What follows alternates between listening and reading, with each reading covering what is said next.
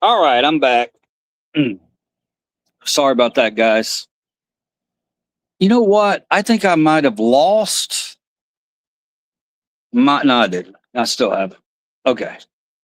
All right. Sorry, I got knocked off. We were walking around. I came back. I tried to pull the video up. It wouldn't let me. So I'm back, and hopefully, North Star, you find me again. Hopefully. In the meantime, in between time, I'll try to set my camera up so that we can have our little discussion back here.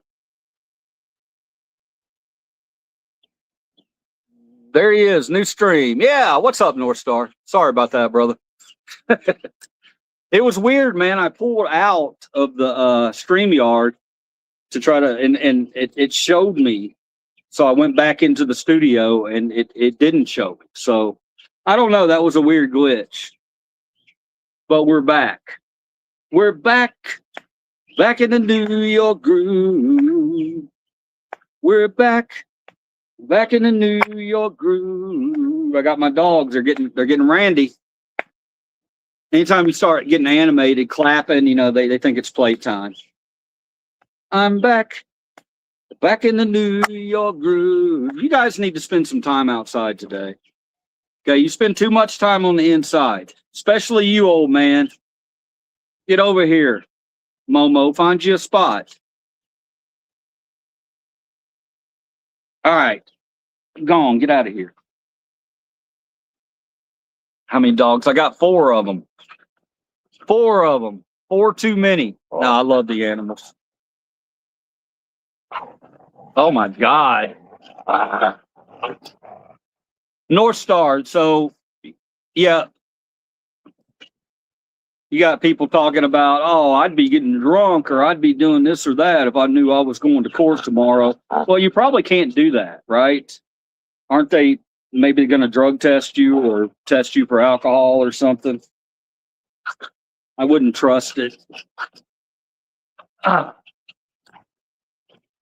right, now y'all move. Jesus Christ. Y'all calm down, man. Calm down for a minute.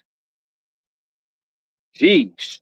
Now, all I want to know is, do they allow like tablets and phones and stuff like that? I mean, I don't know. I guess it depends on how serious whatever prison may be that they're going to put you in. I would hope though that they have entertainment for you in there.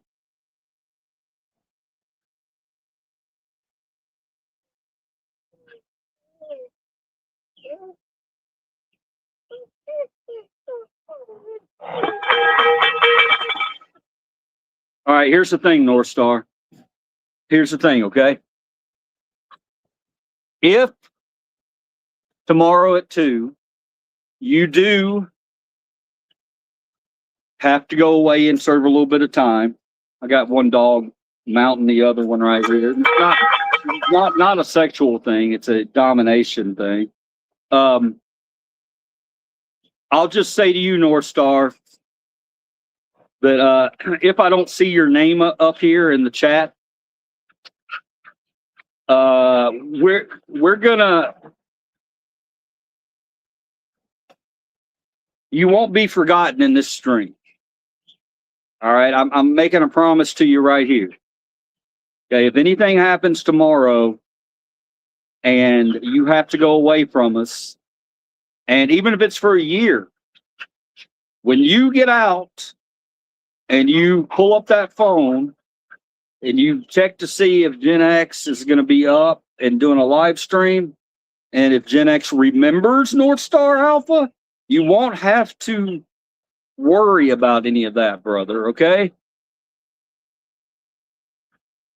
If that happens, then I fully expect on your first day out for you to reach out to this crew and let all these good people know that you made it out.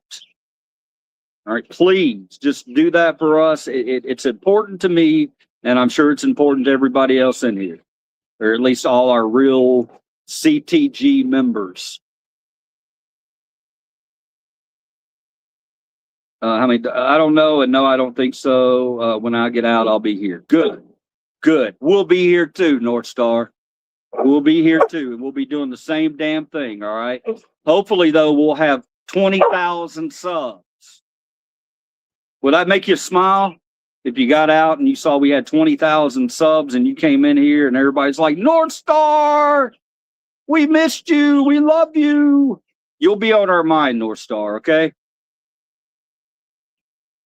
Hey, bud. Who said, hey, bud? Raccoon Feral. What's up, man? Legalized Dreamfish, Colorado River Toad. Oh, here he comes. Herbs and Animals Are Life. This is our guy. He always comes in and talks about legalizing a lot of herbs and plants and peyote and cannabis. Holy medicine, have medicine. Here he goes again. He's talking about I can't really read a lot of those.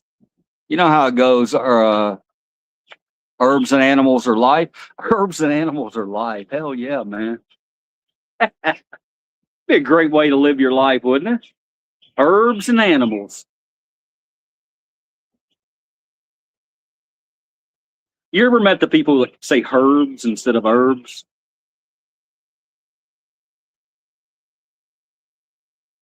How many herbs and spices does that have on it?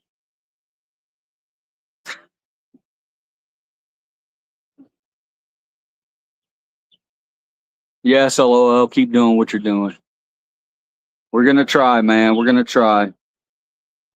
If that happens to you, brother, just keep your nose clean. I don't have to tell you. You've been in there before, I assume. Keep your nose clean, be an honest person, and be yourself.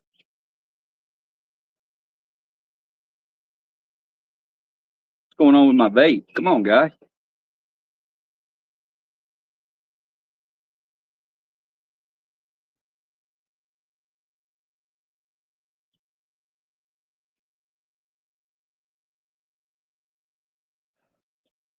See, here's what will happen to me, North Star.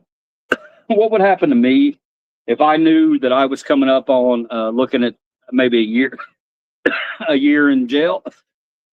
Oh, damn. Damn. It's called strawberry cough for a reason. Jesus. Oh, God. Why am I taking big hits like that at 1:38 in the afternoon? What the hell's the matter with me? There's a reason for it. Having car issues. Our second car over here is having issues, and I'm not going to be able to drive today and do any picking. It's having weird things go on with it. So the other car, the one I usually shoot the videos in, my wife has.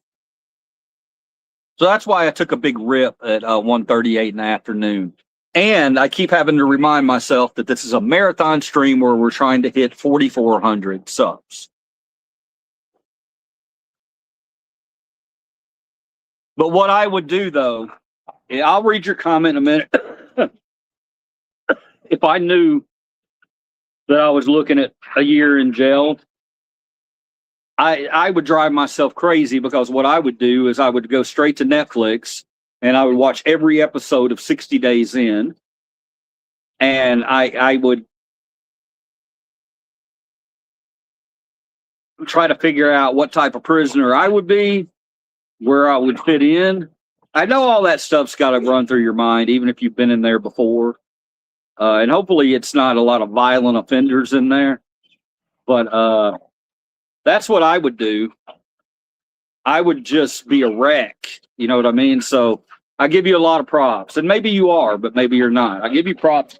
You guys, why do y'all got to make this so damn difficult every day? Are you trying to hump Rue? You're fixed. You're fixed. She's fixed. So what is humping accomplishing? Nothing. Exactly.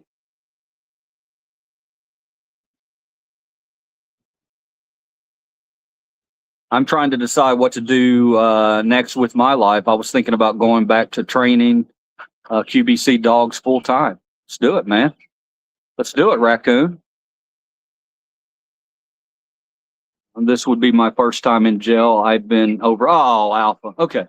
Then let's talk. Let's talk. Because now I may have scared you, and I don't want to scare you. I don't want to scare you. I've watched these 60 days in, and you know, I just keep your nose clean, keep your head down, read some books, try to stay out of any food issues. You know, that's what I've always read, that food can be a real thing. You know, they food's like money in there. But yeah, just be real, man. Be real. Be who you are, and I don't think you're gonna have issues. Okay. I think a lot of those guys in there, they come in bowed up, ready to go. I'm gonna prove to everybody. Well, man, you don't really have to do that. These half these guys that are in here shouldn't be in here, most likely. Don't want to be in there. But you got to remember that you're going to run into a lot of people who, you know, it's about, are you a beta, an alpha? Are you going to, you know, da da da da da. I don't know, man. I would just be honest with people. That's what I would do. If I went into prison, I'd be honest. I'm an older guy. I'd just be like, hey, man, look, I'm not going to be a benefit to you. And you might not even be going to this kind of prison, bro. It might be like a blue collar type of prison where you're, or is a white collar kind of prison where you got bunks and a giant room where everybody sleeps in the same room. Could be like that. I've known someone who went through that. He had 6 months, maybe. I think he spent in there, and he told me what it was like, and he was fine. He said it wasn't, you know, people weren't trying to jump on him, and there weren't fights everywhere. As long as you're, you know, a reasonable person and don't go in there acting like a fool, you're going to be okay. So that's coming from experience from somebody I knew who served time. All right, so that's all I'm going to really, because that's all I got to say about that. I just don't want you to. I don't want to talk about it too much here because sometimes that just brings more anxiety. You're all right, Alpha. You're gonna be all right.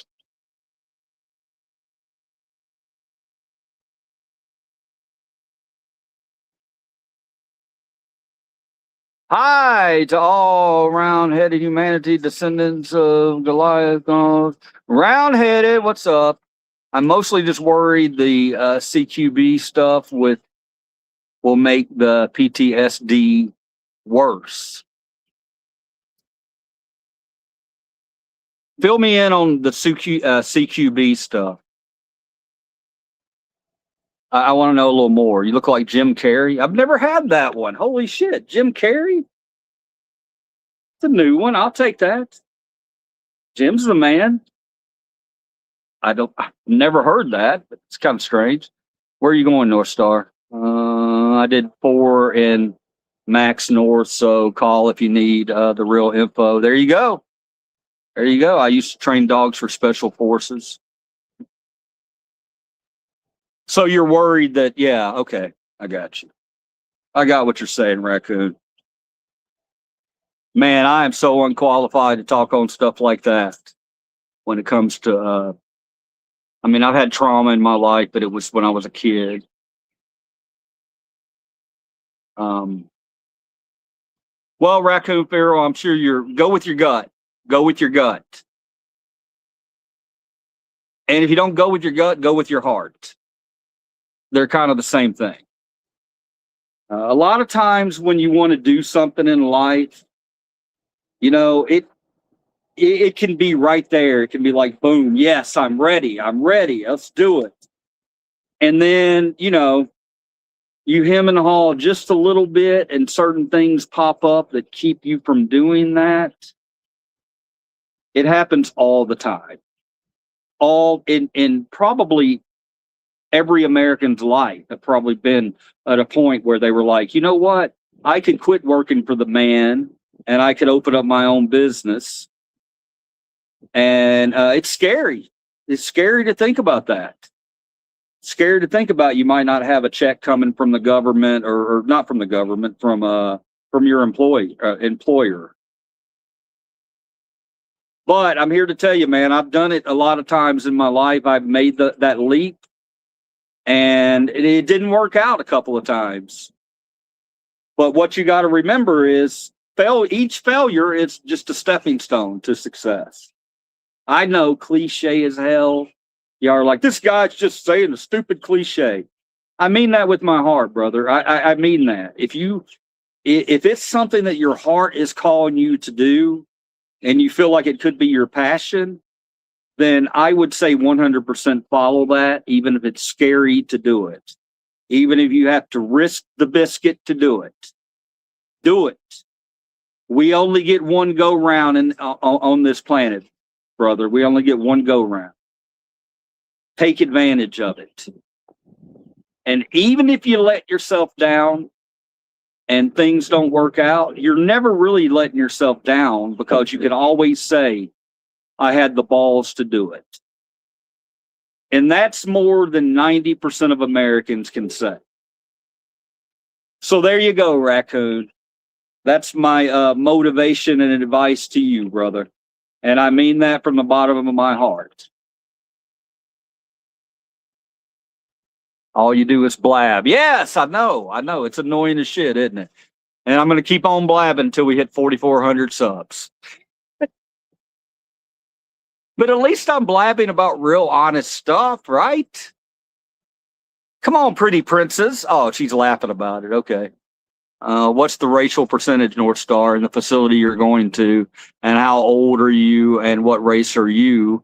And what county jail area? Oh, yeah. Yeah. It's good questions. It's good questions for him there, Raccoon.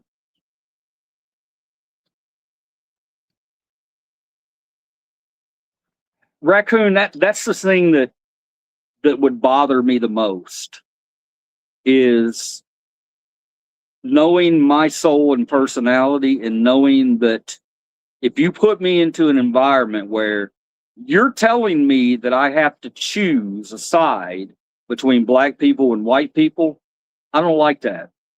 I don't like that at all. And that I would never want to be put in that position. I'd want to be in the timeout. Do we have a timeout position? Do we have a timeout group who doesn't want to be involved in the racial shit? Because that's where I'd want to be. You know, or I'd want to be the guy that's trying to bring them together in jail. You know what I mean? And I'm sure that wouldn't go over too well. You know, if I'm seen fraternizing with the enemy, but that's the whole thing, guys. I don't look at people as enemies.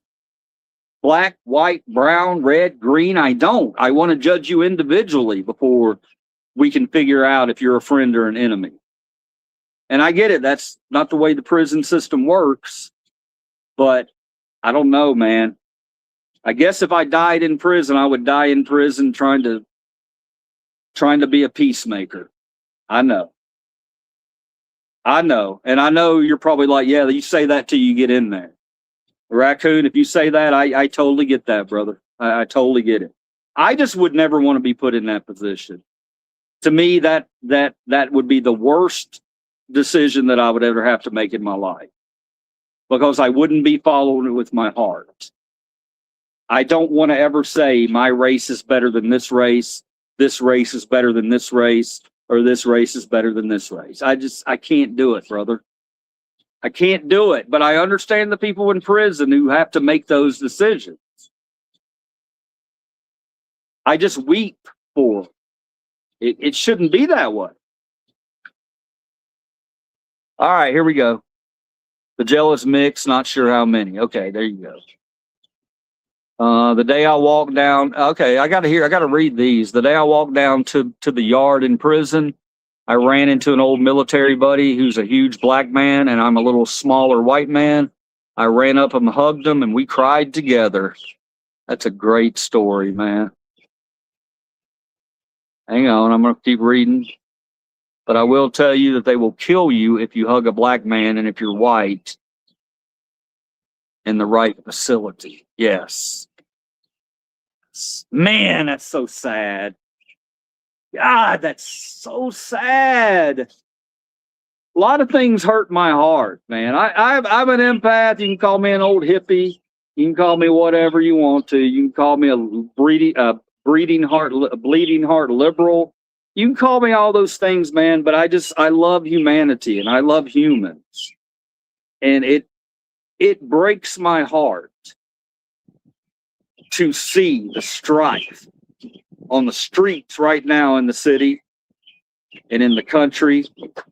And then to see that in prison too, that people feel like they have to take those sides.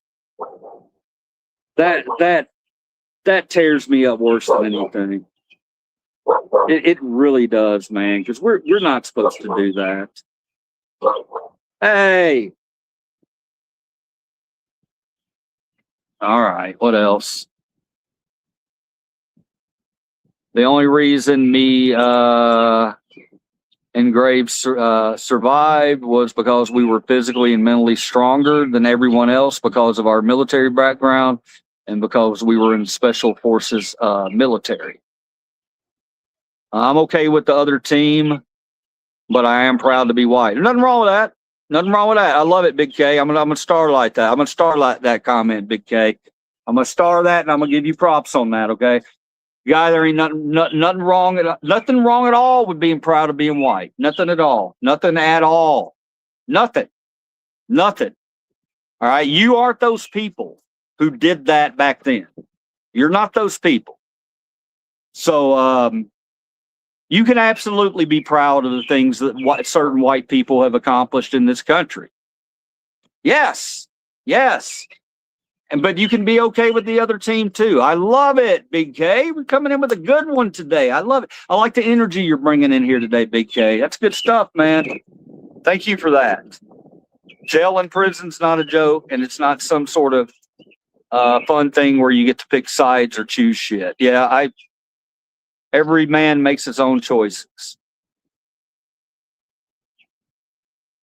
Oh.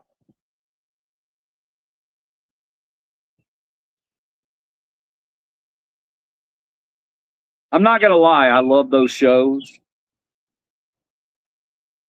60 Days In. But the one I really like, I don't know if it's 60 Days In, but they have, maybe it's called The Program or something. They have, maybe it's 60 Days In, where what they're trying to do is give the prisoners control of giving them more responsibilities. Y'all have seen it, I think. And when you give them more responsibilities and you tell them, hey, the guards, we're stepping out, you guys need to take care of things on your own, and just kind of watch and see what happens. To me, that's fascinating stuff. Fascinating. And I'm always pulling for those inmates not to do some dumb shit. You know what I mean? It seems like you give them a little bit of responsibility and they appreciate that, a lot of them. And but you're always going to have that little percentage of people that want to throw a wrench into the gear. You know what I mean? And it's like, but it's fascinating for me to watch that hierarchy and how people interact with each other. I've always been fascinated by it. But I love those shows where they're giving prisoners more responsibilities and more things to do. I think that's only a good thing. All right, where were we? That show's completely fake. Is it? What are you doing today, my brother? I'll get back to you. I'll get back to you, Raccoon. Depends on what state and security level joint you're in, Raccoon. How are you doing today, my brother? I'm doing okay. Doing all right. We don't have much going on. I'm doing a marathon stream here in the backyard, trying to hit 4,400 subs. Thank you for asking. That show's completely fake. Well, Raccoon, I'll do some research on that. I'll absolutely do research on that. If you say that show's fake, then I'm gonna set that over to the side until I can go and not saying that I don't believe you, but I also, I want to go out and read the sources too. If it is fake, then Even if it's fake, though, even if that show is fake, isn't necessarily a bad thing. Because even if it's fake and it's giving an idea that people can still work together even in that environment, then that could be a good thing, I would think, overall. Maybe. How's the sub marathon going? I don't know. I hadn't checked it in a while. But thank you for asking. I think, today was kind of a pipe dream. I mean, I was 23 subs short of 4,400. And I knew I had this free day today. So I came in here and I'm like, well, I just saw my girl take a massive dump, and I've never seen her take a dump before. One of my dogs I've never seen take a dump. She's real secretive about it. And she just did it. And she continues to do it. She doesn't see me staring at her. All right. But yeah, that whole thing, it's kind of like, if I do, I do. If I don't, I'm not that worried about it. Tomorrow we're at the zoo.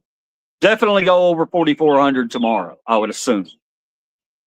Let me find some wood to knock on, because that's never guaranteed. But thank you for asking. I understand what you're saying, Andrew, but North Star asked about going in because he's worried, so I'm telling him the truth. And I did 4 years in max. That's good. Oof, max is rough.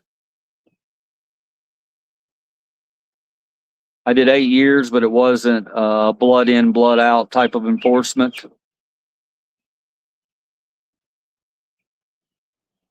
And the funny part, Andrew, I did the 4 years for something I didn't do. I just happened to be in the car. Look at that. Look at that. Look at that, guys. Look at that. Raccoon. Raccoon. Now, raccoon, immediately I go straight to the scene in Shawshank Redemption where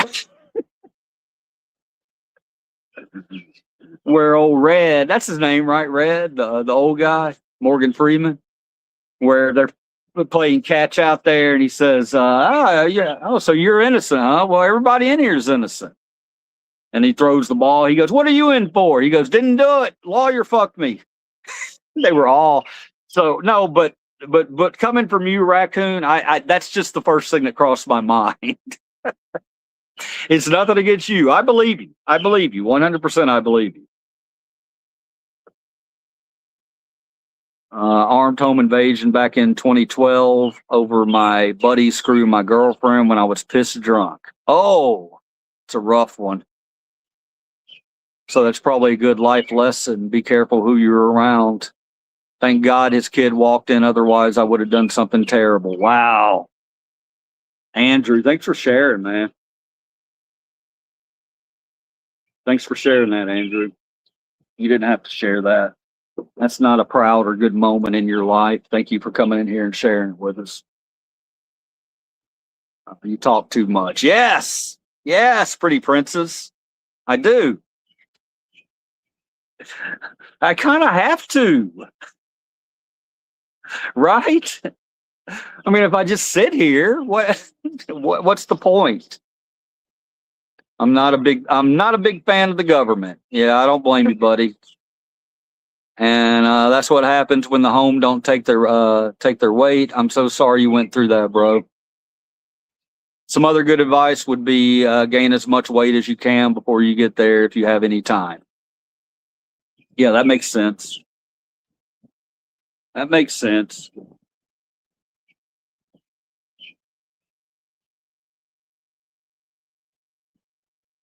One thing that I've always seen, and I don't know, Raccoon, you can tell me if this is true or not, but it seems like that you can also get in trouble in there for lying about what you did. I've seen situations where, people lie about what they did, and word gets out, and even if it's not true. I saw one. Did y'all see that one time where the guy was walking around talking about it was a mental thing, he was having some mental issues. And he talked about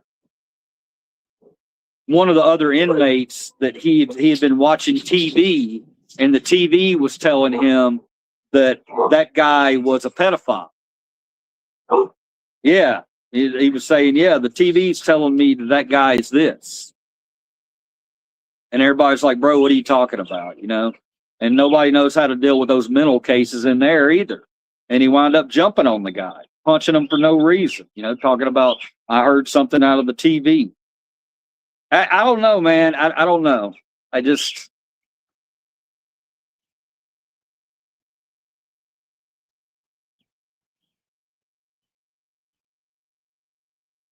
Tough stuff to talk about.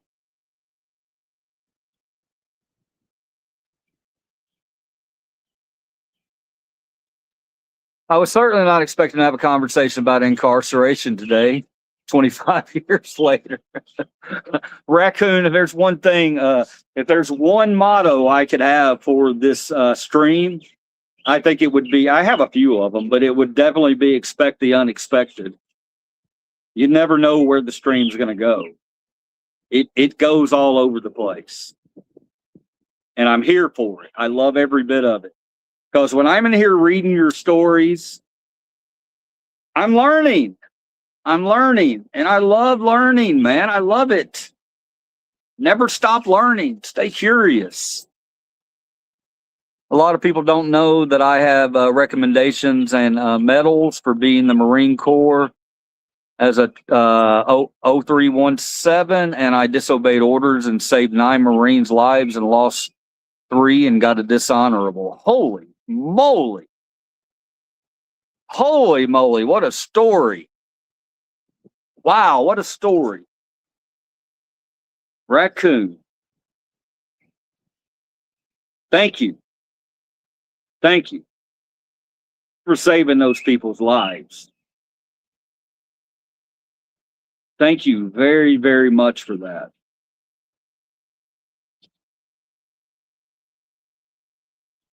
That's the thing about Raccoon and, him being in that kind of environment and that situation. They find out more about themselves than any of us could ever find out about ourselves living in America.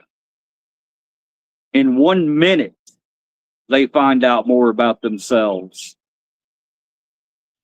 I guarantee you.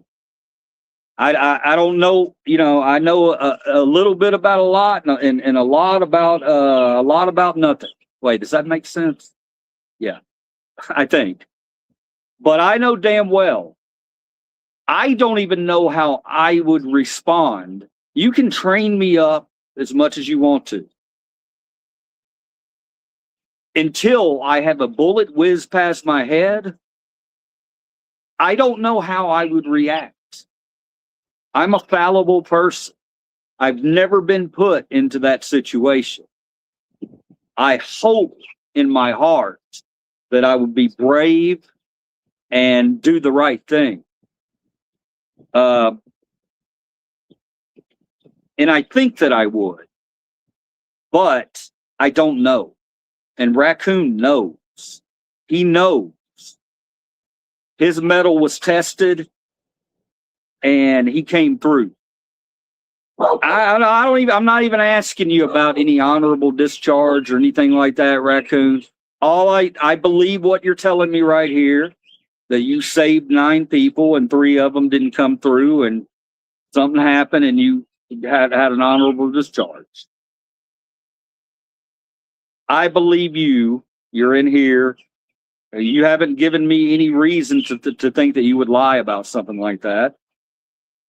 And I want to say I'm proud of you, man, and I'm thankful for you. The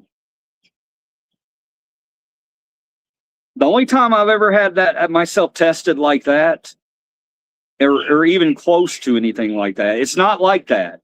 Let me back it up. What I've been tested on is nothing like what you've been tested on. But I'm trying to find a similar incident where I was thrown into a situation where I didn't know how I would respond. and then I responded. And that would be a car wreck or an accident, somebody being hurt. I passed that test. I passed it many, many times. I've come across accident scenes, and in your mind, you always wonder when you see, things that you shouldn't see, bones sticking out, things like that. You wonder, how are you going to be able to keep it together, or are you going to be able to show no emotion and scare the person that you're trying to help? So I'd come across a couple of accidents, and the first thing that happened, I saw them happen, and my body immediately jumped out of my car. There were no questions.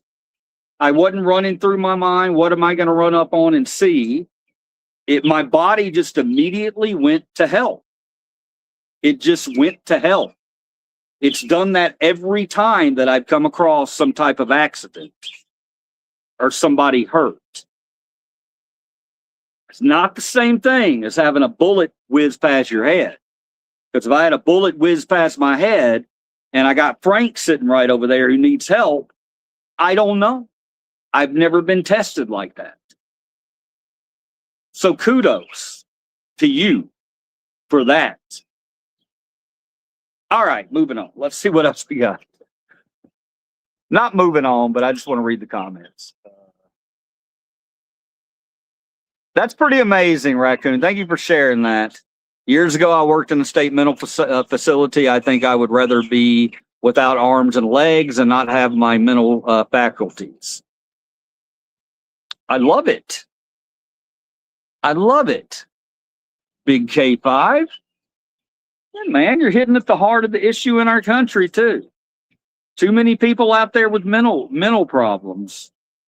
We don't really know how to take care of a lot of our mental problems. We don't. I think that maybe it's just this country. I don't know. I need to do more research into it. But damn, mental problems are a huge part of all of our problems here in this country. No doubt about it.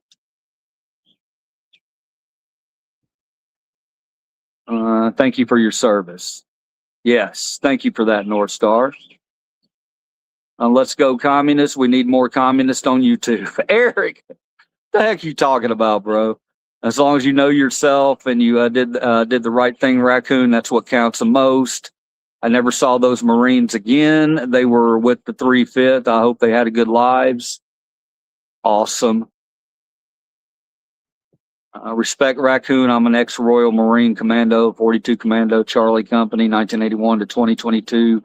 Respect to you, sir. Beautiful. Bish, I was 0317 first BN attached to the first LAR. 4 combat deployments. I should have done my job. You did us the same as I and any other Marine would do. We're all brothers and trained to think for ourselves. Your actions unquestionably credit. Thank you, Bishop.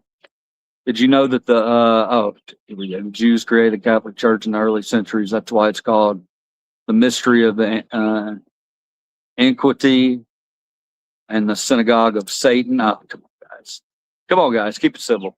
What are we doing on this live stream? Well, right now we're talking about some pretty serious stuff. We're talking about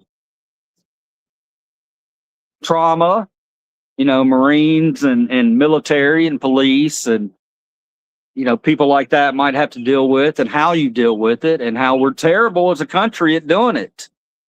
We're absolutely terrible at it. You ever heard the Colt Sportster, the AR-15 that converts to a 16, the Colt Sportster from the 60s? I regret I hemorrhaged out. I'm an ex-Boy Scout. Remember when you could buy 1,000 rounds of military load for $150? Man, y'all keep talking. I'm just going to read. I'm way out of my element when it comes to you guys. All I'll do is just sit back and read it. And if I have any type of input that might be of use, then I'll throw it in there. But it's highly unlikely. You're talking about a lot of things that I don't. That's the thing about me, man. If I don't feel like I can comment on something uh, in an educated way, then I'm not going to comment on it.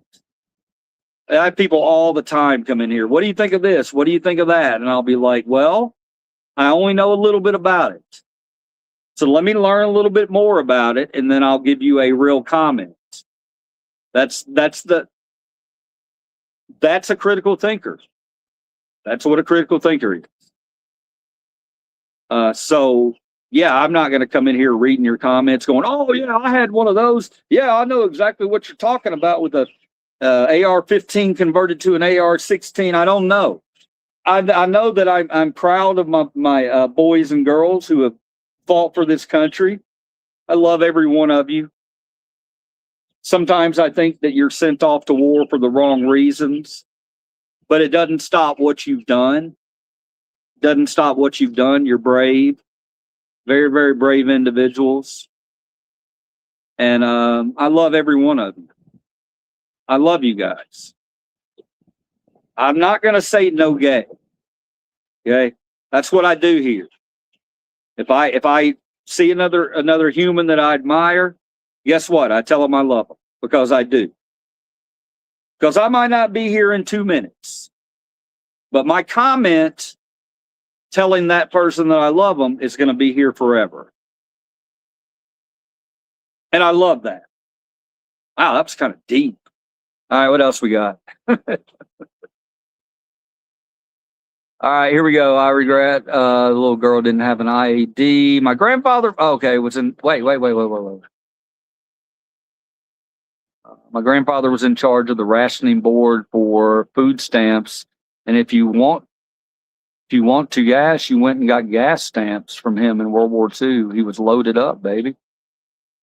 He had gas stamps too? Nice. And I regret the little girl that didn't have an IED. Raccoon, I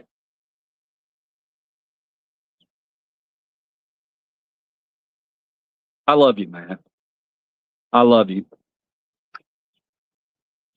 Thank you for sharing. Thank you for sharing. Life is the people who think like not sure earlier, you saw that I got pretty not sure I like him because he's the other side of the aisle and he's coming here and he calls me out on certain things and I try to answer honestly every time he does. But he kind of upset me a little bit earlier when he's talking about, oh, well, don't do crime and don't do that. I mean, life is not perfect. Life is not perfect. You're going to be put into, maybe they've gone through their lives without having to deal with anything at all. You know what I mean? They go to work, they come home, they go to church, they do that every day. And that's fine. But it doesn't help you to understand that mistakes and accidents fucking happen. All right? These people want to paint people as being evil. And I don't think that at all. I think there are some people that are born evil. I'd be naive if I didn't think that. I think that that's out there, but I think it's very, very low numbers. Very, very low numbers. So,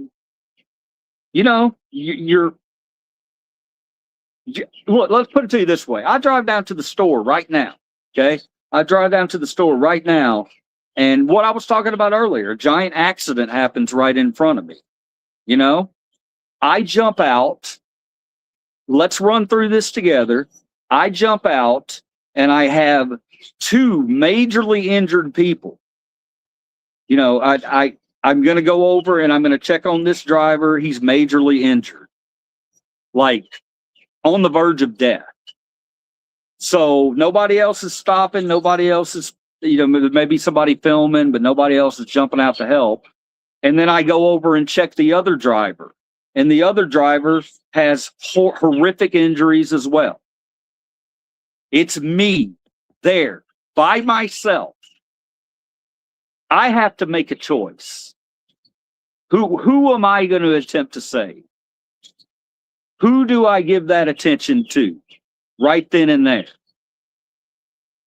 All right, so, and I make my decision and I try to save this person, and maybe I save them. And maybe I feel great about that, and maybe people call me a hero. But at the end of the day, I also have to think about that other person in that other vehicle who didn't make it, because I'm just one man sitting there. You know what I mean? These are things that we have to be able to think about critically. And other people might come at that story. Here's what could happen in that story. I could save this person over here, and maybe they're an old man or something. And I didn't get to the other person, and it's a younger person. But I, at the moment, decided I wanted to try to save that older guy because he was in worse shape. Somebody could spin that story and say, well, look at the dumbass who came out here. You could have saved that young girl, but he didn't. He saved that old guy that's only got a couple years left anyway. See what I mean? I mean, you can spin that any way you want to. You can spin me to be a hero, or you can spin me to be somebody who didn't use common sense. That's what I'm saying, guys. I mean, everything that you read is not black and white. It's not. It's not, man. There's little details that matter extremely. So Raccoon was probably put into a situation that was a virtually impossible situation, where he had to think quick and react quick, and he did. And he did. And somebody might, I don't want details, Raccoon. I really don't. I mean, you could, but I don't need them, because I can tell you're a good person, and you did what you needed to do that day to protect the people around you, and that's how I'm going to view it. That's how I'm seeing it. Does that make sense, guys? I mean, I don't know. Learn how to think critically. Don't just judge. Long way to say it. Here we go. I've got a question for you I'd like to ask the chat. Oh, you can do that. You can do that, Big K. How many people in this channel sleep naked? My wife seems to think it's strange that I do. Okay, hold on. We'll get to that one. Wonder what happened to Richard Rawlings. Yeah, I like that. I've been called him before. I take that as a compliment. Thank you, Southside Johnny.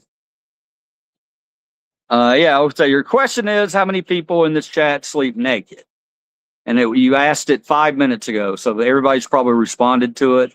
My wife seems to think it's strange that I do. I'll weigh in on that. I hadn't even read the chat. I don't see a problem with it, brother. I don't see an issue with it. I really don't. I don't do it, but there have been nights where I've done it, and it was okay. It was all right. I'm just a boxer, maybe a t-shirt and boxer guy. No socks, no pants, no pajamas. Sometimes just boxer if it's really hot. But there have been times where I've slept naked in bed. And yeah, it's all right. Nothing wrong with it. I don't think it's weird at all. I mean, you're sleeping with your wife. It ain't like you're next to strangers. There you go, Big K. Sorry, guys, got to change the subject. I can't talk about this anymore right now. Yes, we're changing it. Yes. Thank you, Raccoon. Sorry, man. And we may have taken it too far. And if we did, I apologize to you, Raccoon. We're moving on, brother. Loud and clear. Was born evil. I'm sorry, Jim. We got to change the topic. Yes, we are. We changed it. Thanks for sharing, Raccoon. Okay, I'm going to get to the bottom. You got your raccoon. How's your day going? You doing much? I'm doing okay, bitch. I did laundry. Currently on my couch, sobbing, drinking coffee and a beer. Me and my wife sleep naked. All right, raccoon. Come on now. We didn't mean to make that happen. We didn't mean to make that happen. But let it out. But let it out. Absolutely.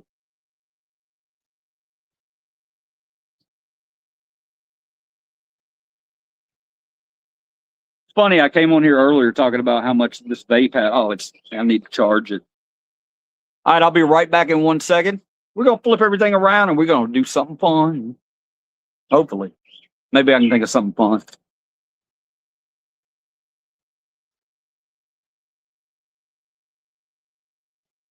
On in, clown. On in.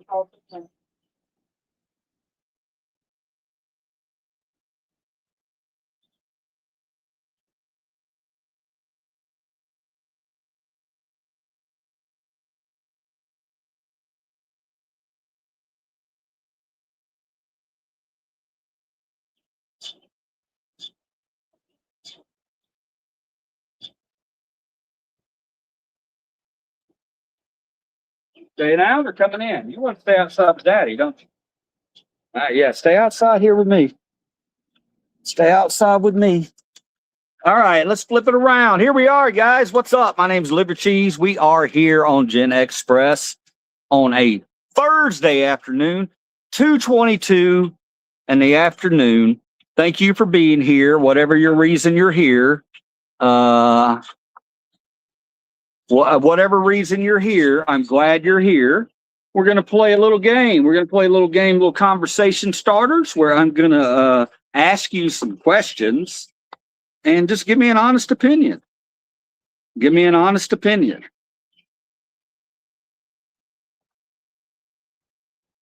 It's a good one. And because I'm going to have a hard time answering this one, I'm not going to lie to you. Can you read this? Is this straight? Can we read it?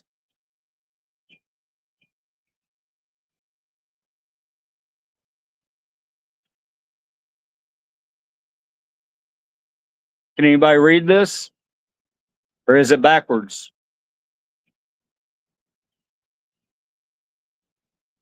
Just answer me. That way I can read it if you can't read it.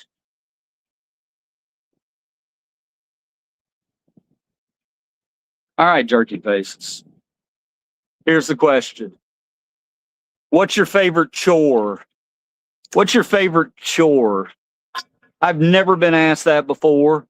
And I'm going to have a hard time answering this one because I don't think chores that you can have a favorite. But I guess you can if you really think it through. My favorite chore would be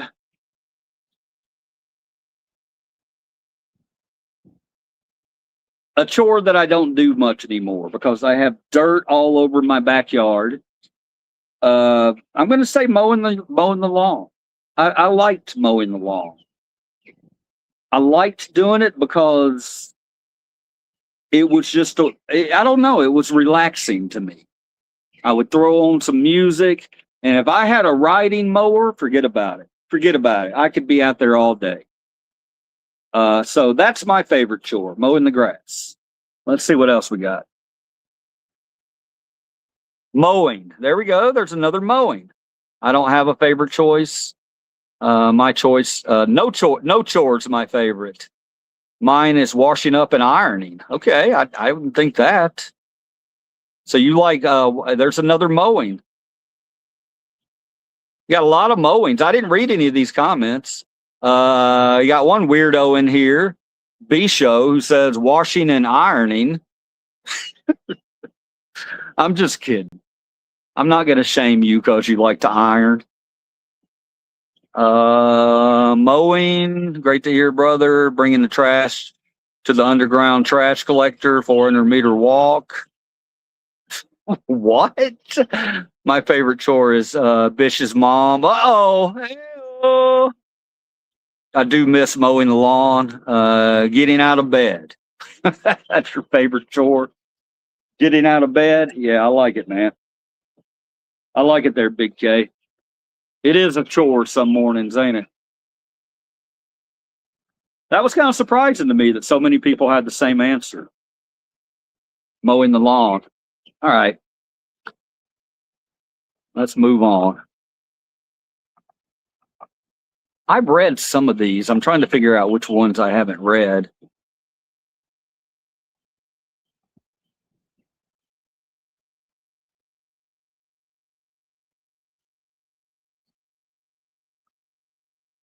Ooh.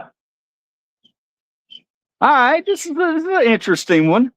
I don't know though. I don't know. We could get into some trouble with this one. I'm going to save that one. This is a good one. It's a good one.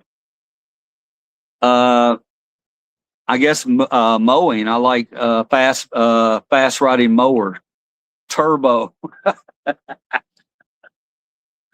turbo mowing. Hell yeah, brother. That would be fun.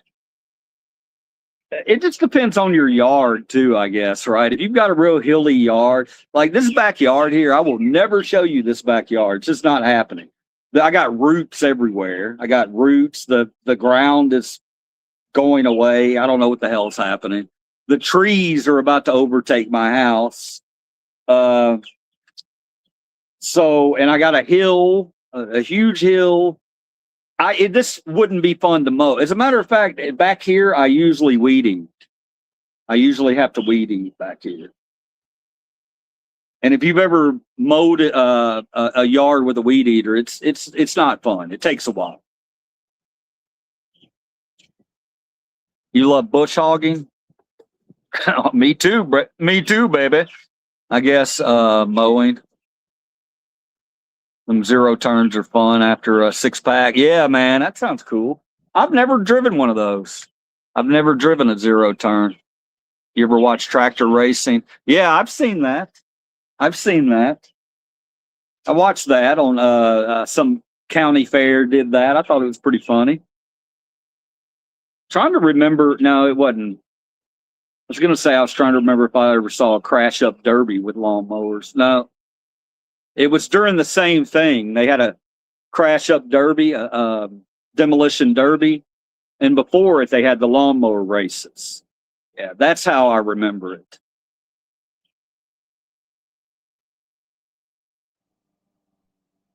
I bush hog 20 acres every other week. Nice. 20 acres. 20 acres every other week. I think this is an interesting question. Because I want you to really think about this one. I really want you to put a little thought into this one because it's an interesting question. Like it's something that you don't think about very often, but it's very intriguing. Okay. All right. So what are some of your first memories? What are some of your first memories? I think that's a good question. You don't have to give me 100 of them, but we don't really think about that too much, about our earliest memories. And gosh, man, I mean, I remember things from when I was 4, maybe 3. I might remember more than that. But no, I think I started remembering things about 3 or 4, like that I can fully recall. I don't know. Is anybody else like that?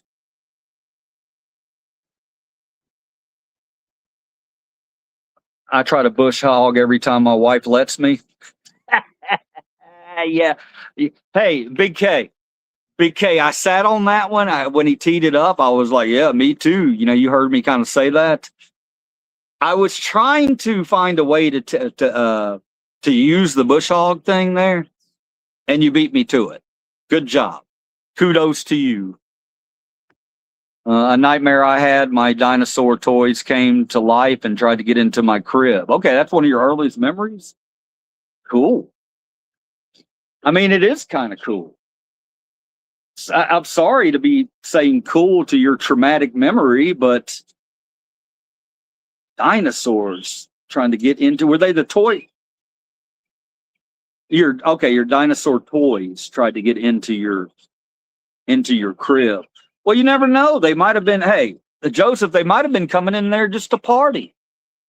You know, you can't just assume because it's a dinosaur toy that it's going to come in there and start chewing on your little feet. Yeah, maybe it just wanted, maybe dinosaurs need love too. Maybe the dinosaurs were like, I don't like being out here. I want to be inside that crib. I want to cuddle. Maybe they're sensitive dinosaurs. So don't always just assume the worst. My mom showed me how to plant zinnia seeds when I was 2. You remember that at 2? That's pretty cool, man. That's pretty cool. Pretty cool.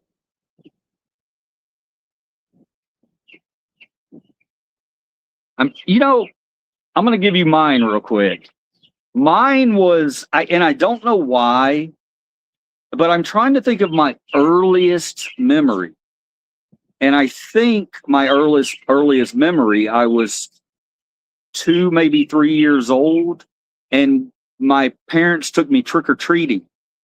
And I had a plastic bag, and I was dragging it through the neighborhood, and my parents didn't realize I was dragging the bag.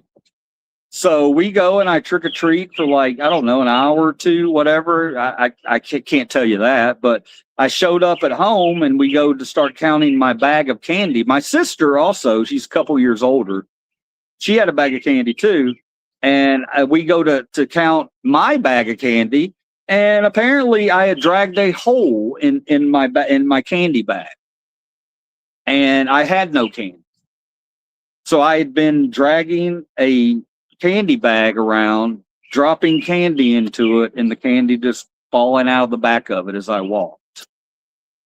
So that's an early memory. Probably one of my, and also me putting pennies into my dad's 8-track player. I put pennies into his 8-track player and screwed his 8-track player up. So that was me. Hey, how you doing, Dakota? What's up? How are you doing today?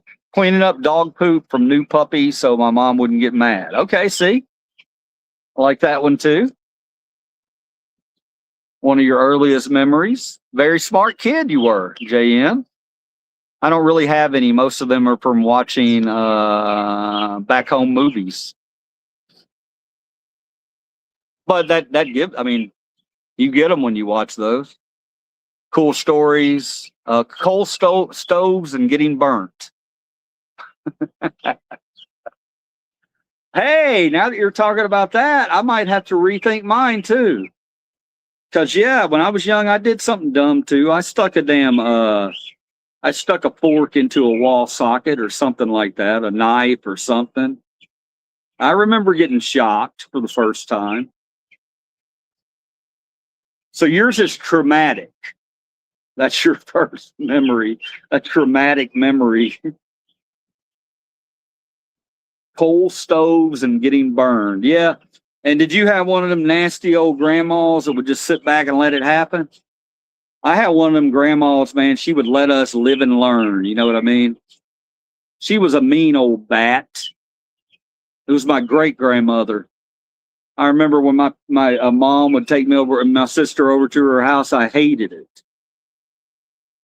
You know what she would do? We would come in, and if we started acting up or anything, she wouldn't say a damn thing. She'd go right outside. This is a true story. She'd go outside and she'd pick a switch off of a bush and bring it into the house and just start clipping that switch, taking the little sides and the leaves off of it.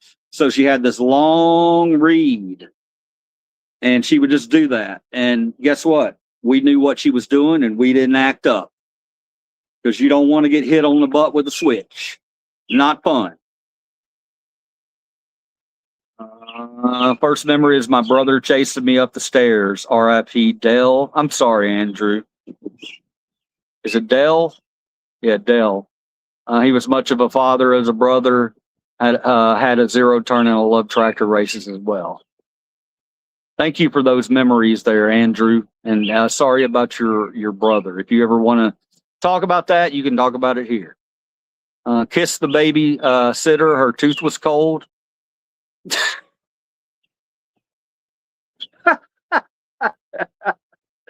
Oh shit! I love it. I love it. I love it. This is the best. You do this all day. Kiss the babysitter. Her tooth was cold. I got questions. I got questions. Why? What happened? Did you go in for a kiss and she wasn't ready? Or did she smile right before you kissed her? What happened? That's weird. That's weird. When you're young like that, you shouldn't be kissing tooth. You should be kissing lips. I think the vape started to talk to me a little bit. Not gonna lie. That's a funny one, Jeffrey. Thank you for that. That's smashing toy cars and taking my mom's alarm clock apart. LOL. North Star, I remember that too, man. Smashing the toy cars. We would get, well, I would get like one friend or buddy on the other side of the hallway, and I would get on one side, and we had those cars, we had the big metal, sometimes we had the metal cars, and he'd be down there, I'd be down there, and we'd 1, 2, 3, go, and we'd just crash them into each other. We could do that all day. That was our PS5. That was our PS5. Smashing cars up together because hopefully pieces flying off, And then sometimes you would do something really bad. You'd take a plastic car and put it up against a metal Tonka truck, and you knew what was going to happen. Wheels were going to fly off. That plastic car didn't have a chance. Part of growing up, man. Good times. Skip school with my older brother. Well, what a bad influence. No, I'm just kidding. That was probably cool as hell for you. I can't even imagine. You got a cool older brother, and he comes to you today. What are we doing today? Oh, we're skipping school, bro. Skipping school. I'd be like, yes, we are, aren't we? All right. The street had candy, LOL, not you. And ate everyone's lunches in the cubby holes. No, you didn't. Did you really do that, man? Jeffrey, did you really do that? Come on, bro. You talking about the cubby holes where you put your lunch? All the kids would put their lunches in the little cubby hole or whatever, and maybe you put, I don't know, maybe you put other stuff in there too. Trying to remember. So you were going in there taking the snack packs out of the other people's lunches. Come on. You were a kid, Jeffrey. I'm going to give you a benefit of the doubt. I bet those extra snack packs tasted really good, though, didn't they? Oh, when I messed up my trampoline and taped it so I didn't have to get in trouble, and then my sister almost killed me because she went through. Yes. Yes. Joseph. Yes. Yes. So you ripped the trampoline. Let's talk about it. And you sat there for a minute going, what in the hell am I going to do? Do I just fess up to it? Or wait a minute, I can tape it up. If I put the tape on the bottom of it, nobody's going to see it. I assume that's what you did. I assume you put tape on the bottom of the rip. Because if it's on the top, then your sister should have seen that.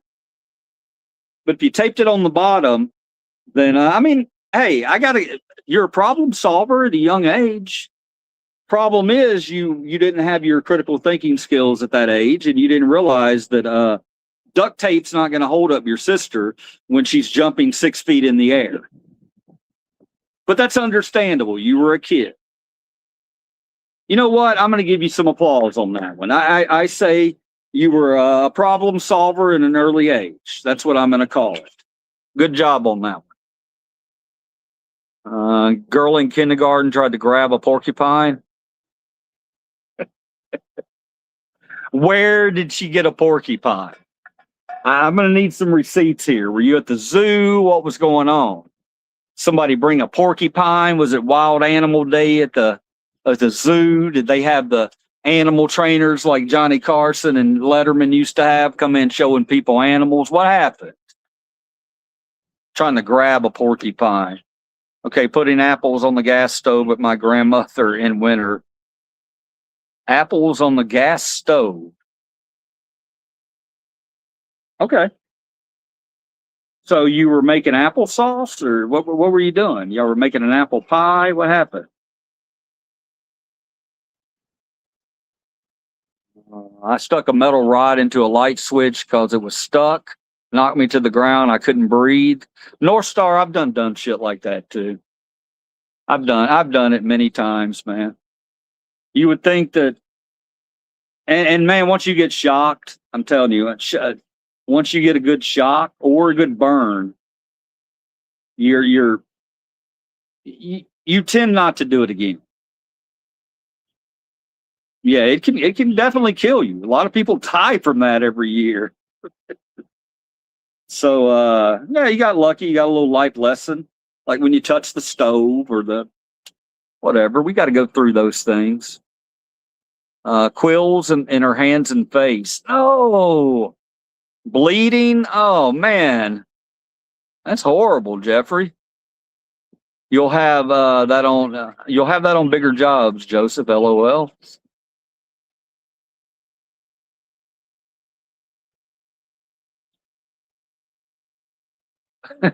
Tainted. You know, today though, you could use that. What's that tape? You could use that Wonder. What's it called? That Wonder tape? What the hell is it that everybody talks about? I can't even think of the name of it now. You know, the Billy, what's his name, or the info commercial guy slaps it onto the tank. Maybe it would work today. Oh, I had to choose my switch. You had to choose your switch.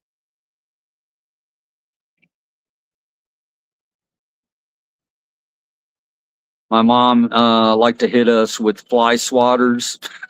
Yeah, yeah. I've gotten a few of those. What I miss? Oh, we're just no hat must be serious. No, it's not serious. It was serious for a bit. We talked about some things. Some stories were shared. There was a couple of really big stories shared.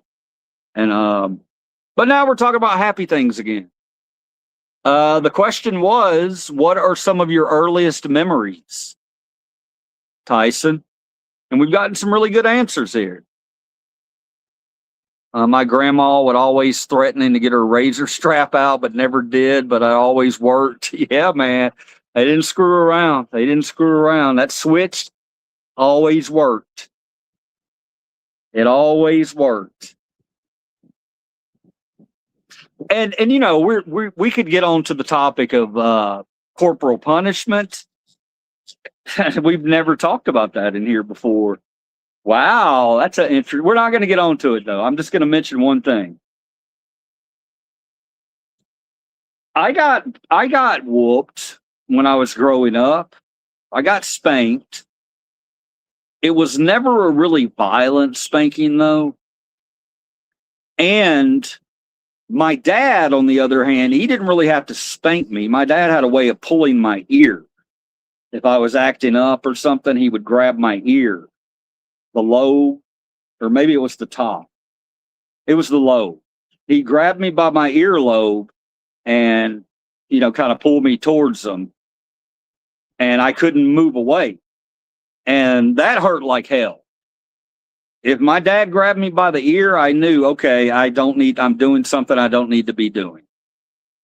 He didn't do that often, but if I was out in public and was trying to get somewhere, that's how he would handle it. He didn't have to hurt me. I'd hurt myself. All right. Let's do this, Gen X. One single piece of life advice, learn from life. Go. Oh God, man, that's so far, so long ago.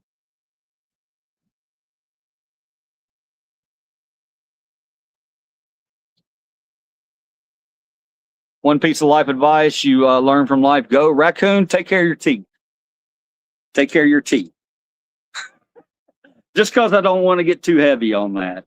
Uh, a lot of advice, you know that. I could give 100 things. Look forward. Look forward. Don't spend so much time looking in the rearview mirror. Look forward. That's my life advice. Flying overseas, watching Frankenstein. Cool, man. Flying overseas, watching Frankenstein. Vape or gummy? It was the vape. It was the vape. I didn't think it was really affecting me, but I can kind of tell now that it has affected me a little bit. And now I've lost it. Holy shit! I gotta find that. Gotta find that. I don't want one of my dogs to get a hold of that. Jeez, what did I do? You don't have the vape, do you? None of y'all took the vape. No one took the vape.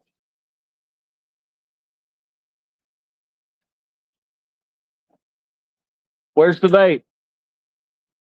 Hang on, guys. I gotta find the vape.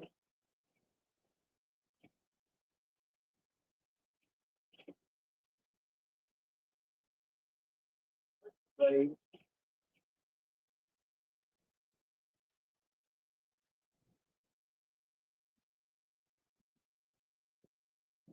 You got the vape?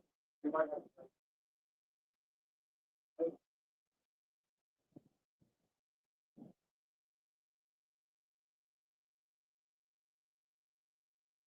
Where's the vape, you clowns?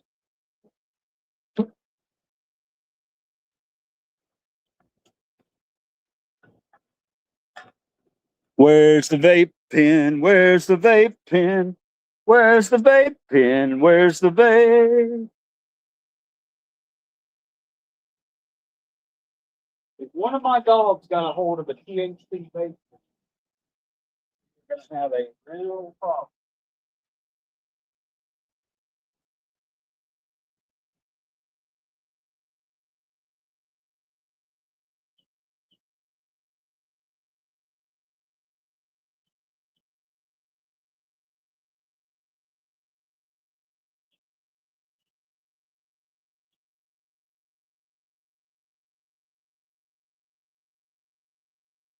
Give me a second, guys. One crisis at a time.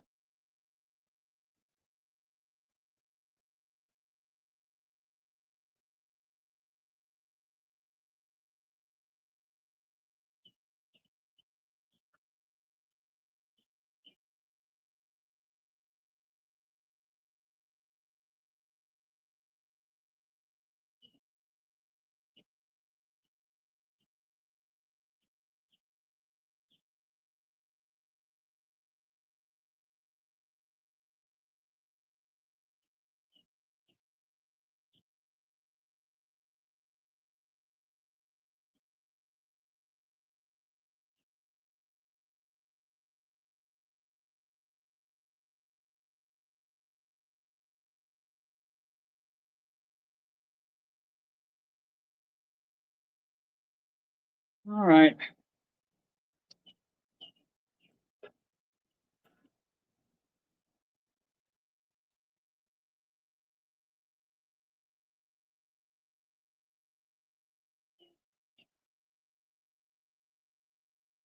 I'm at a loss for words, guys. I'm literally at a loss for words. I've got to find this vape pen. I mean, I don't think that it's something that one of the dogs would have run off with, but it's a possibility because it might have fallen out of my pocket. Fell out of my pocket. And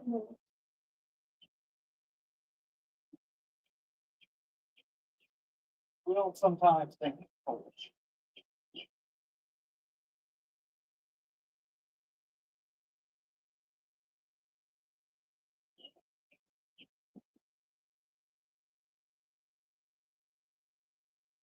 Where's the vape pen? Where's the vape pen? Where's the vape pen? Where's the vape pen?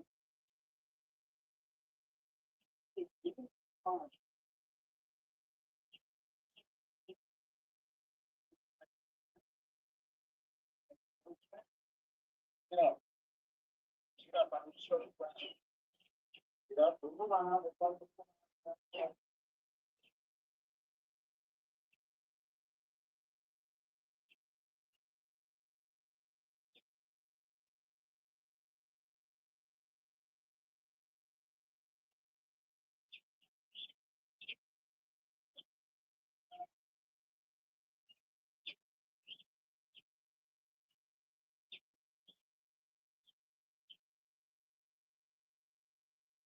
Where's the vape pen? Where's the vape pen? Where's the vape pen? Where's the vape? I don't know. I almost feel like I've said it somewhere.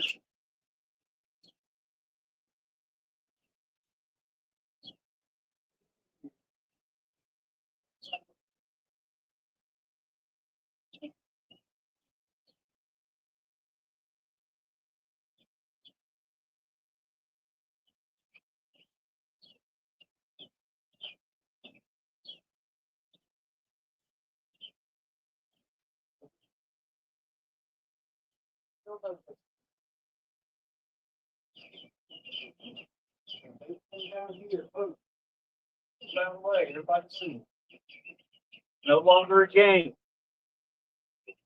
Oh, okay.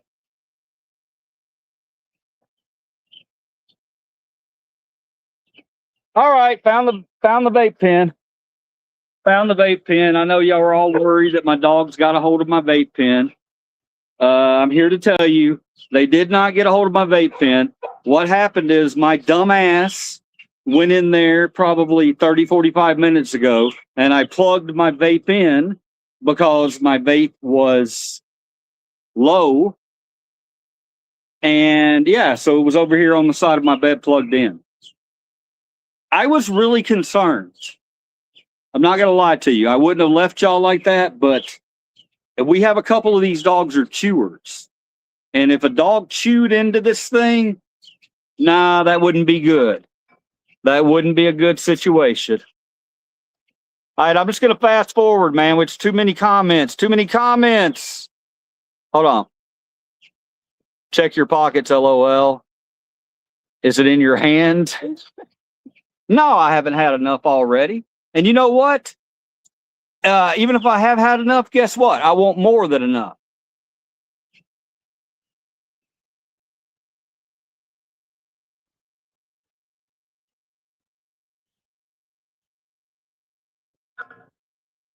See, I want more than enough.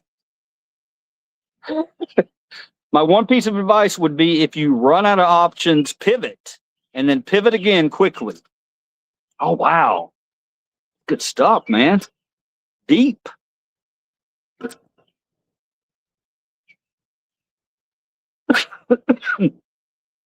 You got to be a hustler, is kind of what Raccoon's saying, in a way. I think if you run out of options, pivot. And then pivot again quickly. I think that's what he's talking about. We're going to run into things in our lives that are going to be big and major. You know what I mean? You might even live from a car for a few weeks or a month, or God forbid that ever has to happen to anybody. But we definitely got to be ready for those situations. You got to be prepared. You got to try to figure out what you're going to do if. You know, I run through scenarios in my head quite often, you know, as far as my career, my wife's career goes, money, how we're getting money. I all the time I'm running through those things. And ready to pivot, as you say, if I have to.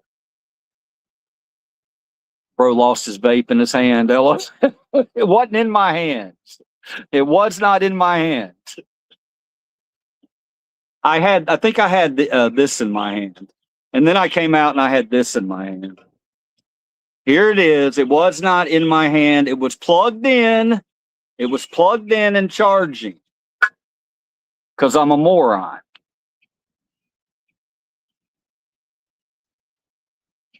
You use electrical tape? I didn't even know you vaped. I only vape THC.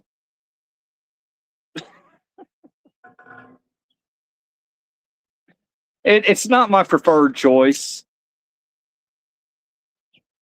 but it's not bad either because, you control how much input. You don't have to worry about, a 100 milligram gummy that turns out to be 1,000 milligram gummy. Yeah, you don't have to worry about that with this. You can figure out what it does to you, and then you can take as many puffs as you need to get to that place, and then set it down. And hopefully not lose it or have one of your dogs get it. That's all I was worried about. I was worried one of my dogs would have gotten it. Yeah, THC, babe. If you're playing football or if you're in combat for real and someone hits you, all you have to do is pivot and spin and keep the energy as diverted around you, and you can keep going forward. I love it, Raccoon. Raccoon's on fire today, man. What I set up above is the windshield is bigger than the rearview mirror for a reason. Yes. Thank you. Look forward. Look forward, guys. Don't look back. Well, I mean, you need to look back from time to time, but it's a time distortion device. It shows, it slows down time and space. Tyson's was good. Hey, Raccoon, Tyson. Is that legal in Tennessee? Yes, it's legal in Tennessee. He's going to puff, puff, puff, puff, puff, puff, puff, puff. It's too much. Oh, well, puff, puff, puff, puff. Yeah, that might be the solution. Yeah, it's legal here. It's legal here. Here it is. It is a, I'll show it to you. See on the front, the hemp doctor. And the most hilarious name you've ever seen for the flavor, strawberry cough. And that's exactly what it does. It definitely makes you cough. So vape okay, just no flower. I've seen the flowers lately, but the flowers aren't they're what it is as far as the flowers go is that they change the molecular structure of it just a little bit. Some guy told me about it one day. I saw a guy in there. I walked in and he was buying like $300 worth of the flowers that looks like weed. I mean, it looks just like weed. So I started asking him, I'm like, what's the deal with that? And he tells me that it's the chemical compound of it makes it where it's not THC until, or it's not. He said it's almost just like weed. He said once the flame hits it, it does something to it. I have no idea. It's above my pay scale, and he confused me too much. But they do sell those. They do sell the flower. You can buy those in Tennessee now. So I assume it's legal. Oh, so you, yeah. Oh, are you saying it's great, just the name of it, or you've had it before? No, it's the name is great.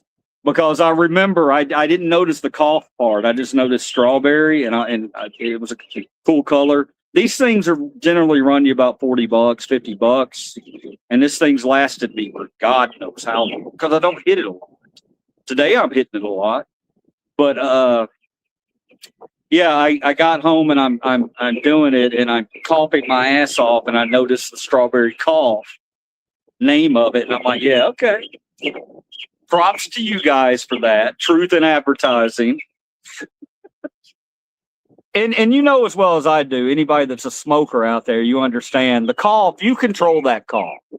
If I suck this thing in and I let it sit in my lungs for a couple of seconds and then blow it out, yeah, I'm not going to be coughing. When I hold it in, that's when If you hold it in too long, even if you get it all out, it's still gonna make you cough. I used to smoke every day, but I stopped. Haven't smoked in many months. I only smoke a couple times a year now. That's good stuff. It's good stuff, North. Glad to hear that, man. I'm gonna do a taste test with you guys. Here we go. Here we go. Actually, I've had this. Damn it. What I have here, Shasta, California Dreaming, summer flavor, orange cream soda.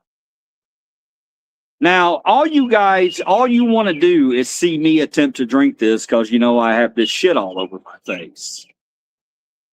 And I appreciate that. I do have a straw over here. But you know what? I'm not going to cheat today. I'm not going to cheat. I'm going to drink this the way I would drink a can of Coke out in public. Now, I'm letting you know, small frequent puffs. Yes. Yeah, that's called lung damage. Joseph. Yes, it is. Yes, it is.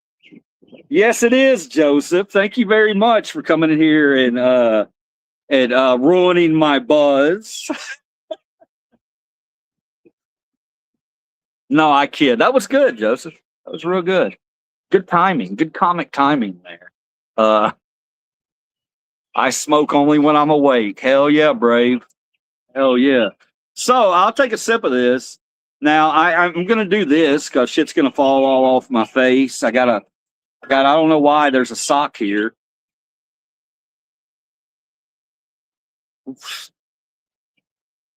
See, I just set myself up for these things. I set myself up. I know why the sock is here. Okay, the sock is here because when I brought the puppet out or the hat out, the sock was attached to it. I don't know, okay, why it's out here, but I just don't want you clowns saying that I'm going to do something dirty with this sock.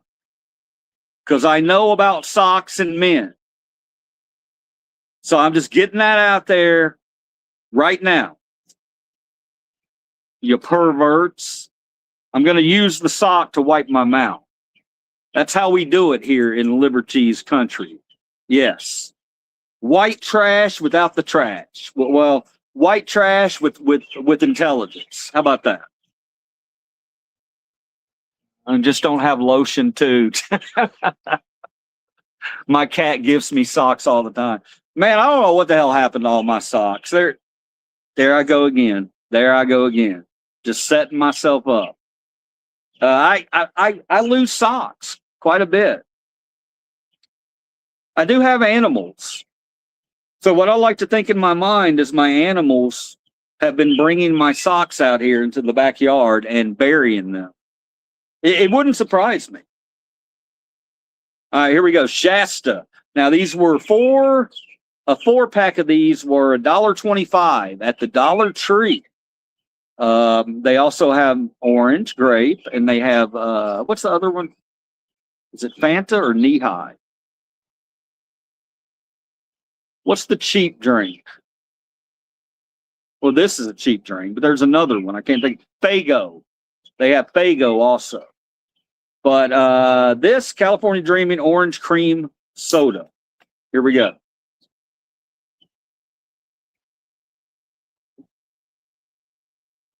Delicious. Delicious. Completely delicious.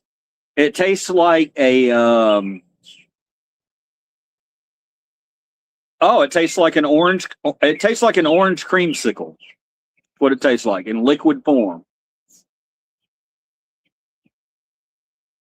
But it's not too sweet. It's pretty sweet, but it's not over sweet. Yeah, that's good. I like that. I like that. If you ever see this can out anywhere, Shasta, California Dreaming, pick that up. Pick that up. Cheap, 30 cents a can. But yes, better than Dirty Dude. Hey guys, I wanted to make an admission here to you guys. Hang on. The laundromat in my town is called the Lost Sock. Oh, that's cool. We grew up in the 70s, no internet, cool or drunk parents, lots of bad ideas and fun times. That's it. That's what it's about. That's what it's about. Better than Dirty Do. Yes, absolutely better than Dirty Do. But Tyson, I'm going to go ahead and show you again that I tell you guys all the time, I'm a fallible person. I make mistakes. I like to learn new things every day. I brought a Dirty Do in here. What was that, about a month ago? And started drinking it, and it was sugar-free, or it was zero sugar. And I got really upset about it because the zero sugar on it was very small. Like if you saw it, you would pick it up and wouldn't think for a second that's a zero sugar drink. And it was absolutely terrible. The other day, I found Dirty Do sugar with sugar. Now, I told you guys, no, they don't make it with sugar. I've checked it out. I thought I did check it out, but they do make it with sugar. And I found it the other day, and I tasted it, and I'm going to tell you right now, it was just as bad as the sugar-free version. Horrible. If you see that dirty Mountain Dew out there, run away. Don't walk. Run away. I've had a dirty Dr. Pepper, and I like the dirty Dr. Pepper. But yeah, that was no bueno. You're a closet Republican. Better than Dirty Do. I have some Republican values, but I'm not closeted. Get some Pinnacle whipped vodka, and you'll have a North Star. Yeah, whipped vodka. Wow.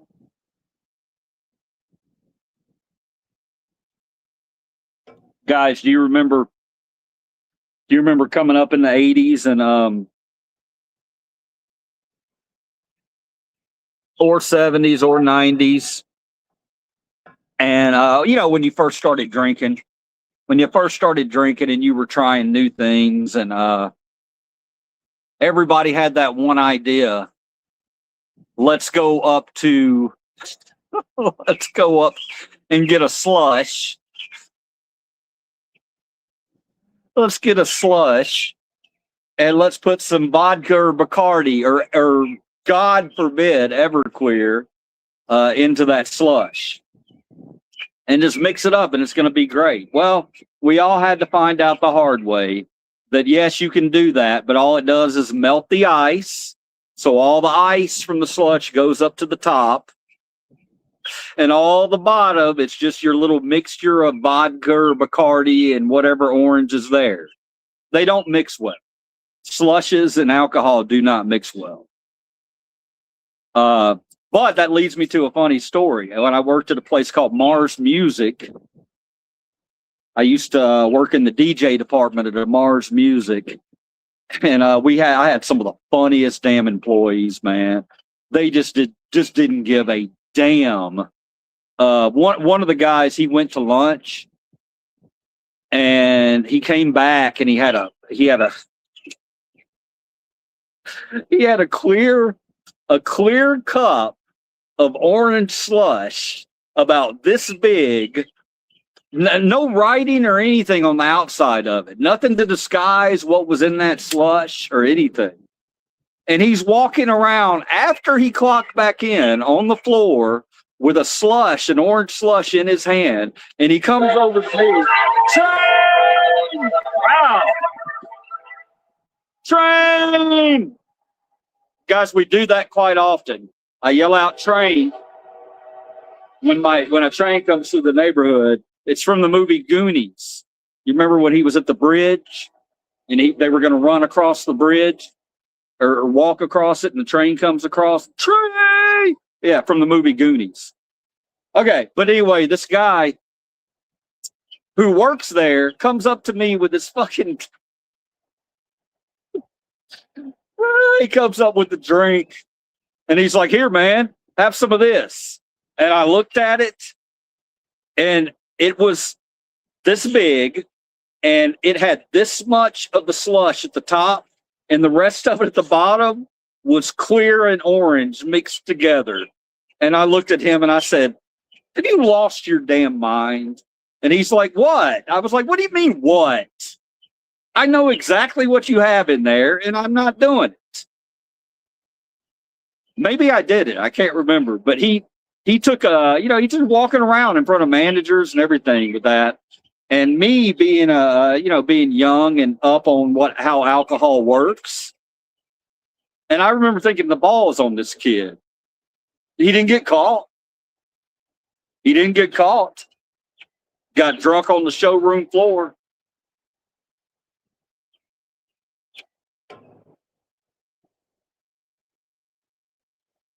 All right.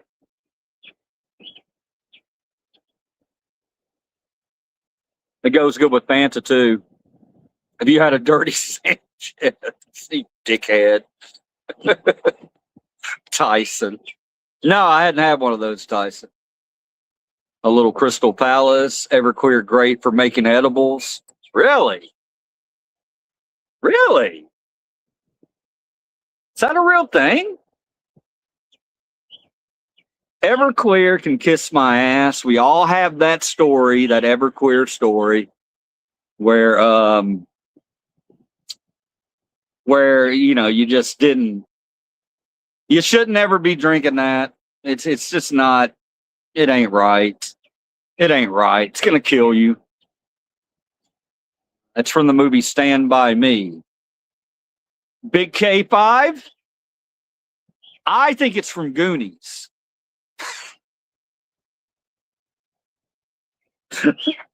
Stop messing up my inside joke. It's from Goonies. Moonshine. Oh, yeah. Stand By Me.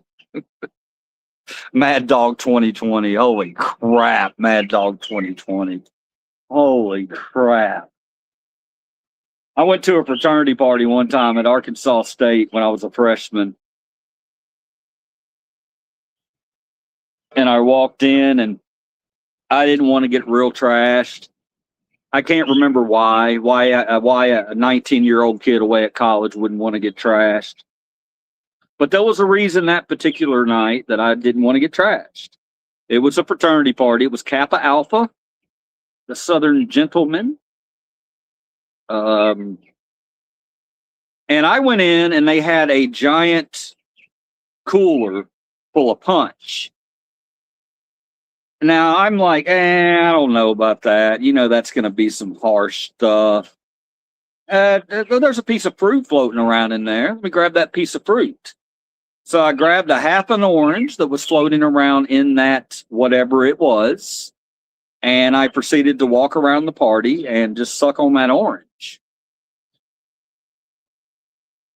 Bad mistake. Apparently that orange had been soaking in that Everclear punch for the entire day. And it messed me up. I'm talking messed me up just from sucking on a piece of orange. Here I am trying to think I'm being responsible. Nobody told me anything, and I fell for the Everclear trap.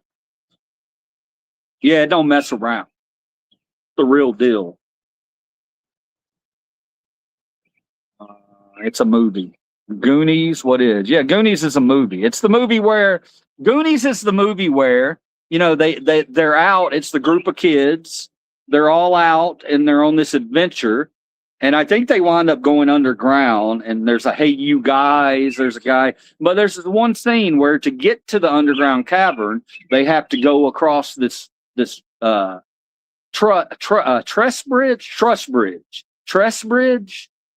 a train bridge, and it's a really long bridge. And they go walking across it, and they get about halfway through it, and they see the smokestack in the distance, and one of them yells, "Train!" And they all take off, having to beat the train. Yeah, that's Goonies. Yeah, good movie. You should watch it sometime.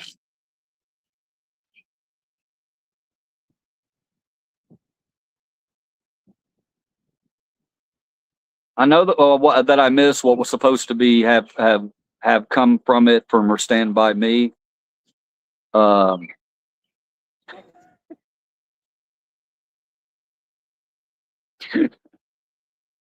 A lot. It's weird, man. It's like I'm in an alternate universe. There's a lot of people who seem to come in here and think that that scene's from a movie called Stand By Me, and I just don't remember that. But take flour, add Everclear, let it set in a dark place, and you have a green dragon. Take flour, add Everclear, set in a dark place, and you have green dragon. I'll trust you on that. I'll trust you on that. I don't like the name of that. I don't like the name Green Dragon. That sounds like that's going to do some irreparable damage to my body. So Everclear works good for making trippy stuff.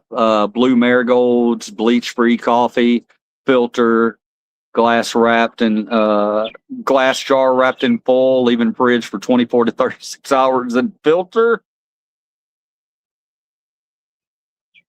Okay. Grind up fine, but not too fine. Excellent North Star Alpha. I use Magical Butter Machine. Oh my God, you guys are in here corrupting innocent liberty. You're gonna have me out here doing mad science experiments, and I'm not gonna do it right. You can leave me 100 instructions, and I'm gonna fuck it up somehow. I'm gonna screw it up somehow. Sorry for that F-bomb.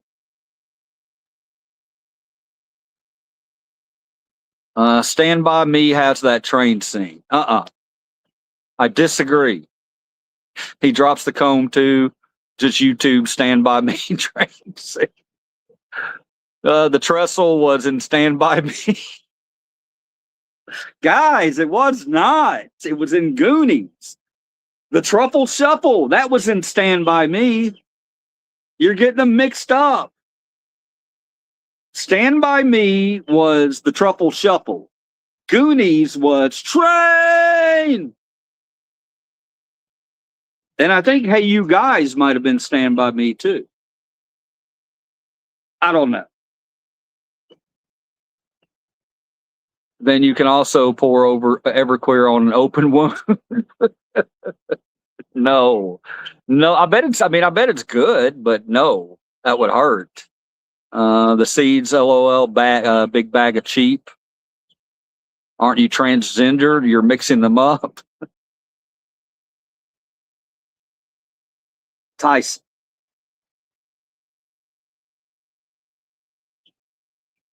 Don't do that, Tyson. Mose, what is the phrase? We're gonna ask Mose. Mose, come here. Come here. I need you over here so I can see you, so everybody can see you. Hang on. I'll turn it just a little bit this way. All right. I want to show too much of that back there. Come here, Momo. I gotta ask you a question. Come here. Come here. I need you right up here. Momo, you remember when they yelled out train? You remember that? Was that from the movie Stand By Me, or was that from Goonies? Huh? What? Come here. Huh? Goonies. Okay. Thank you. Thank you. Thank you, buddy. There you have it, guys. It's official. Mose clarified it. That was from Goonies. Momo, I love it. Are you Jeff Bridges' stunt man? It's the movie Stand By Goonies. There we go. Are you being intentionally obtuse? You have completely mixed up the two films. It seems you were trolling us. Why would I do that, man? I wouldn't troll you guys. No. I wouldn't do that. I wouldn't do that. I mean, Goonies, I specifically remember. Yes, I'm wiping my mouth off with a sock. Goonies, I specifically remember the plot line to that movie. That movie was, they were going to see a dead body in Goonies. They were going to see a dead body, and they went down into a cave, but in order to get to that cave where the dead body was at, they had to cross that bridge. Is it coming back now that I mentioned the dead body? And then Goonies. No, that Goonies was that. Stand By Me. What was Stand By Me about again? I have a hard time remembering what that one was about, but it was some of the same kids, I think. It was a lot of kids, and one of them grabbed their stomach and was doing the truffle shuffle. You remember that? The truffle shuffle? That's all I remember from those two. I think they're both great movies.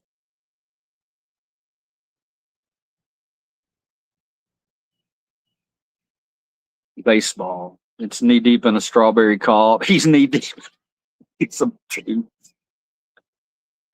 He's obtuse. He's knee deep in a strawberry call.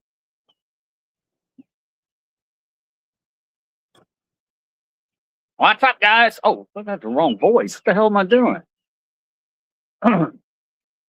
Well, hello, everybody. Liver Cheese coming in to check on you and make sure everything's going okay. Now, I missed it earlier in the chat, but Liver Cheese told me in the chat we had a yeah. So I just had to come in here and say that really quickly to let you guys know. Time for bed, Liver.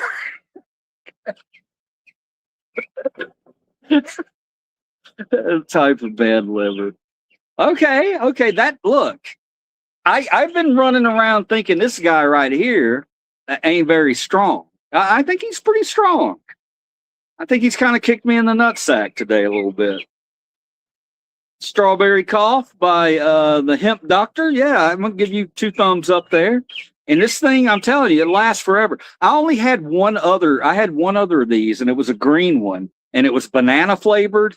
And I don't know what happened to it. It might be behind my bed or something. I really need to find that thing because I loved that vape pen. I loved it. I would take one. I think it was, it wasn't sativa. I think it was the other one, the one that makes you calm and mellow and makes you want to sleep. I think it was that. And I would just take a toke of that at night right before I went to bed. And that shit would knock me right out, man, or help me.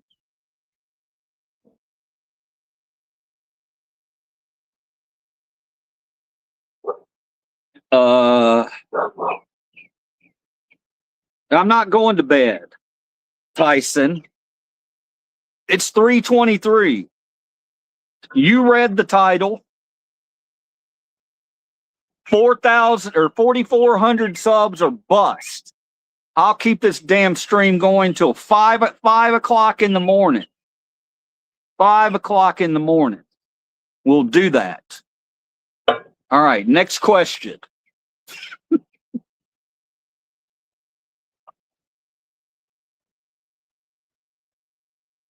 All right, it's a good one.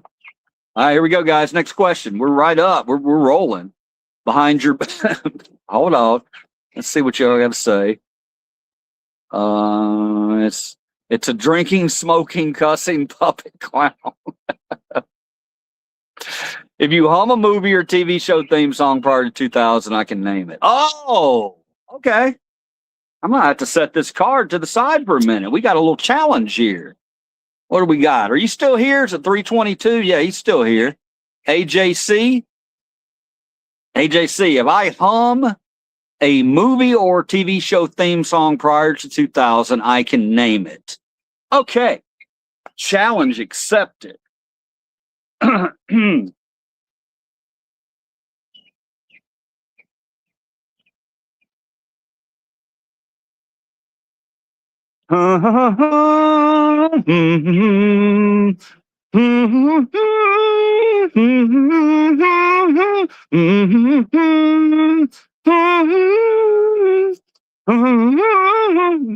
that's good right there. It's good. You got that one? Stand By Me is 4 12-year-old boys, Gordy, Chris, Teddy, and Bird, who live in a small Oregon town in 1959 and embark on a 2-day hike to find the dead body of a missing boy. No. Yeah, I don't know where you get your information from. That's the plot for the Goonies. I mean, I appreciate you, Tyson. You're great help. You're a great help, but I'm telling you, that's the plot for the Goonies. A Team. No, actually, it's not A Team. AJ, I tricked you. It's actually, I'm going to do it again. Because the first time, here's what happened. Here's what happened, JC or AJC. Here's what happened. When I first started humming it, I thought I knew what I was humming, but I started humming it and I started to think that this is A Team. But then I was like, no, it's not A Team. It's what I think it is. So I'll try it again. It's not the A Team. Dun dun dun dun dun dun. Dun dun dun dun dun dun dun dun dun dun dun dun dun dun. All right, come on, guys. Come on. You got it. You got it. Let's go. Scroll up. I Google both movies for you. No, I refuse to. I refuse to do that. I think that in this backyard with this train, that call it an alternate reality if you want to. But when this train comes by and we yell out train, we are yelling out a Goonies quote. Okay? If you think it came from another movie, then that's okay. That's okay. But I want you mentally, when this train comes by, to think of the Goonies. Train, you know.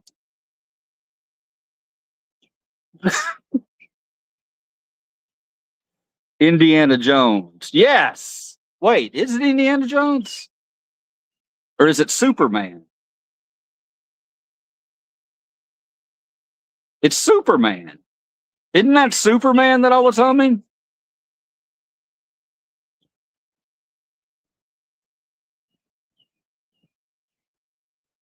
I'm sorry, guys. Liver is a little under the weather.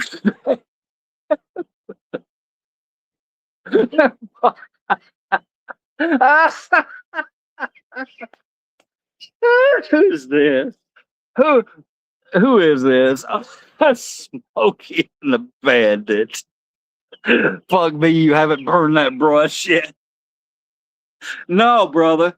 The brush, look, the brush, it, principle, on principle, the brush has to stay. It's a science experiment at this point. I want to see if it can dissolve itself completely into the ground before fall.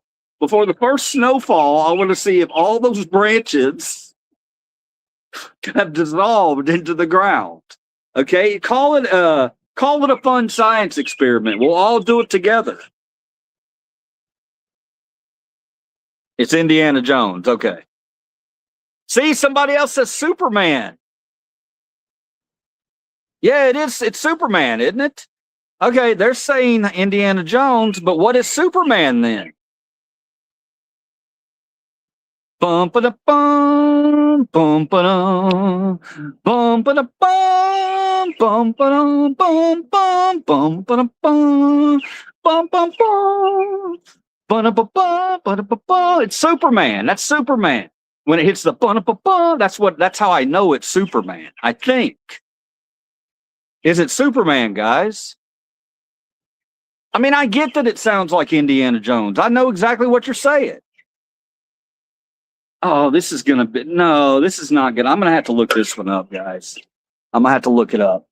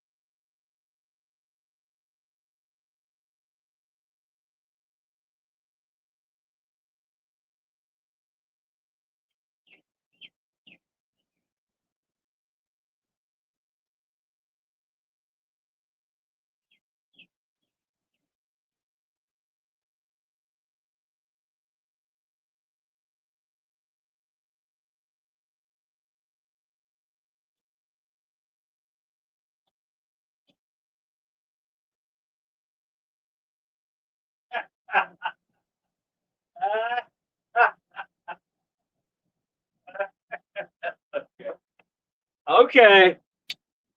All right, we got it. We got it. We got it figured out. We got it figured out. Okay. All right, let me shut my door. Hang on.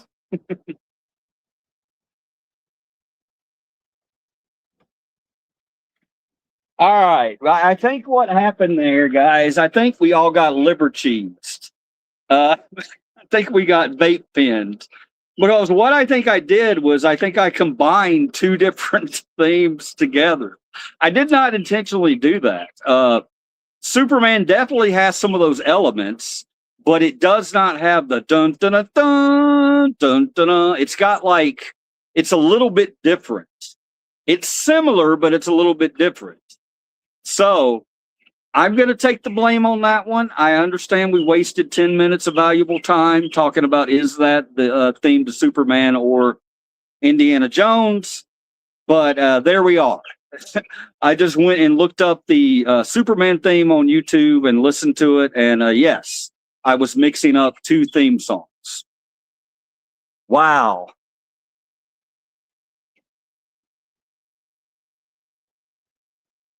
He's behind the camera.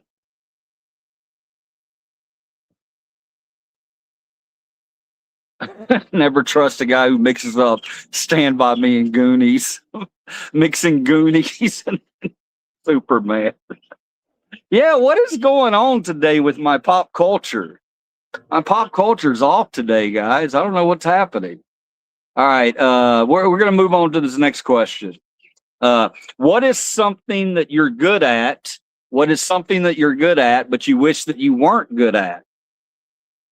What's something that you're good at, but you wish you weren't good at? How about that one? Let's take that one somewhere.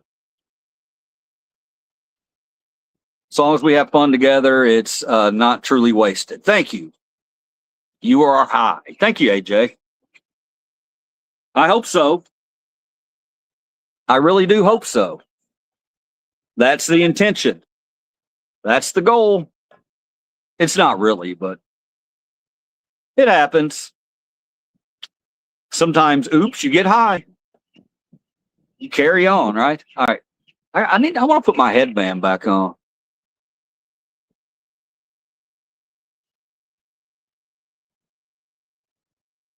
The one thing that you're good at that you wish you weren't good at, let me see.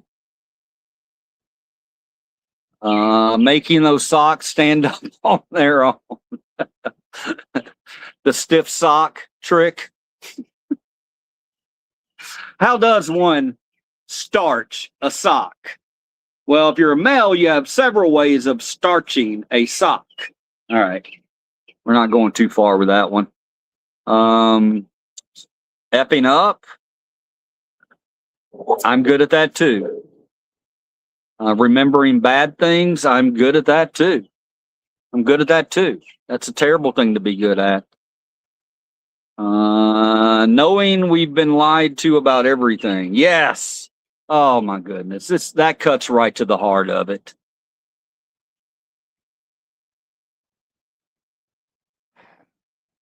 Guys, that's one of the things about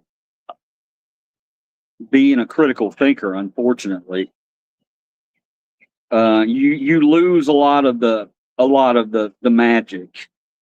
You know, when you start to see things as they really are, and that's why I think this channel is so important, because critical thinkers, sometimes it's difficult for us to get back to. We talk about childhood wonder, you know, but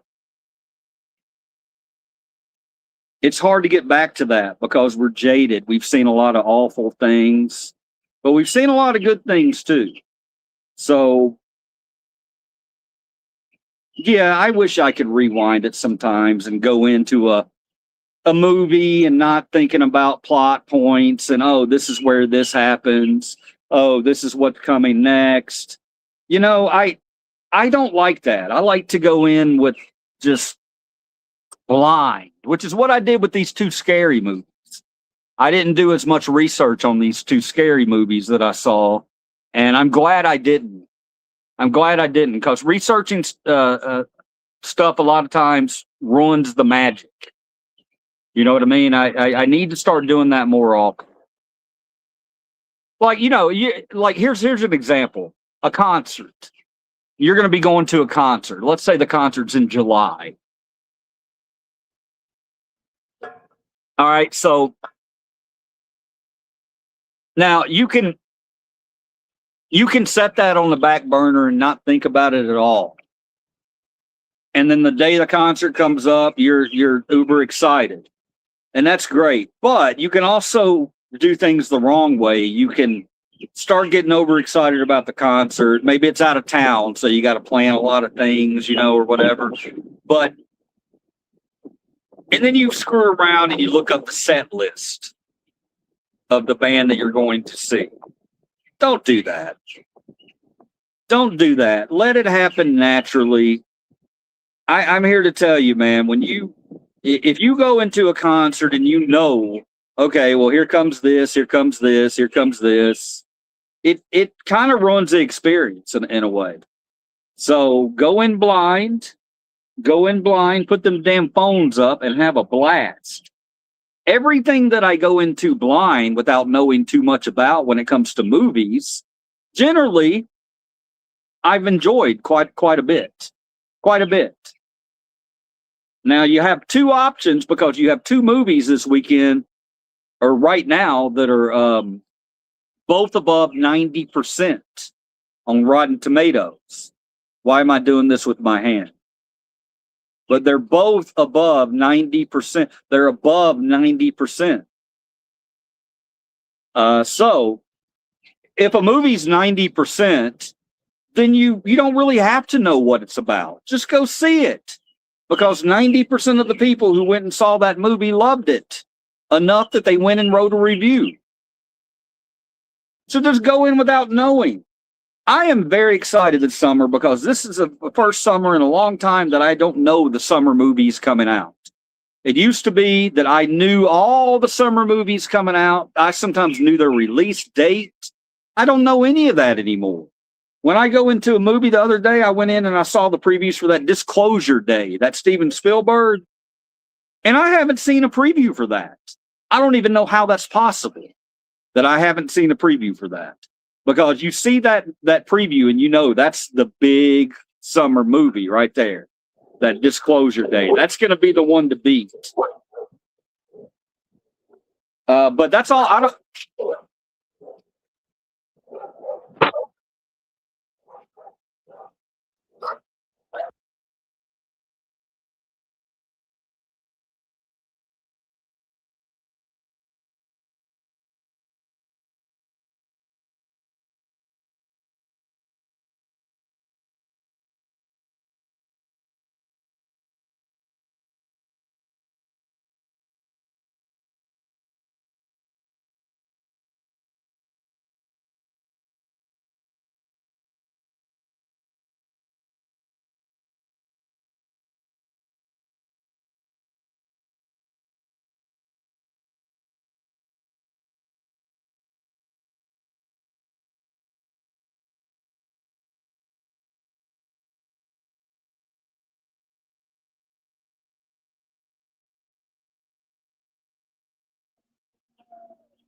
All right.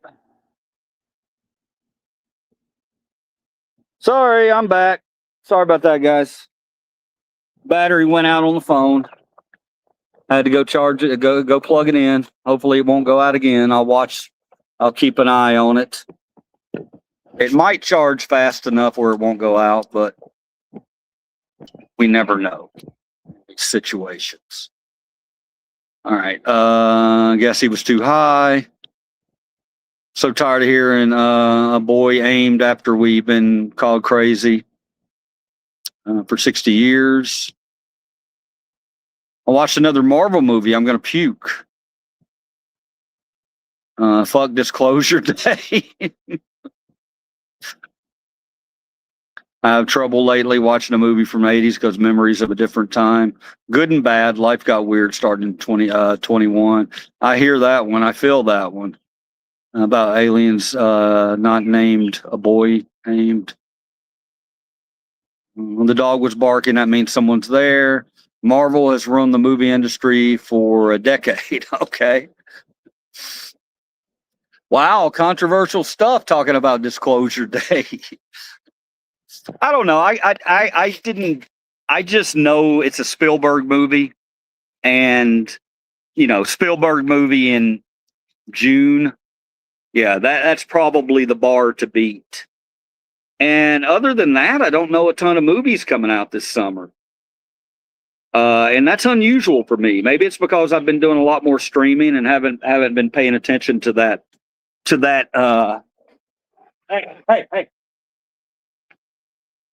What are y'all doing? Sorry, I got to keep getting up and closing my door because I don't want an $18,000 utility bill, if you know what I mean. I just know about Project Bluebeam. I'm all over AI alien stuff or all alien stuff. I hadn't heard about that one. Project Bluebeam. I'll look for that. I used to be up on movies. I mean, I worked in movie theaters and I see movies quite often.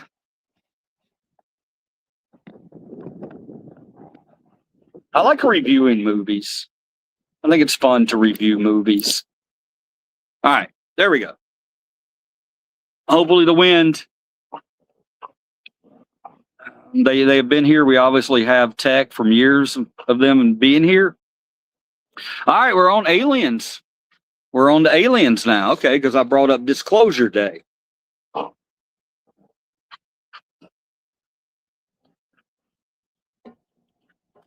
What are we talking about? Going into a movie, not knowing what it's about.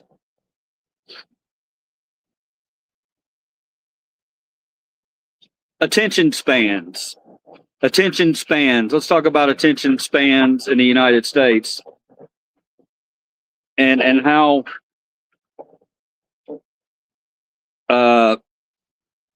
I put up a review. It was talking about those two movies, Obsession and Backrooms. And the only reason that, well, I was going to put the review up anyway, but I saw somebody else talking about online about how there's this thing kind of going around where, hey, seriously? There's this thing going around where if you like one, you're not going to like the other. The ones who like Backrooms don't like Obsession. The ones who like Obsession don't like Backrooms. And I kind of get it, but I kind of don't. Because, yes, Backrooms is a little slower starting out. But it's a slow burn. And those slow burn movies, they stay with you. It was a great movie. Backrooms was great. I loved it. Obsession, I think, was a little better, but not by much. Not by much. I think they're both fantastic. Really excited for you guys to go out and see those movies and tell me what you think about them. I only have one savior, Jesus Christ. Who asked you if you had more? I didn't ask you that, did you? Somebody in the chat talking about that?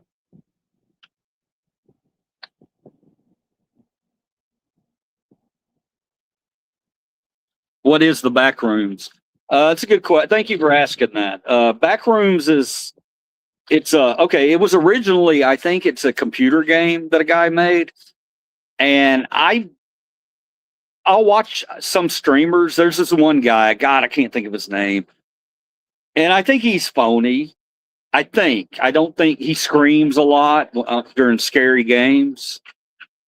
He gets jump scared and he screams. And it's pretty funny. I don't know if it's fake or not. I kind of like the guy though.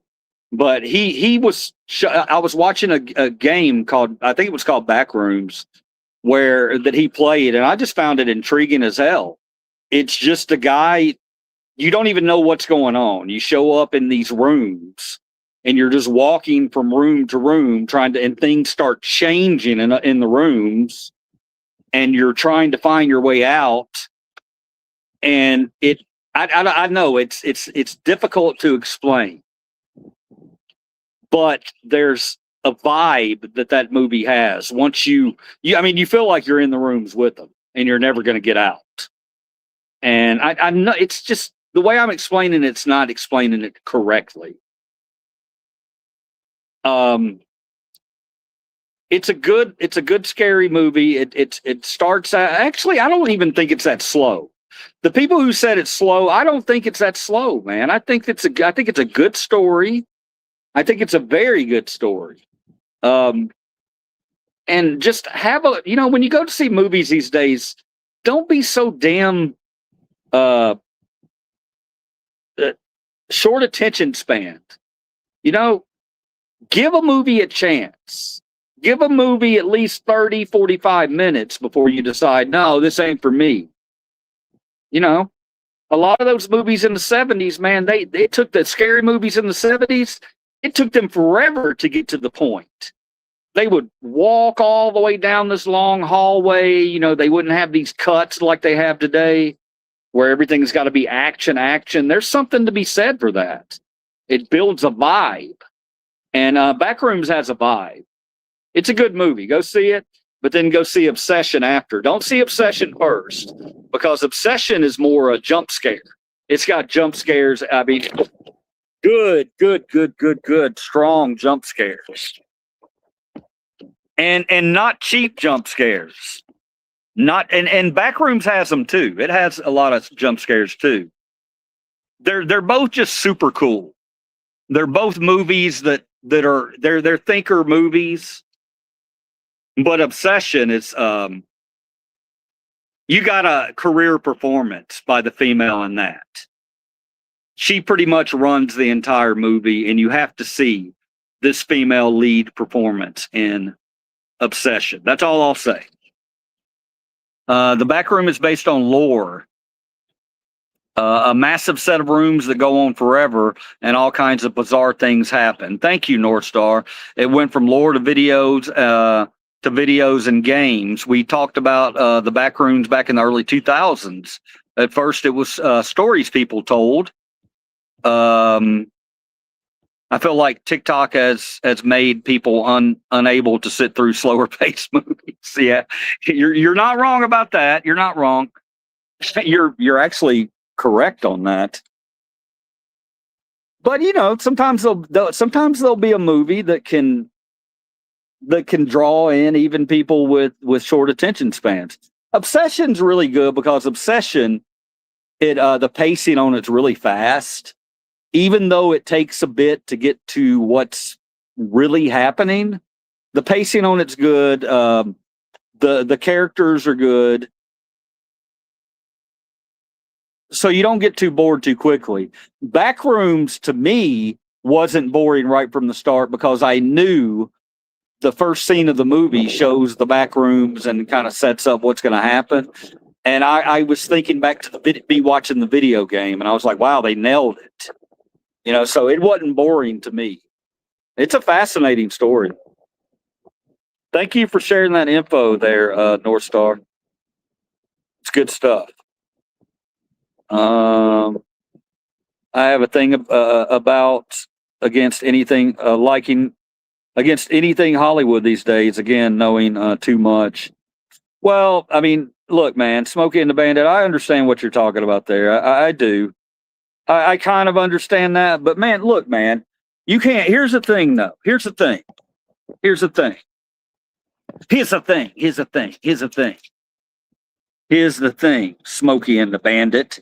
I understand what you're talking about. If you feel like the movies producers don't have your same ideals and values, and that's one thing. But you can't lump them all together, man. You just can't do that. You can't. It's the same thing. It's the same thing. There's a lot of great filmmakers out there. A lot of people from Hollywood are not perverts, and they're not. They don't have an agenda. A lot of them don't have an agenda. What happens is,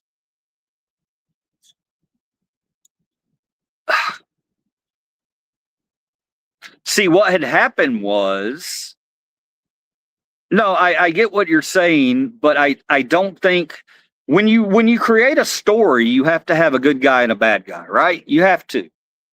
You have to. Now, Avatar pissed everybody, a lot of people off because when Avatar came out, it made the white guys the bad guys, and it wasn't even necessarily the white guys; it was just the humans. The humans were the bad guys. And I think they had some black military out there, so I don't even know why I said that.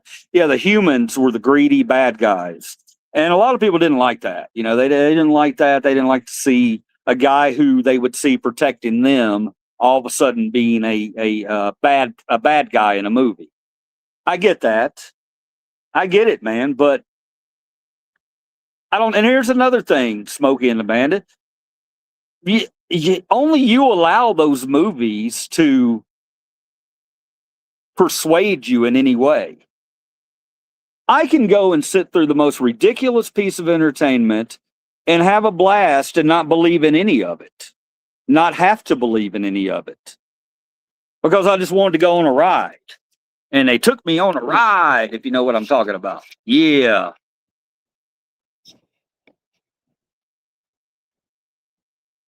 All right, enough of that.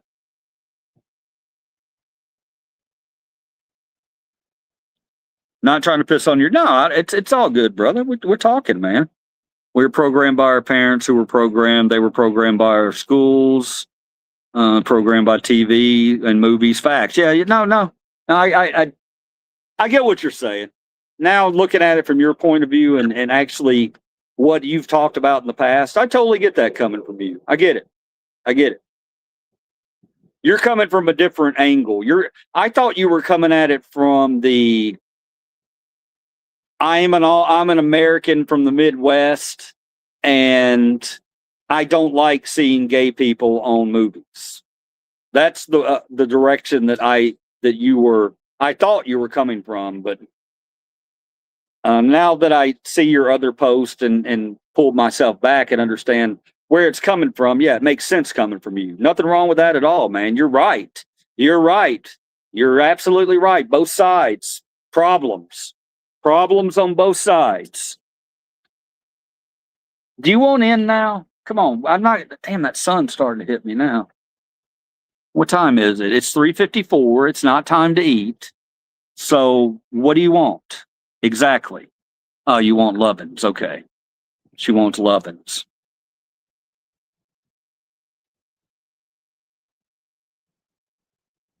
Once upon a time in the valley, 6 hours ago. We've been up here 6 hours. It's AI, just hard for me to unsee. Or it's all just hard for me to unsee. Have you seen this year's Palm Dude? I can't read it. Think about how many scam calls do you get a day? A lot. Yeah. Yeah, I mean, remember how that stopped? You remember how all that stopped for a while, and then it picked back up. It picked back up recently, like a year ago or something. There's a reason for that. There's a reason for that. All of our information was leaked. It was leaked out there, I think, by Elon Musk. And yeah, we're getting a lot more calls. Y'all remember when we stopped that completely? Y'all remember we had the call blocks on our phones where they couldn't call us? Y'all remember all that? And then all of a sudden we didn't have it anymore. And for a while they were gone. I wasn't getting any solicitation calls. And now all of a sudden in the last year and a half, we've been getting all these damn scam calls left and right. And you're not crazy. That's a real thing that happened. Elon Musk released all of our information. Or it might have been the White House. Somebody did. Somebody sold all of our information. And that's why you're getting them again. You're getting all these calls again. You remember that? Yeah. Okay. Think about how much I barely answer my phone unless I'd never answer my phone. Never. If I don't know that number. Now, if it's a local number, it might confuse me a little bit. I'll be like, okay, who could that be? But generally, if I don't have them in my contacts, I don't answer it. But because here's the thing, why would I answer that phone when you could text me? Just text me. Text me. It's simple. If it was important enough for them to call me, then they will follow it up immediately with a text. Hey man, I tried to call you. Why didn't you pick up? Right? Otherwise, it's bullshit. They will capture your voice now. They don't want my voice. I got that Forrest Gump boys. We're not doing that. All right. Enough people here to continue? Yes. 8 people. Or just leave a voicemail. Yes, leave a voicemail. Simple. Simple stuff.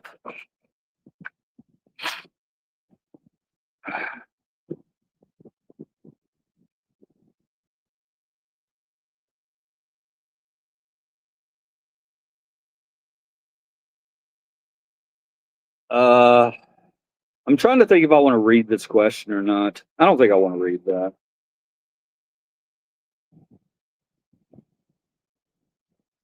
Okay. Here's a good one. I like these questions, man. I like this card game I have. It's kind of cool. I love questions that start a conversation. I used to get scam calls and messages from India and Nigeria. I talked with a scammer for a few days and got his life story. He had been doing it 5 years because he couldn't find a job. Yeah. It's true, North. I watched, what is the Love Train? This is the Love Train, baby. People of the world, join in. It's a love train. Love train. Hit the sub. You'll see what the Love Train's about. I tried talking him out of being a scammer and stopped by trying to scam me after that. He stopped trying to scam me after that. Yeah, man. Yeah, I know what you're talking about. I watch a lot of those guys who catch the scammers. There's that one dude who always has graphics in the background, and he's got a voice a voice thing where he calls up and he gets or he has them call him somehow, and he talks to those scammers, and then he strings them along until they're asking for the gift cards, and yeah, I get it, man. And it's one of those things that you are a very, very, very high intelligent thinker if you can look at those guys who do that from other countries and not empathize with them, but understand why they would do something like that. It ain't right. Hell no, it's not right. It's wrong as can be. But coming from a country like that, I mean, if they're able to make a month's salary on one phone call, I mean, that's not excusing it. That's just me being able to admit that why they do this. I mean, maybe a lot of them don't have any hangups about it at all. Maybe a lot of them think that don't struggle with it. But I think there's people out there that are scammers that might struggle with it a little bit, and that's why I'm glad you did that. You reached out to them and you told them, hey man, you shouldn't be doing it. Try to get him to stop. He didn't stop, but at least he stopped with you, and you planted a seed there. You planted a seed because you never know. A year, 2 years from now, he might scam somebody, and he might see the effects of scamming somebody, and he'll think back to your conversation and he'll go, you know what? I'm done. I'm out of here. So thank you for doing that. Thank you for pointing out to that person that they shouldn't be out there scamming people regardless of their situation at home. People around America, I mean, people around the world, for whatever reason, I think it's because of Hollywood, they think Americans are all rich. They've always thought that if you're from America, you're rich. And yeah, that's just not the case anymore. We may have more than them as far as like money and, jobs and things like that. We may have more of that, but we're not rich. Most of us are living paycheck to paycheck. So when you go over to another country and everybody assumes that you have all this American money that you can give them, tends to piss you off a little bit. You're walking down the street and you got every time you turn a corner, there's another person trying to scam you for money. Yeah, you get pissed off. You get angry. They go after our elderly. No, don't do that, lady. He purposely scratches. Oh, yeah. No, lady, don't stop. No. What are you doing? What are you doing? You realize you just spent that money. You just spent that money. I can't with you, man. They get so damn nasty. That's good entertainment. It's good entertainment. That guy, man, he deserves everything he gets. He's doing the Lord's work out there. He's doing the Lord's work doing that. Good for him. Good for that guy. I love it. I love when he does the old lady voice. If y'all haven't seen that guy, look him up. I don't know. If anybody knows his name, throw it up there. Joel Osteen. Yeah, good one. Good one there, AJ. Now, this is a guy who goes after scammers on YouTube, goes after the computer scammers who say, "Oh no, you've got a virus on your computer. You got to download this immediately," and then they try to get and they want to check your account. They check your account, and once they see what kind of money you have in that account, that's when they decide how much they want to try to scam you for.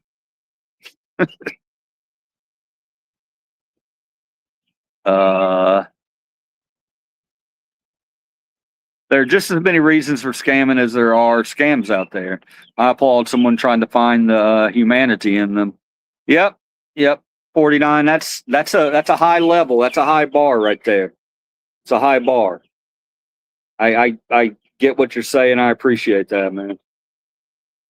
Yeah, at the end of the day, you're gonna get angry, and you're gonna, it's your money. You've earned it. You've earned it. It sucks when people try to take it away from you in non-honest ways. That sucks. So it's understandable to get angry at them. And I can't tell you to put yourselves in their shoes if you don't want to do that. I understand that, but I would ask that maybe you attempt to do that, because I don't know. Some of them, that's all they know. A lot of those Indian country. When I see the Indian trips and the Egypt trips, you got a lot of them over at the pyramids that do all kinds of crap around the pyramids. I know every one of them. I used to watch that guy. Man, there was one show. God, it was so good. What was it called? I can't remember the name of it. He was a British guy, and he went around exposing scams around the world, like dangerous scams. Oh, it was so good. God, what was his name?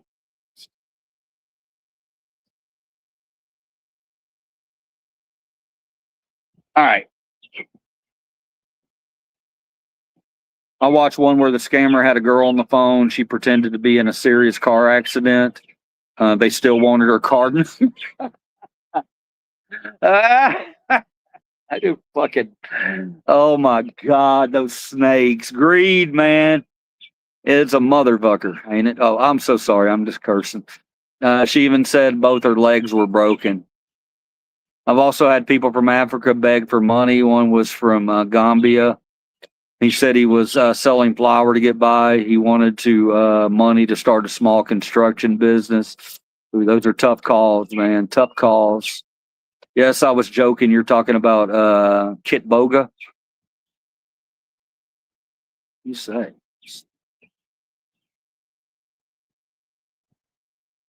Kit Boga. It's a big difference between kneeling down and bending over. Yeah, that's a good point. Remember growing up, never trust a junkie that goes for scammers now. That goes for scammers now. Yes, it does. It does. Government spends billions on homeless. Why is it getting worse? Okay.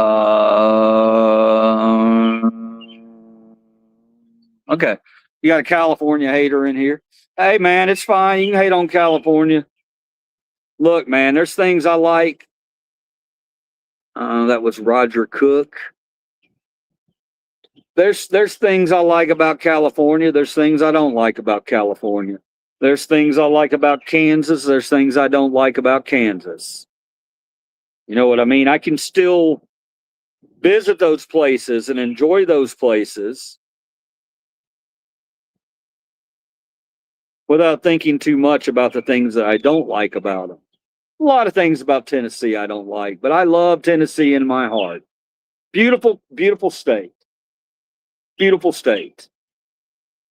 Well, what were we talking about?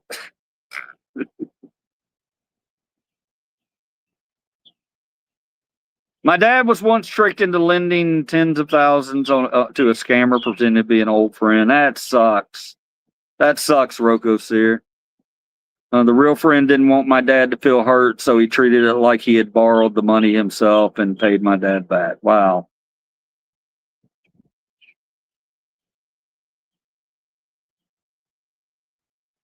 That's really cool. Vote blue, be blue. Well, I don't know. I mean, oh, man. We've been doing good staying away from politics. All right, so I got a question for you. Let's do this. Let's do this. Let's do this. Is there a lost object from your past that you would love to have back? Is there a lost object from your past that you would love to have back?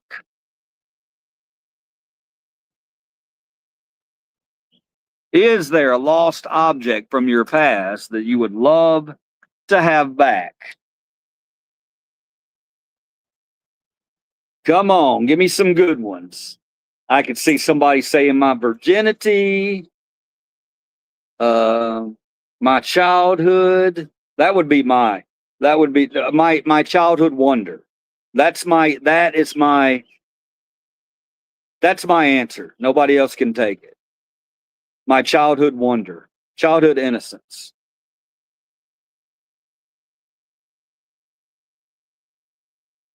Don't take sides. Dims and pubs are both evil. Be American. I'm American. I just want to know we're all on the same page about the billionaires up top. You know, if you're on that team and you want to come over and you say I'm with you on that one with the billionaires up top on that idea, then I'm with you, brother. I'm with you. We're on the same page.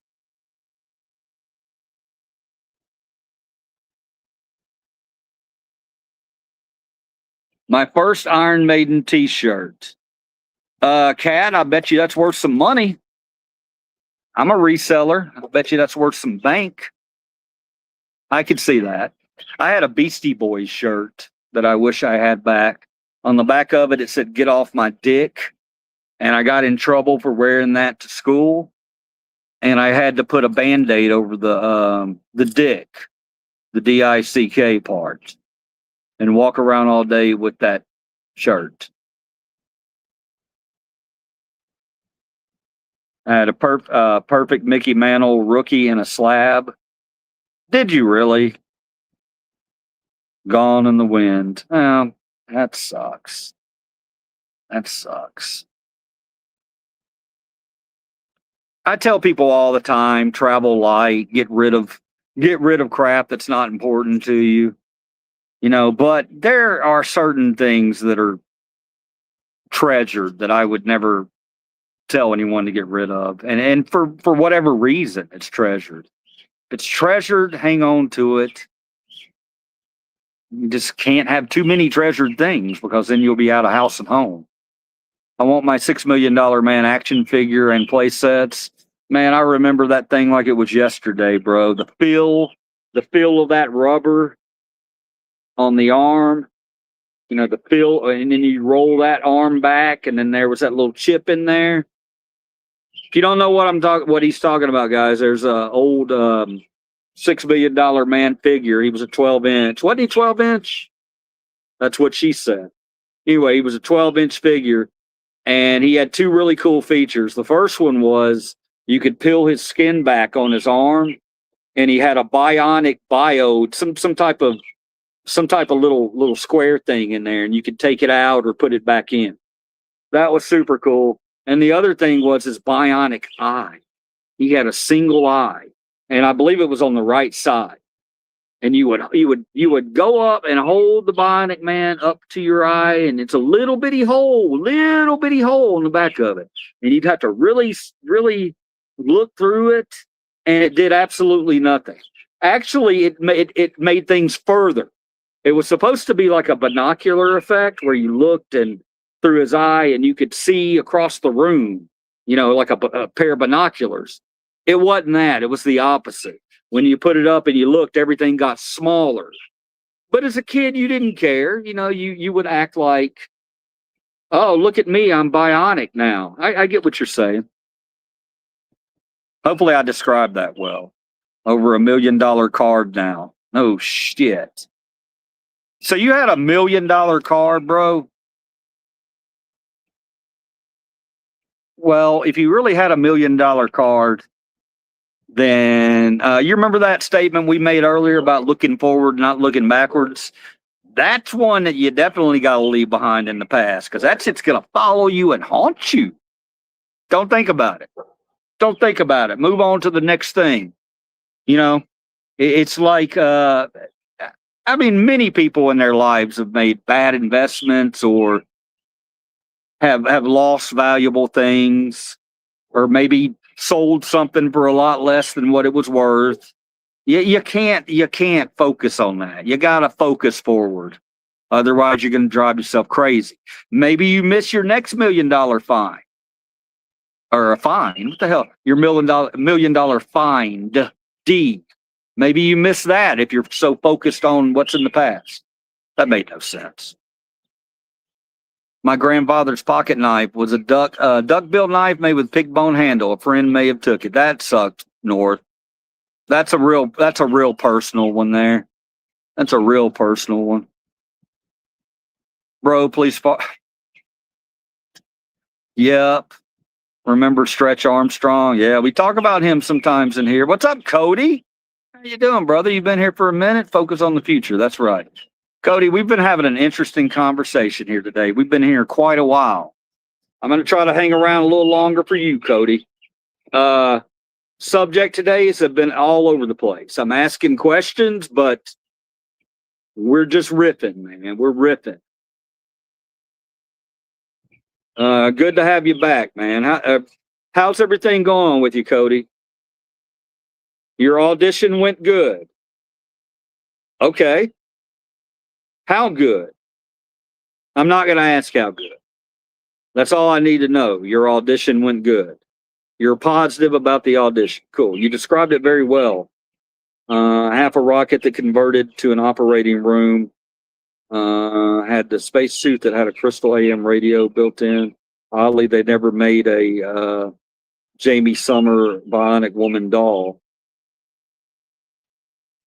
Yeah, I remember the operating room. Spacesuit that had a Crystal AM radio built in. I don't remember that part, but I do remember the other part. They want to see me, so that's good enough for me, and I'm doing okay. Awesome. Awesome. Right now, Cody, we're talking about an object from your past that you would like to have back. A lost object from your past that you would like to have back. Did you lose an object in it could be your childhood, or, it could be from yesterday. Really. If it's something that you lost from your past that you really want back. That's what that was our current question.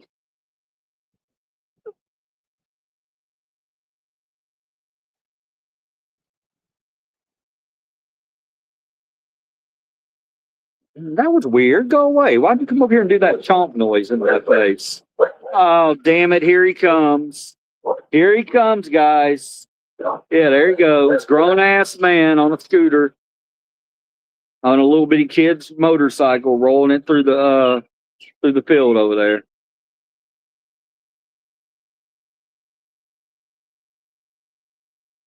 It's part of it. We yell out train. We yell out train when the train comes by.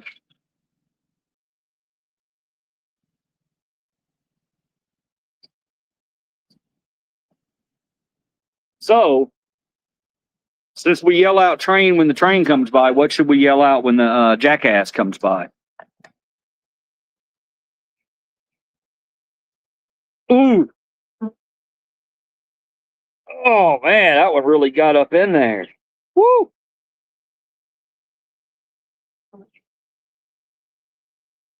Oh, wow.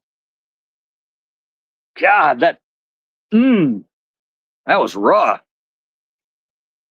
Whew. That vape I just hit, man, it got all up in my nose. All right, what?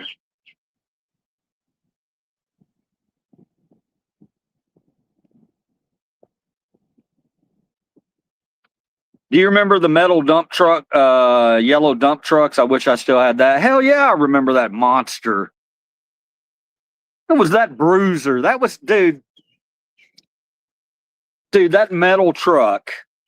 I swear to God, man, we would get, we were talking about it earlier. We'd get down the hallway from each other and roll our cars into each other, because we're little boys. We're destructive. That yellow truck, it was unfair. That was unfair. You don't bring that yellow truck to a crash party. No. That yellow truck, no, he's excluded. If you're going to be smashing cars into one another, nobody can pick the yellow truck because the yellow truck would not lose. The yellow truck was a monster. I think literally you could run over that yellow truck and it would just be fine. That truck was, yeah, and you could do really dangerous stunts with that truck too. Like that's the truck that you would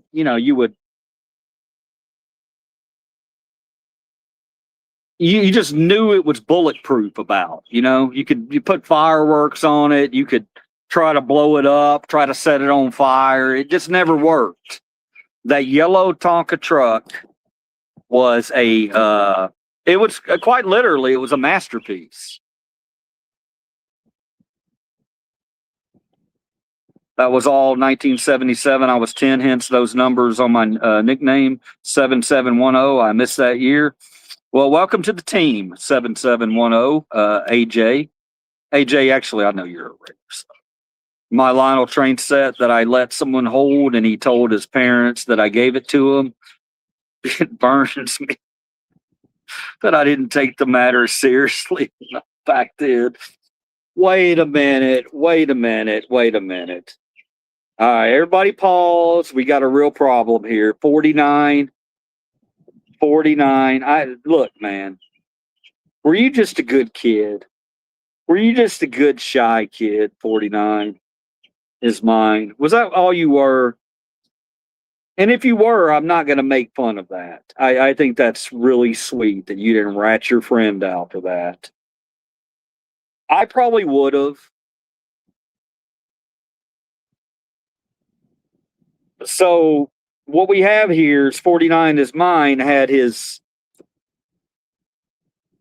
Lionel train set he let his friend borrow, and then his friend told their mom, told his parents that you gave it to him, that gave him the train set. Why would you give him a train set, and why would they think that? Shame on those parents. Those parents should have investigated further. I'll stop it right there. As a parent, they should have said, what do you mean he gave you that train set? Little Jimmy, what do you mean he gave you that? That's what the parents should have done. So that's not your fault. That's not your fault, 49 is mine. Drop that. Let go of that, man. That was a bad parent on the other side who did not take care of your situation that you had as a child.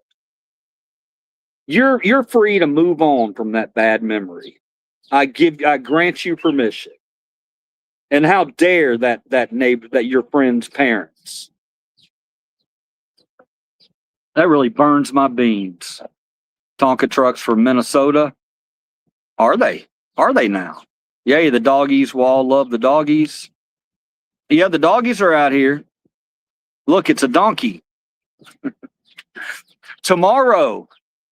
Tomorrow. Oh, do you know about that, Cody? Did I tell you about that yesterday? We're going to the zoo tomorrow. We're going from 10 to 12. 10 to 12 tomorrow. Give me 1 minute.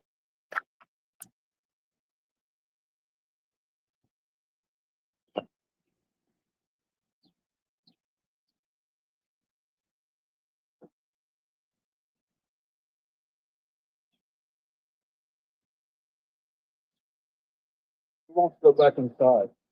Go back inside the room. There you go.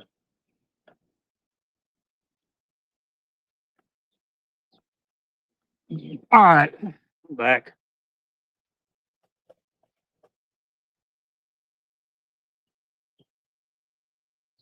It's a donkey. Yeah, we're going to the zoo tomorrow. I got to go see Donkey Face. Got to get some zoo love in tomorrow. I need that energy. I want to see Donkey Face. We're going to go see Ace. We're going to see all of them. I really want to talk to Bob too, Bob the Turtle. We were talking about him running for president. I'm going to see if he's going to do that or not. You sure you're not a boomer? I'm not a boomer, man. It was kid crash proof. God, I got hurt by that damn Tonka truck. I got a few bruises from that. I had a Lionel train. The only time I played with it, I accidentally bit my tongue. Didn't stop bleeding for days. So you bit your tongue when you were playing with Smokey. You bit your tongue while you were playing with the train set. Now, was that because you were excited to be playing with the train set, that you were so excited you bit your tongue? Or I don't know, maybe you were eating some candy or something. I'm trying to picture it, why you would bite your tongue. But regardless, it's a traumatic experience that's tied with a train set. So maybe you feel different about trains now because you bit your tongue and bled for days. Hopefully that didn't take your love of trains away. Hi, good day. How you doing, Martin? What's up? Why 10 to 12? Why 10 to 12? Oh, 10 to 12 because 10 to 12 for a couple of reasons. Okay. I think the zoo opens at 10. It might open at 9. If it opens at 9, we might start it a little early. But I'm going to get up tomorrow. We're going to do the daily rundown like we always do. And then I'll. Hang on, guys. I got a phone call. Give me 1 second, please. Be patient.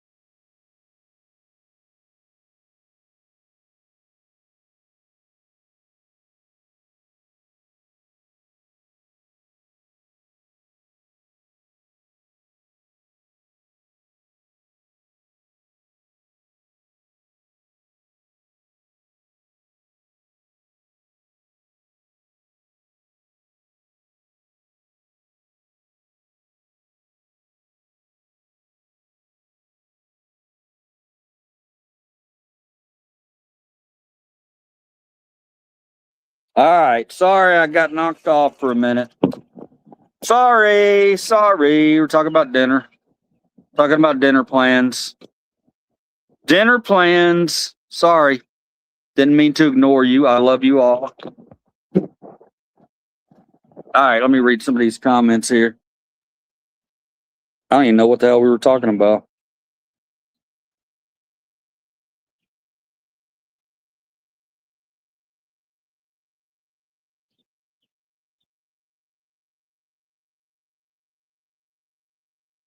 Yeah, Donkey Face. I'm looking forward to seeing Donkey Face tomorrow.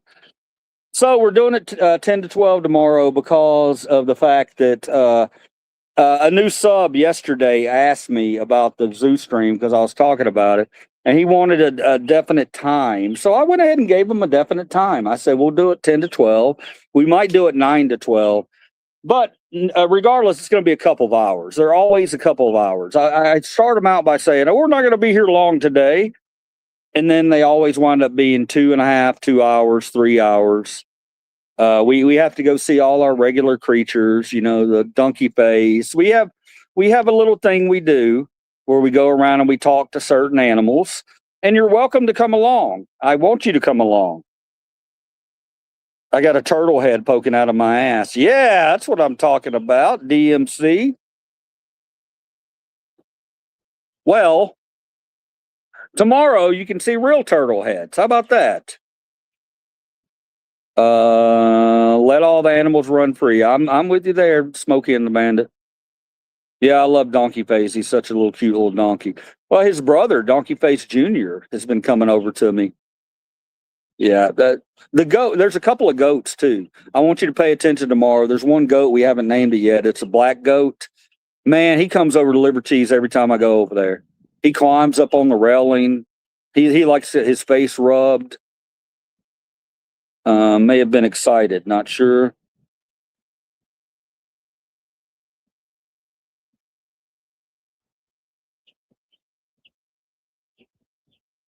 I was only like 11. I worked on real trains for a couple years. Cool. 10-2 and 4 Dr. Pepper. 10-2, 4 Dr. Pepper. My brother's girlfriend, younger brother, got hit by a train at 18 and died. We were at the same age. Wow. Wow, Smokey.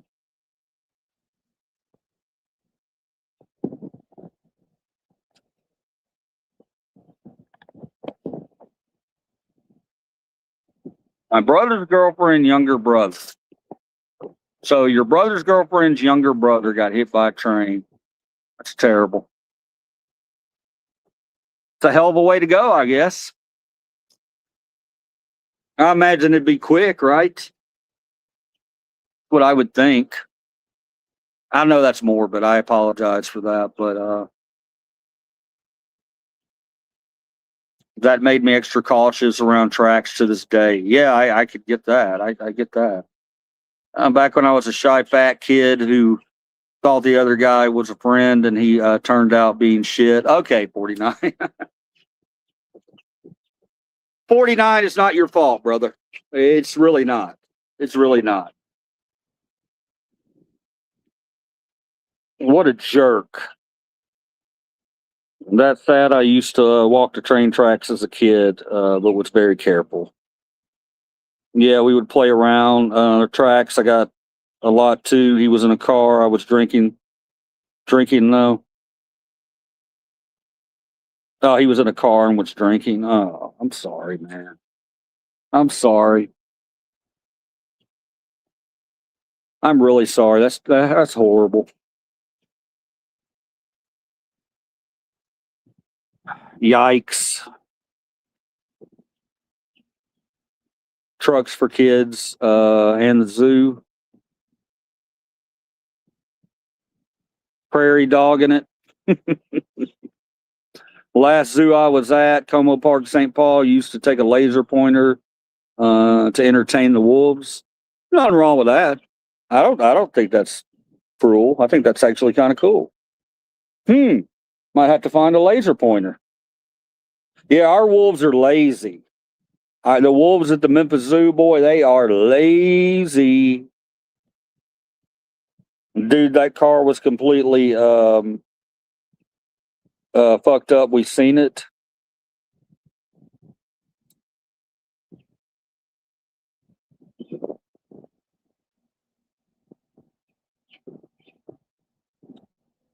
Well, I'm sorry you had to see that, man.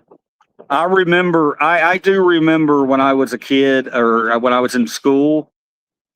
I was in school at the time when they stopped, or they still showed the old scary. Do y'all remember the scary movies that they would show you in driver's ed class? I'm absolutely 1000% sure they probably do not do that today. They probably should still do it.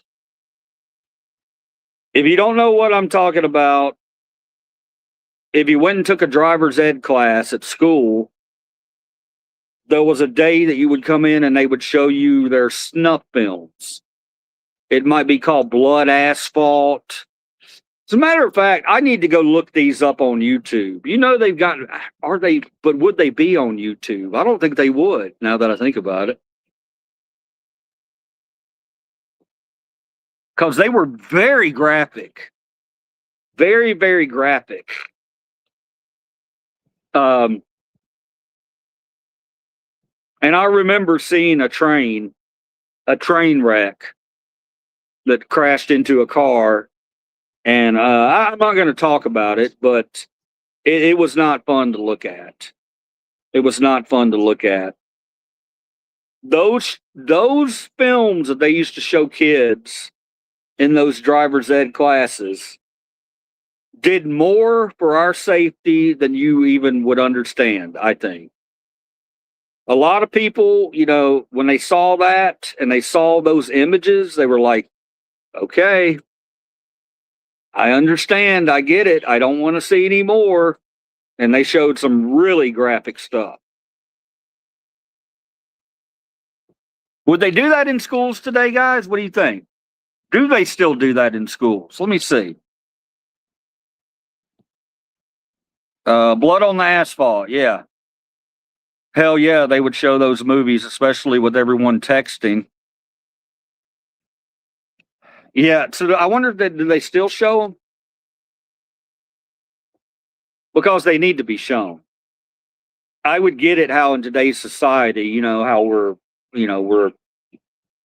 less parents now than we used to be. We're more friends than we used to be parents. But yeah, movies like that, I think they should show them again. I really do.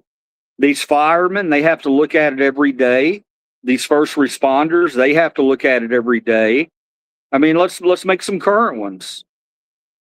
Make some current Blood on the Asphalts and put them in those classes and show those kids. I mean, look, man, they're going to have to learn eventually. And that's a way to teach them. Seeing mangled bodies. No, they wouldn't do that today. These kids are too soft. Yeah, and it's a shame because, you know, there's some things you look back on in school and you're like, yeah, I get it. I get that. And that was one of them. Yeah, I definitely think those should be shown again in schools. What do y'all think? Y'all think we should show those cautionary tales, you know? But my dad, I'm going to tell y'all a real quick story. My dad was a firefighter for many, many years. He was a captain on the Memphis Fire Department. And I'm going to get a little sentimental here for a minute, okay? But I just want to tell you this story. Up until he passed away when I was 28 years old. Okay, I wasn't ready for it. Nobody's ever ready. It was sudden. He had a heart attack, and he was very healthy. I was not ready for it. No one's ever ready for it. Don't want you to play a violin for liver cheese or anything, but I do want to tell you this. My dad, he was divorced from my mom at an early age, but he was still very much in my life. And I'd go over and visit him all the time. And there was a certain area of town that they had a big nightclub in, and he was in that area of the town. And on weekends, even in my 20s, sometimes I'd go over there. I'd say, "Hey, Dad, you got an extra 20 for me tonight? Me and the boys are going out and partying." Or he would ask me to come over, and he'd give me a 20. He'd say, "Hey, you're going out tonight? Yeah, come on over here." He wanted to give me $20. That's just what a good dad did back then. He would give me his $20. If I needed more than 20, I would ask him, and he would give me more than 20. But I was cheap. I was a cheap kid. You give me $20 and I could make that work, But I remember, man, he would always come out when I was leaving his house, and I would be with friends or whatever, in the car with me. And he'd always have to come over and tell me goodbye before I was driving off. He'd always have to kiss me on the cheek. And it embarrassed me in front of my, friends, 24, 25-year-old friends, 23 years old, whatever it was. I remember it embarrassed me, but also I wasn't ashamed to do it. That's my dad. He'd kiss me right there, and he had whiskers like I did, not like I did, but he had a mustache. And I remember distinctly how that mustache felt when he kissed me. But I was also embarrassed. We'd drive off, my friends would say, "Oh, your dad's kissing you. You're 24 years old. Ha ha ha ha." And I'd be like, "Whatever, guys, whatever." But I didn't really understand why my dad did that. And I started to figure it out. He was on the fire department for many, many years. He was a first responder for many, many, many decades. He would show up on these accident scenes and have to scoop brains up off the pavement and do things like that. So when he said goodbye to me every time that I would come visit him, it wasn't always about money. I don't want y'all to think I was just over there grubbing money off of him. But anytime I left him, he would make sure to always give me a kiss on the cheek. And he did that because of what he saw every single day and night. He saw people, innocent people, dying on the road, people that were drunk, dying. That's what he always saw. So now I look back on those kisses that he gave me on the cheek, and I miss them so much. I miss those kisses on the cheek so much. And I understand why he chose to embarrass his 25-year-old son. Because he had no idea if I was going to come back from that night. And I carry that now. I do the same for others. I want people to know I care about them. Because I could die right here, right now. All right, I know. I'm sorry, guys. I got a little emotional. I'm sorry. But, we started talking about the car wrecks, and that got me thinking about what he did his entire life and how admirable that is. Anybody that has a profession like that where they have to deal with first responders and crashes and wrecks like that, man, I cannot praise you guys enough. I can't. I'm going to continue to do it. You're amazing people. Dude, my grandfather was the same way, also a high ranking. Whiskers and all, you're damn right. R.I.P. Harry Shank Waukegan, Illinois Fire Department. Hopefully I said it right there, Smokey. Yeah, good men. Those firemen. A lot of good policemen too. A lot of bad ones too. There's some bad firemen too. We never blanket them all together. You never say a blanket statement. But you can kind of see patterns, and the guys that take those jobs that want to help others in those kind of situations, man, I love every one of you. Hats off. All right, let's go to the next question. If I can find my cards. What did I do with my cards? I'm losing everything here today, including my mind. All right, here we go. 443. We're doing it, guys. I've been on for a long time now. I'm hoping we're closer to 4,400. If anything at all, I at least hope that you come in here and been able to, even if we haven't laughed as much today, I hope that you had some thoughts that have helped you along the way. That's all it's really about. Nobody in my life I respected more. I feel the same way about my dad. When my dad passed away, brother, I'll never forget his funeral. There were so many firemen out there, so many brothers, and I'll never forget it. I will never forget it, how much respect they had for my dad.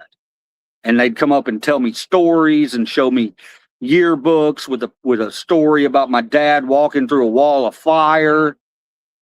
I mean, guys, Tommy, who's a real close friend of my dad, came up and gave me a yearbook at my dad's funeral and had a page marked off. And he said, "You don't have to read it right now, but read it later." And I took it home and I opened up the damn thing and I saw it.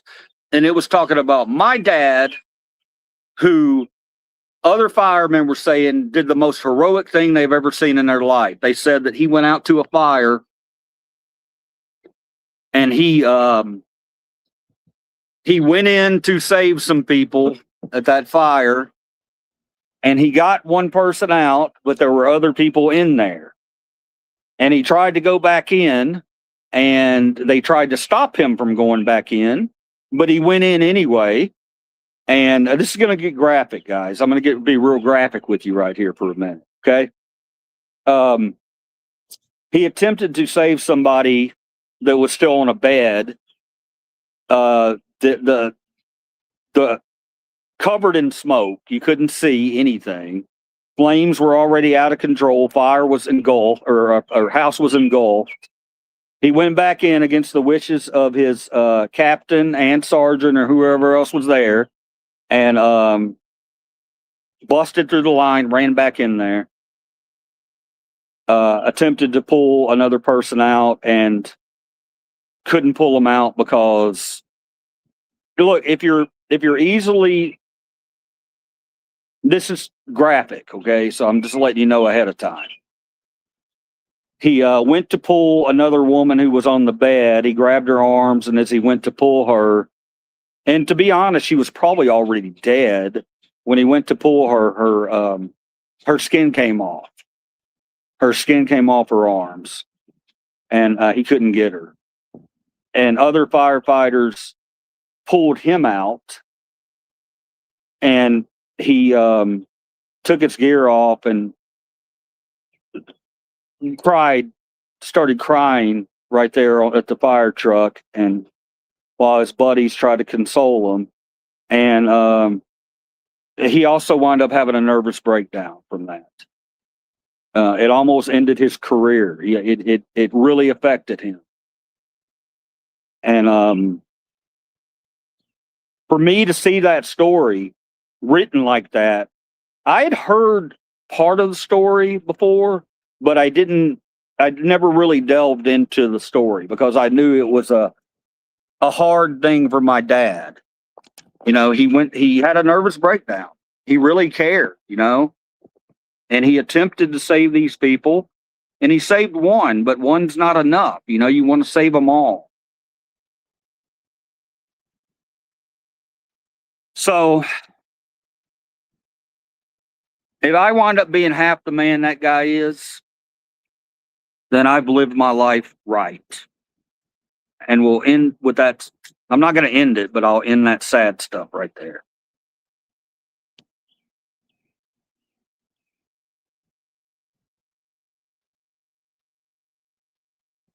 And my other grandpa was chief of police. Nice. For years, going back to Horsebeat, and was a motorcycle cop. You're a Confederate, brother. I'm an American, man. I'm an American. My grandpa would tell me he used to find many, many people passed away that had been working in a microwave. Never ever open up a microwave. Oh, that's horrible. Very tragic. Thank you, North Star. Um, so all my life I've been sitting there thinking, well, man, what's going to happen when I'm under that kind of pressure and have to do something of heroic nature like that? I think I'd do it. I think I'd do it. I don't know. I hadn't been tested. I've dealt with car accidents before, but that's a different situation. I don't know that I'd be able to run back into, as one firefighter said, he walked through a wall of flames. And yeah, I don't know. I would hope that I could, but I'm not. I can't guarantee you that I could.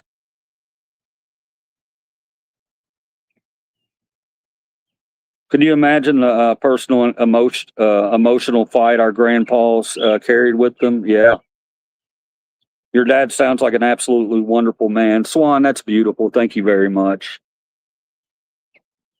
He was. I miss him. I know everybody's pops, the best pops in the world. I get it.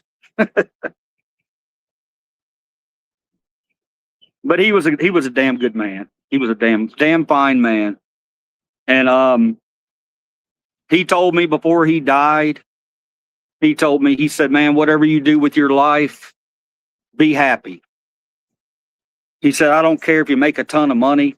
I don't care if you do any of that. I don't care what other people think about you. Whatever you decide to do with your life, be happy. Simply said, simply put, very truthful. And I think that right now, wherever he's at, he's looking down on old liver cheese and he's like, I love you, son. You're doing everything you can do. No greater love hath a man that he give up his life for another. Beautiful. Beautiful. Swan, how are you doing, honey? Oh, did I say honey? My goodness. Swan, I'm too comfortable with you. I can't be calling you honey.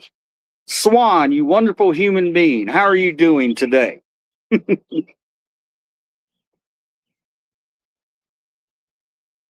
Let me see.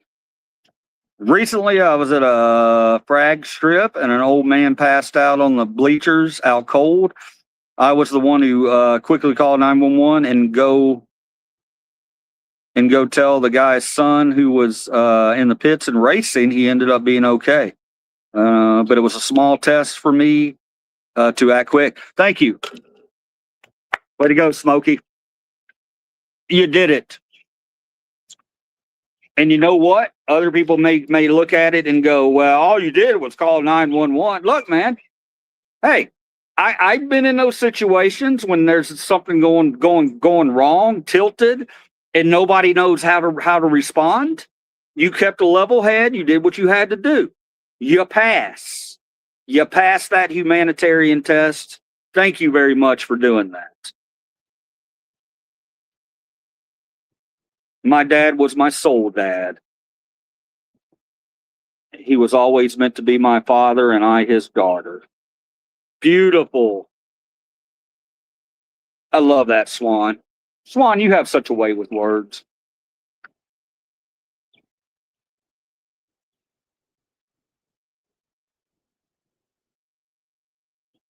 Imagine trying to talk at the drag strip with the cats, the cars revving up. Yeah, no shit. I got it. Did you see that adventure? I got it. I changed it. I knew what you were talking about. Yeah. No, that's good stuff, man. That's good stuff. I'd like to hear those things because it lets me know that there's a lot of wonderful people out there.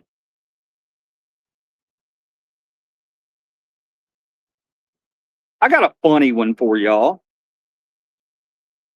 Cats revving an engine is awesome visual too. Yeah. Yeah. 8 cats lined up. You know what I imagine? I imagine them all. I imagine them kneeling down at the start line, getting ready, and as they're revving their engines up to race, I imagine their tails twirling. What do y'all think? Y'all like that? Yeah. All of it. You got to picture it. It's not funny unless you can get inside this. You got to come here and picture it. You got 8 cats all lined up. Gentlemen, start your engines, and they go down. They get down into that pounce position. They're ready to go. That butt starts wiggling like they're getting ready to pounce, and those tails start twirling, and you hear that engine. Yeah, man, that's good stuff. That's good. I love it. I love it. This channel's therapy. It's therapy for me. It's absolutely therapy for me. Talking to you smart cats every day. I love it. I didn't understand there were as many smart people in this country as what we have in here subs. You smart cats are everywhere. Yeah, I'll share another story about you don't judge people. Look, you'd be amazed at how many people are out there that are actual heroes. I mean, they're everywhere. I'll give you a funny story. Okay. I met my wife, and when I met my wife in Nashville, I dreaded meeting her mother because my career and my life wasn't necessarily in order. I knew I wanted to marry her daughter, but I also knew, I didn't really have a pot to piss in. So, I had to really win her over. So we went out and we all talked one night, and she kind of figured out, okay, well, he's a songwriter. He's following his dream of writing music. That's what's my dream at the time. But he doesn't have a ton of money.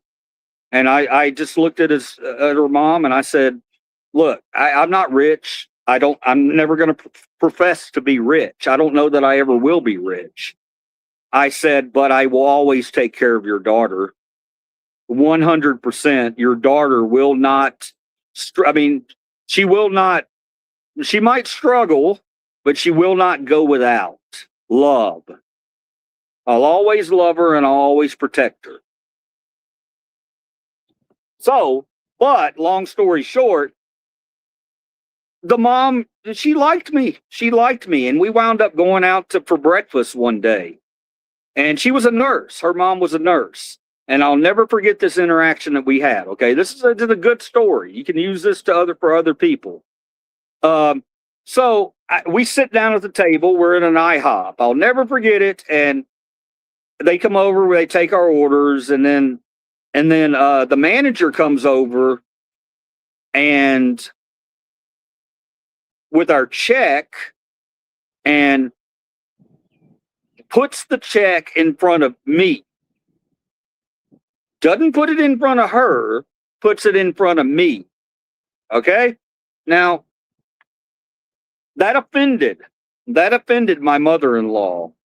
I didn't think much of it.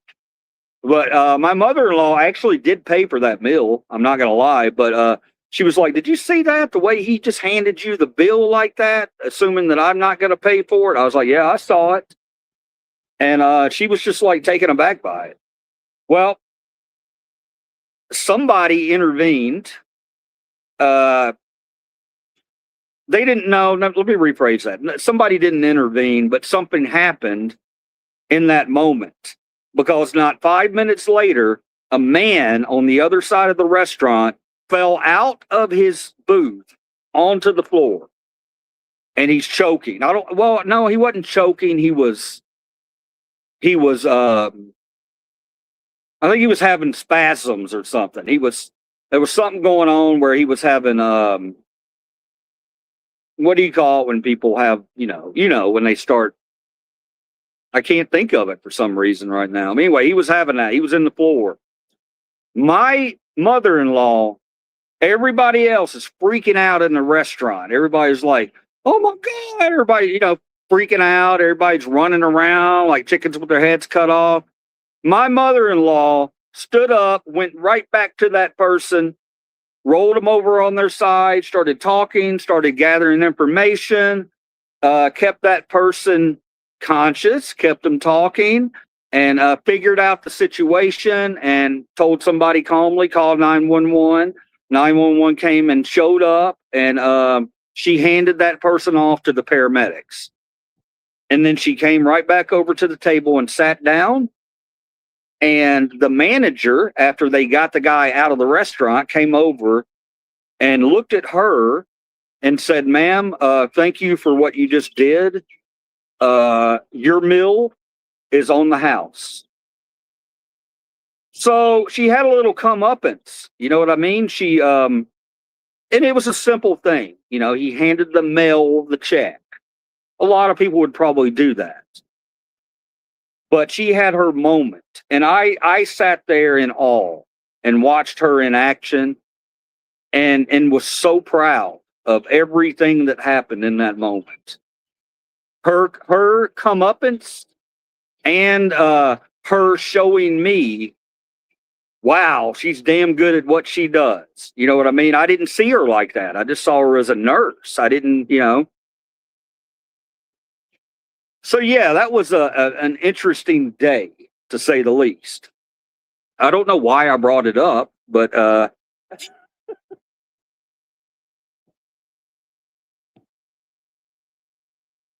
we have a lot in common. Same with mother-in-law, but I still struggle with it. My mother-in-law, man, we have a, thank you for the chili bathica. My mother-in-law, I love her, man. She's she's a very eccentric person. She loves me. She loves me. Because she knows I love her daughter.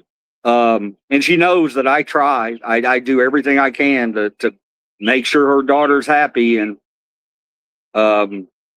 she understands my pursuit here on YouTube also. Took her a long time to kind of understand that, but now she gets it, and now she tells me, keep doing what you're doing. I love it. I grew up poor. My dad took care of us any way he had to. If he was low on food and money, he would go hunting and bring deer home. Exactly. Has a gummy kicked in? Awesome mother-in-law. Gummy hadn't kicked in. We're doing with a vape tonight. This vape has kind of trapped me a little bit because I don't really consider this. This is not something that I've done a lot of to see if it's really going to mess me up. Usually it'll be something I may take a puff on at the end of the night, or whatever. I'll puff it from time to time. It's not a normal thing, though. And I let my wife know when she called earlier that this hemp doctor vape, we got to be careful with it because it's got me fucked up. Sorry, it's got me messed up. Maybe she is watching now.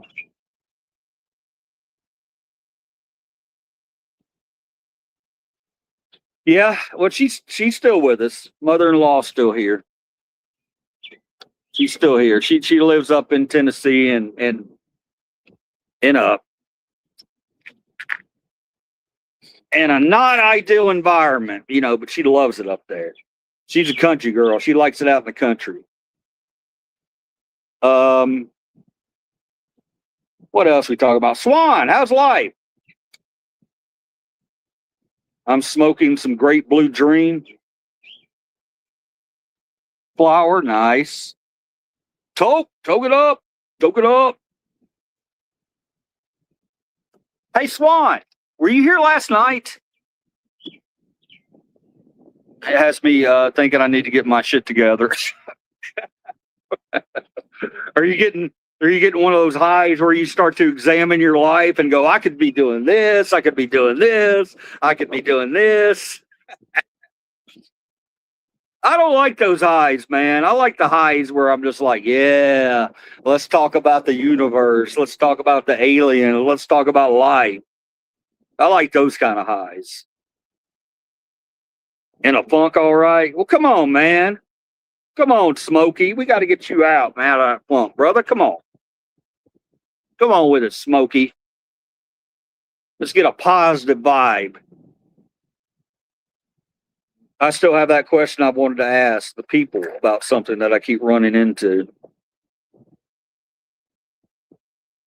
Swan, what is this little secret question that you have? You have been running this by for a while now. And every time you talk about it, I'm like, what is Swan talking about? Are you finally going to reveal your question that you have to ask to the people? Please ask the people. If it's about me, I want you to do so. It's not a secret question. Okay. Ask away then, Swan. You're talking to the people, though, right? I want it, Swan. Let's do it. Let's do it. Hair. What's going on with my hair? Do I not have a hat on or anything? Do do do do do do do. Dun, dun, dun, bum, bum, bum, bum, bum, bum, bum, bum, bum, bum. I don't know how to type it. And it's not about you, it's about observation, I guess. Swan, you overthink these things. You overthink them just because you're a beautiful, wonderful, kind hearted spirit. You like to think, oh, well, is this worded the right way? Just ask it. Just ask it. Nothing happens in the universe unless it's observed. Very nice. Very, very nice. Say what you think. Can I come up? Oh, you want me to pull you up? Yeah. Yeah, give me a second.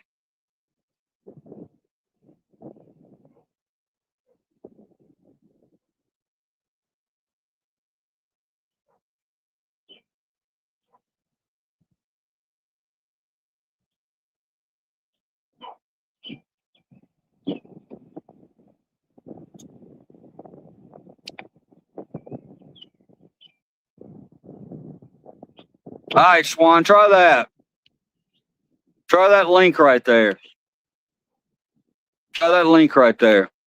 Little quantum theory for you. Oh, come on now. Come on now.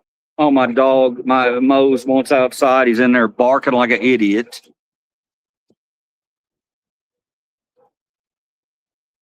See if you can get that to work, Swan.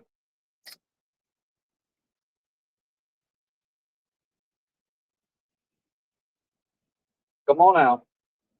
Come on. You can come out, Bruno?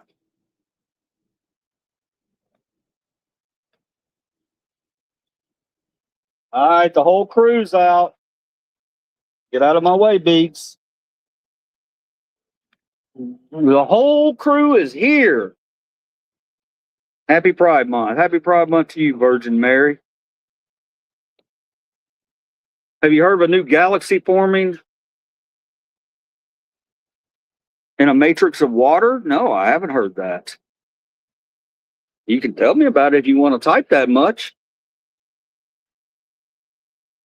A new galaxy forming in a matrix of water. He just wants daddy.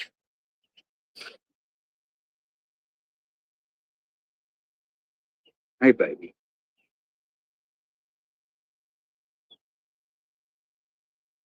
Hey, baby.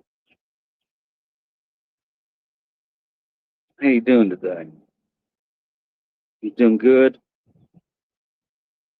Link don't work for me. I'll try it one more time. Swan, it could be a lot of things. I'm not gonna lie to you. Okay, I copied it, so I need to go back. Invite guests. Okay, I copied it. And now I'll go here.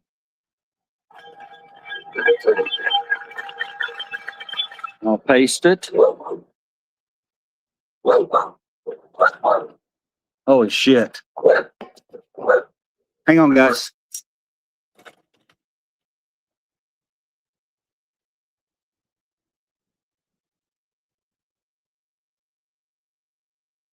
Are you okay?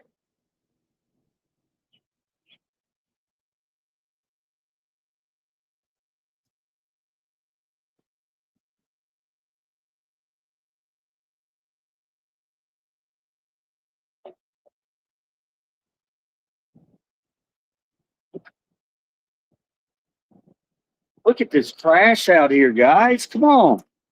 Sorry, I heard somebody scream. That was real. That was real. That's not, doesn't have to do with anything with this. Come on, I heard it. Maybe y'all heard it too. That dog has nice dreams.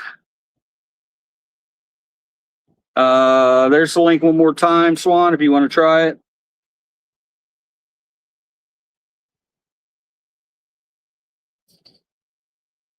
Yes, I've heard about it, and I've been studying, and I'm not the only one. So I'll look for that. So there's a galaxy being formed with water? Man, do you know how much we know about the universe? Less than 1%, most likely. There's so much happening up there. So much happening up there that we have no idea. And it shouldn't be a scary thing. People always want to make these, when they talk about aliens and other civilizations and planets. Everybody wants to make it scary. It doesn't have to be scary. Okay, just because there could be a group of aliens living somewhere in our vicinity, you don't just automatically have to go to they're going to harm us. All right, that's what we preach in here every day about people. So Phil, that's the same thing I think about aliens. I don't really think aliens. I'm sure there may be some out there that are destructive, but I think when I think aliens, if an alien can visit us, if they have that technology, then they're obviously much smarter than we are. And if they're much smarter than we are, then they've abandoned violence a long time ago. That's what I'll say about aliens and how we need to stop thinking that every damn alien is going to come into the US or the world and destroy the planet. Now, we have a tradition on this channel, as you can hear it coming up. Trade!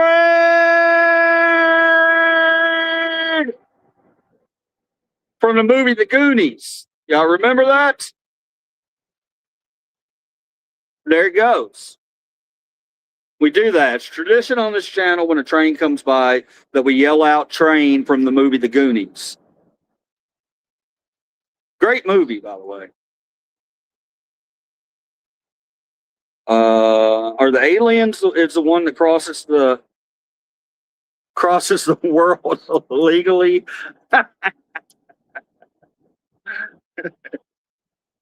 Yeah, they would be illegal aliens, wouldn't they? I guess. I don't know. Contact. Wouldn't that be great if we could have contact? The one I've been studying is already formed, and it's the fastest growing galaxy the scientists have ever seen.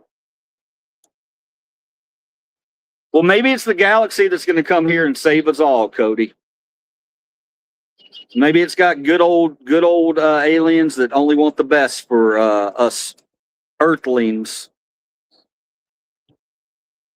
Stand By Me. That's from Stand By Me. Is it though? Is it really from Stand By Me? We've been talking about this a little bit today.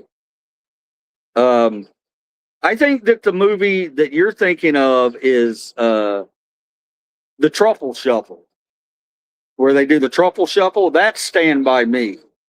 Goonies is the one where they see a dead body and then try to go find it, and they come across the railroad trestle, and the train comes across. Yeah, that's Goonies.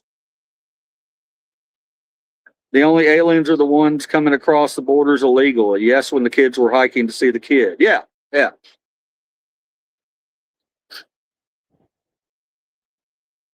Swan, it's a thing. It's a thing. Just go with it. The hell was that? What was that?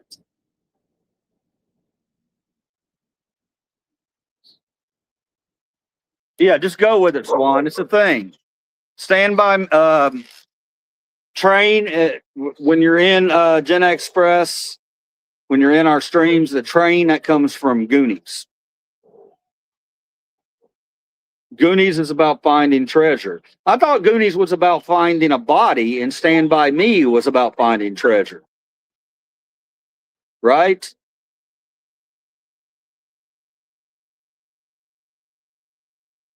No, LOL. The other way around. You have the movies mixed up. Elon Musk is an alien. I can prove it. It's on his green card. Yeah, he is.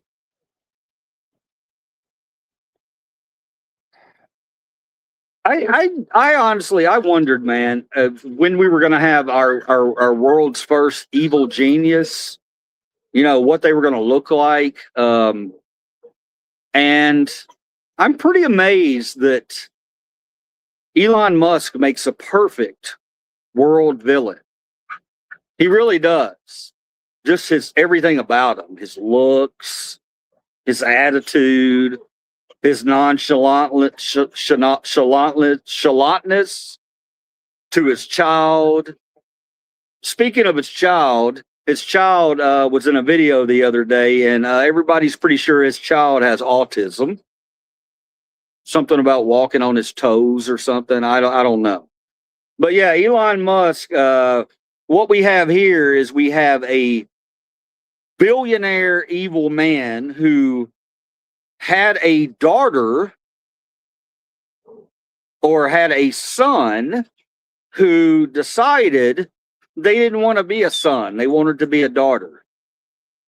And Elon got in his head that somehow his kid was indoctrinated to think that way. Okay. If you say so, Elon, I'd like to see the proof. But and now he's hell bent on destroying anything that would even sound liberal. Calm down. Old Elon. Goonies equals Ruth, Babe Ruth. I love that movie, Ruth. I also remember Hey You Guys. Yeah. Hey You Guys. Hey You Guys is Hey You Guys is what I think that was Corey Feldman. I think Corey Feldman in Stand By Me was the one who yelled, Hey You Guys. I think. I'm usually pretty accurate about these things. Deja vu, stop. Okay, the other day I was heading into the grocery store and saw a bigger man holding a woman very tight with his hands on her arm, pulling her towards the side parking lot. He was yelling at her.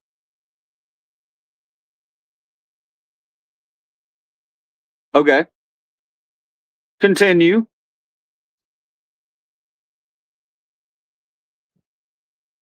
You okay, buddy? You all right? I know. When I watch my old boy lay down, he because of his ACL injury, he always goes down really slowly, and I feel bad for him.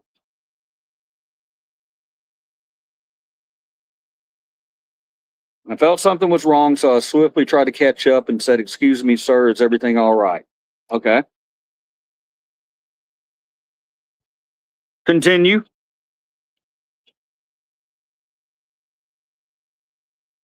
So far, so good. Nothing bad. Correct human responses on every side as I play with my sock.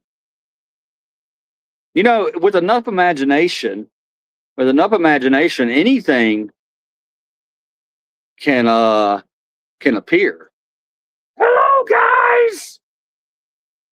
Oh, my name. My name's El Saco. I used to go with mankind. I'm sorry. I'm not trying to. Okay.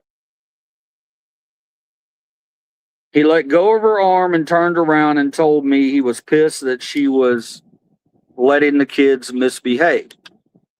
Okay.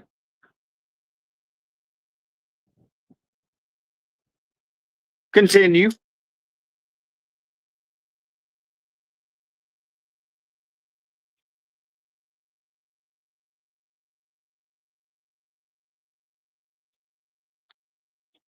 I'm curious why no one else stops these things or steps in. It takes an old lady like me to step in.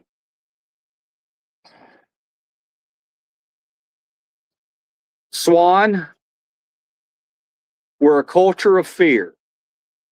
We're a culture of fear. Is it bad to do so, or am I creating worse problems stepping in? Yes, some people may be scared. YYT, YYY. Yeah, it's exactly what he said. YY. It's a culture of fear. We're not being taught to love other humans anymore. We're being taught to fear other humans. Now, as far as you stepping in, absolutely 100% you are correct to do so. The decline of civilization around you should not affect the way you are as a person and as a human being with a great heart. Continue to be you, continue to do those things. Now, yes, Swan, you got to understand that it could put you in a dangerous situation. It could, absolutely. A lot of mental problems out there going on. But no, Swan, I don't think you. I think you're perfectly right to do something like that. You thought there was a woman that was in trouble, so you asked what was going on, and he told you, and you did the right thing. You did the right thing there, Swan. I think more people don't do that because we're taught fear. I mean, we're just all afraid of each other. Fear-based person, fear-based society.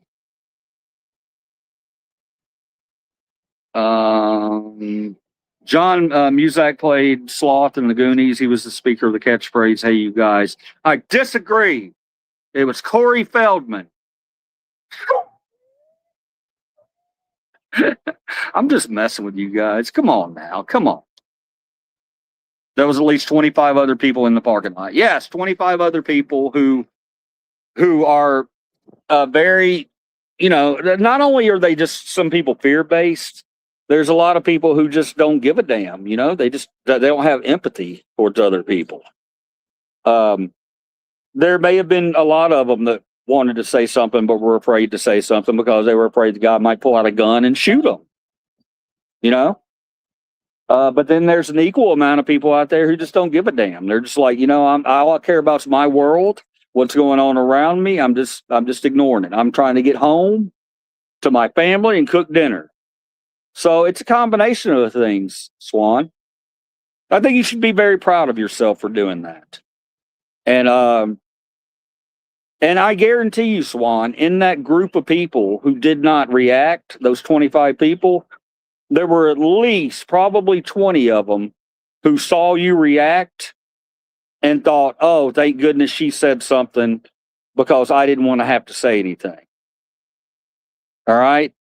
So you were the brave one who took care of business. Kudos to you. You never know what's going on. The person could be a hostage. So, yes, speak up, but be careful. Exactly, North Star Alpha.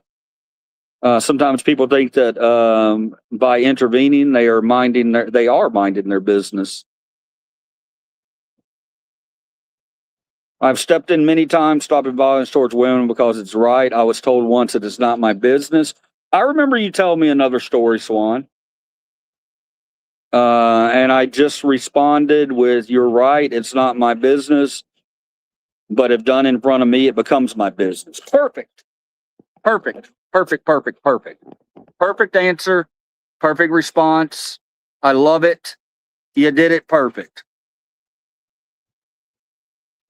It does become your business because you're a human being who looks after other human beings. Thank you for being your wonderful self. Absolutely, you were 100% correct in everything that you did. And I love you very much for it. What's up with the sock on the one hand? I'm just wondering. That's all. Who, me? I'm Socko.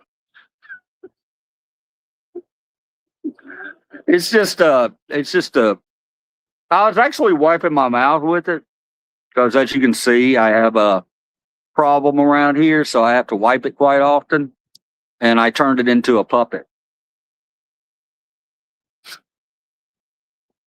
So why are you using a sock to wipe your mouth? Well, that happened because I brought my puppet out, and my puppet brought the sock with him on accident. It was stuck to the puppet. Yes, it gets weirder and weirder. The longer you're in here, the weirder it gets. There's no doubt about it. But please stick around. Like 20 years ago, my sister-in-law was arguing with her boyfriend in a parking lot at a pizza place, and there was talk that it may get physical between them at times, but some guy went to step in. If there's more to that, I'm going to continue to read it there, Smokey. But let me see what Swan says. I stayed calm and gentle, sweet voice, but dang, when I got in the store, I was so shook up, I forgot most things on my list. Yeah, I feel you. I know that feeling. I know that feeling. You're just, you're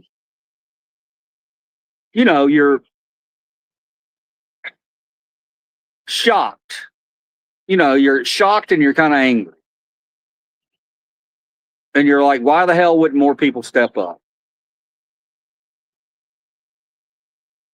But that's why Swan Song is one of our strongest subs on this channel, because of that attitude and that love. The guys ended up fighting, and her boyfriend got knocked out and killed one punch. Wow. Hey, I'm gonna tell you, man, that's always a tough one. If you're a guy out there, I've had it happen. I've had it where we've been at a bar or something, hanging out in the parking lot, and some dude comes out, some douchebag being too rough with his girl, and it's a dangerous game. It's a dangerous game because you're dealing with emotions from a relationship, and that can get you killed. But at the end of the day, somebody's got to step up. We never saw him physically hit her, but we damn sure let him know, hey, man, why don't you go the hell on home and leave her alone?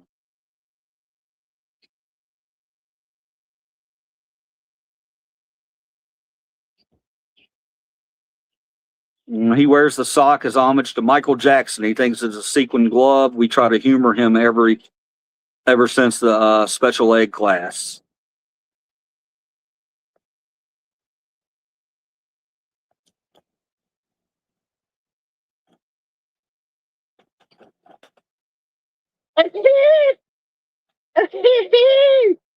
Oh, the Billie Jean. She's the girl who says I am the one. It is not my son. Come on. All right. It's going to cost you $5. That's a $5 super chat. Oh my God. What am I doing to my life? Oh. What's the matter with me?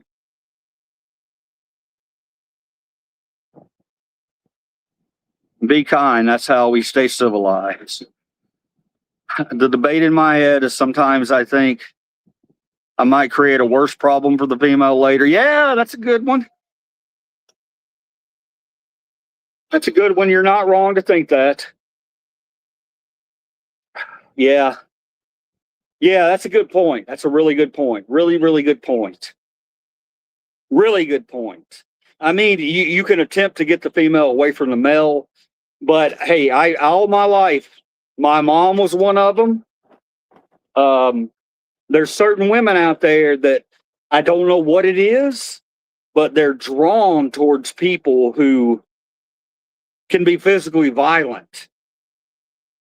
Some people are like that. Some people, they just have it in their head that they're not worth much. They're it's okay for them to get beat around a little bit because they were, they didn't do the right things, and they'll do better next time. There are women out there that think like that. You've seen them. Cops show up. Cops show up on a domestic dispute. The wife's bitching about the husband, about how the husband touched her, put his hands on her. And then when the cops go to arrest the husband, what happens? The wife or the boyfriend turns around, or the wife or the girlfriend turns around and becomes a different person. What are you doing? Why are you arresting my husband? Why are you arresting my boyfriend? I mean, yeah, it's dangerous. It's a dangerous territory to go down. But there are women who, they date those kind of men that slap them around. If you ever see a woman like that who's been through 2 or 3 abusive relationships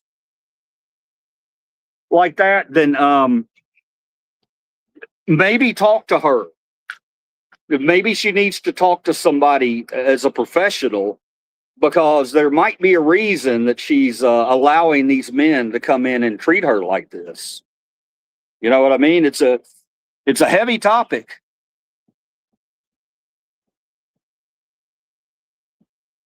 I'll probably end up doing that too when I grow a beard. I'm 31 and beardless. You'll get your beard, bro. I was angry, yes, that none of the men standing to watch, because people were watching, and none of the men standing stepped in to say, hey, chill. Yeah. Yep. I'm there with you. I would have said something, Swan. It's always worse behind closed doors than when a couple will do in public fighting. Yes, thank you, 70s. I'm 33, but I keep a short goatee. I don't like the way a beard feels. Well, mine's usually shorter than this, or it used to be longer, but I've trimmed it, and right now it needs to be trimmed.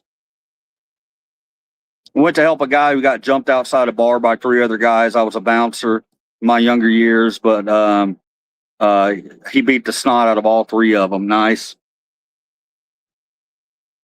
It's good to see when the right guy wins on those little physical battles, isn't it?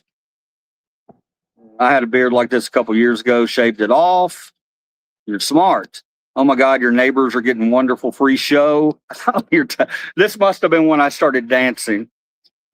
I seen many videos where some crazy shit is going down with 20 people around just videotaping, not even helping. Yes.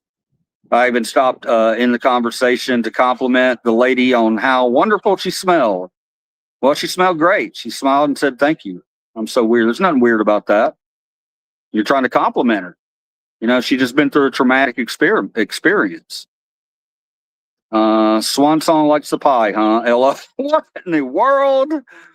I've been through 2 abusive relationships. My mama, Kathy, told me to never date again because the next one will kill me, because they kept getting worse who I picked. All right. I'm going to rewind this comment a little bit. You still suffering from PCE?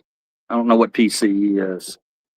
Swan, I'm gonna reel it in a little bit, the comment there, because it sounded like I was implying that there's just certain women who pick certain guys. But what I was failing to remember, and you brought it up so that I can understand it a little better, is good-hearted women, very, very good, kind-hearted women, often tend to get taken advantage of by disgusting men. Okay, so I see that happen. And I'm not just talking about physically. I'm talking about these guys will just take advantage of someone's kindness. They'll take their money. They'll take their dignity. They'll take their pride. They'll take it all. And they're ruining an amazing heart. It's disgusting to me that somebody would take a kind heart and use it. Disgusting. Nothing worse than that, man. Because you're doing many bad things. First off, you're screwing up this person who's a kind person. Now, next thing you know, are they going to continue to be kind to other people? Because of you, you came along and maybe they go, I'm not just not going to be kind to people anymore. You see what I'm saying? It's bullshit. It's bullshit. It affects that person's relationship after the fact because it's more difficult for them to be kind with another man after a man's taken advantage of them in every which way they can be taken advantage of. So, what I said about there's certain women, there are certain women who gravitate towards that. That's out there. That's a real thing. But there's also a lot of very, very kind-hearted women who, by no fault of their own, just being a kind-hearted person, draw snakes into their lives that know they can get out from them. They can get stuff from them. Oh, it's a kind-hearted person. Oh, give me this. Give me this. Give me this. Oh, you're a kind-hearted person, right? Give me more. Yeah, it's really disgusting. So I wanted to let you know that, Swan, that I wasn't trying to, I understand there's a lot of different situations out there. And some of these women, they're just good people. And they want to find the good in a person who there's probably no good in. Sometimes they date people, they're just not ready to be good. All right, let's continue on. It's a pattern. Swan, sometimes we look for the same type of people without knowing it. Yes, pathetic class envy. No, I don't have any of that. I hate billionaires. Is that what you're talking about? Yeah, I'm Robin Hood, bitch. Hate billionaires. If you don't like me for that, I don't know what to tell you, brother. That's true there, Smokey. We do. We do have patterns sometimes. I had patterns. I'd always date women. I was the same way, Swan. I always dated when I was coming up. I'll tell you in a minute. Hang on. So because I've been through it is why I step in, because no one stepped in for me. And for some reason, when I step in, I'm able to do it with kindness and grace to try to dismantle the intense vibe. You're good at that. Thank you for letting me discuss this. It's been weighing on me. Well, that's what we're here for. And you're 100% right. Swan, when I was coming up, man, I dated a lot of women who how can I put it lightly? Other people viewed them as loose, easy. Let me see what 70's got here to say. I married the son of a former Texas Ranger. I thought they were a really good family, but one time I saw his father abusing his mother verbally. She shrank. I was always on guard with my husband. Makes sense. You're a critical thinker. You're a critical thinker, 70's. We have all dodged relationship bullets. Yeah, we have. Or most of us have. Some people married the wrong one, That happens a lot.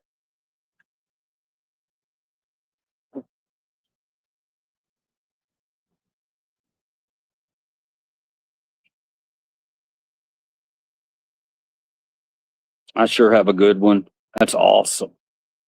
That's awesome. When I was younger, Swan, I used to date women that of ill repute. They some people would call them trollops. I liked both of those words, ill repute and trollops. But you got to understand, what I would always do is if I met a girl and I dated one, man, she was all over the town. Like, I don't know what she was going through, but she got around. She got around. Cheated on me. I dated her, and after she cheated on me, I got back with her because I had a heart, and I saw her differently. Other people saw her as being what she was at the time. She wasn't through with her partying days.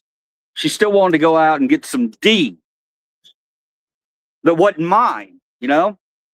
But I saw the good in her. I saw that she had a great heart. She's a good person. Uh, and I gave her a lot of chances, and she messed me up a lot of times, you know. So eventually, I walked away from that. You know, eventually, I was like, well, you know, if they don't want to change, then they're not going to change. They got to want to change. She didn't want to change, so and now she's a very religious person. By the way, I found her on Facebook a couple years ago. Oh my God, she's popped out like 4 or 5 kids. She lives out in the country. She's a big evangelical. Yeah, man. And I sit there and I think, man, if these kids knew what their mama really was back in the day.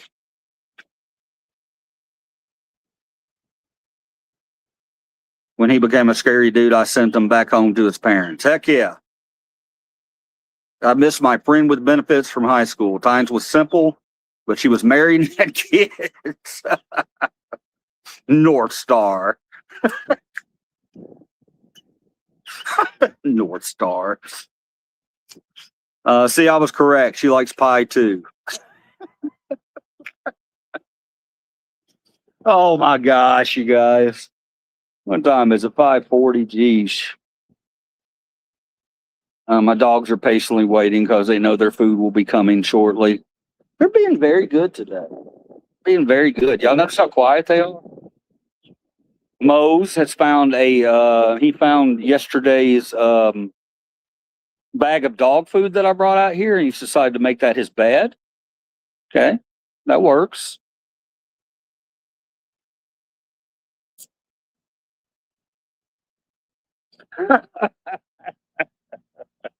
Swan, what's liking pie? Oh, I love pie.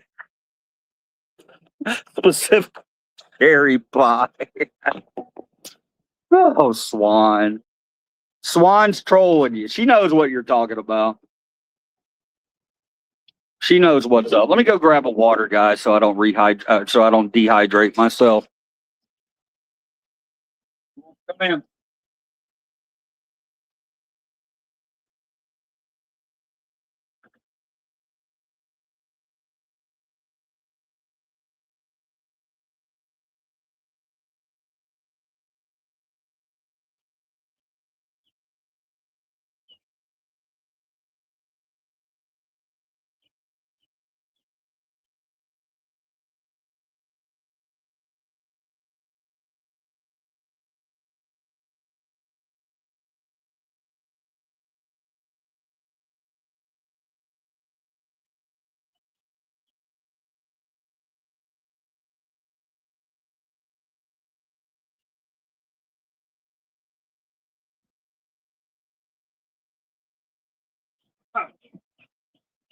Oh, oh gosh.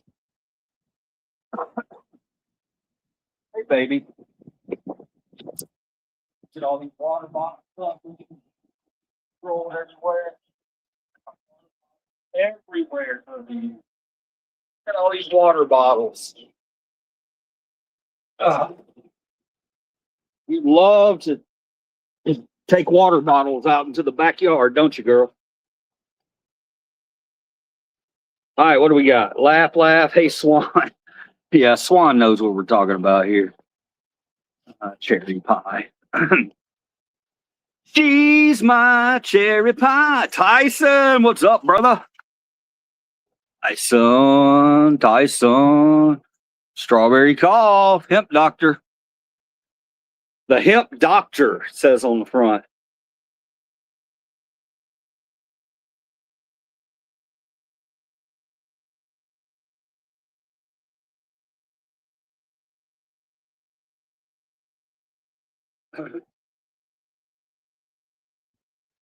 Yes, Warrant.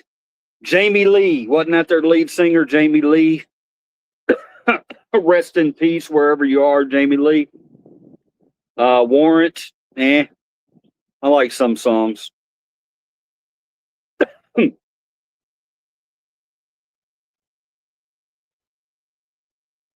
I liked Down Boys. Y'all remember that?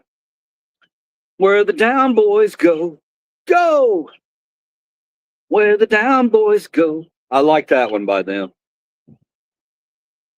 You know, Cherry Pie, he wrote that in like eight, I can't remember. He said he wrote it in like 15, 20 minutes or something. Record label said we don't have a hit. You don't have a hit, so we need something. And then they gave him, and he went and he scribbled it down on a freaking napkin. You know the story. And that song Cherry Pie was born. Cherry Pie is it's just a song, you know. It's got a big hook. Got a big hook in it. I don't like hate it or anything, but it's just one of those that it's just not a song that lasts for me. You know what I mean? It's like a dessert, like a cherry pie, you know? It's just gone. I don't remember it. It's not a song that hits me, you know what I mean? And that's okay. There's space for songs like that.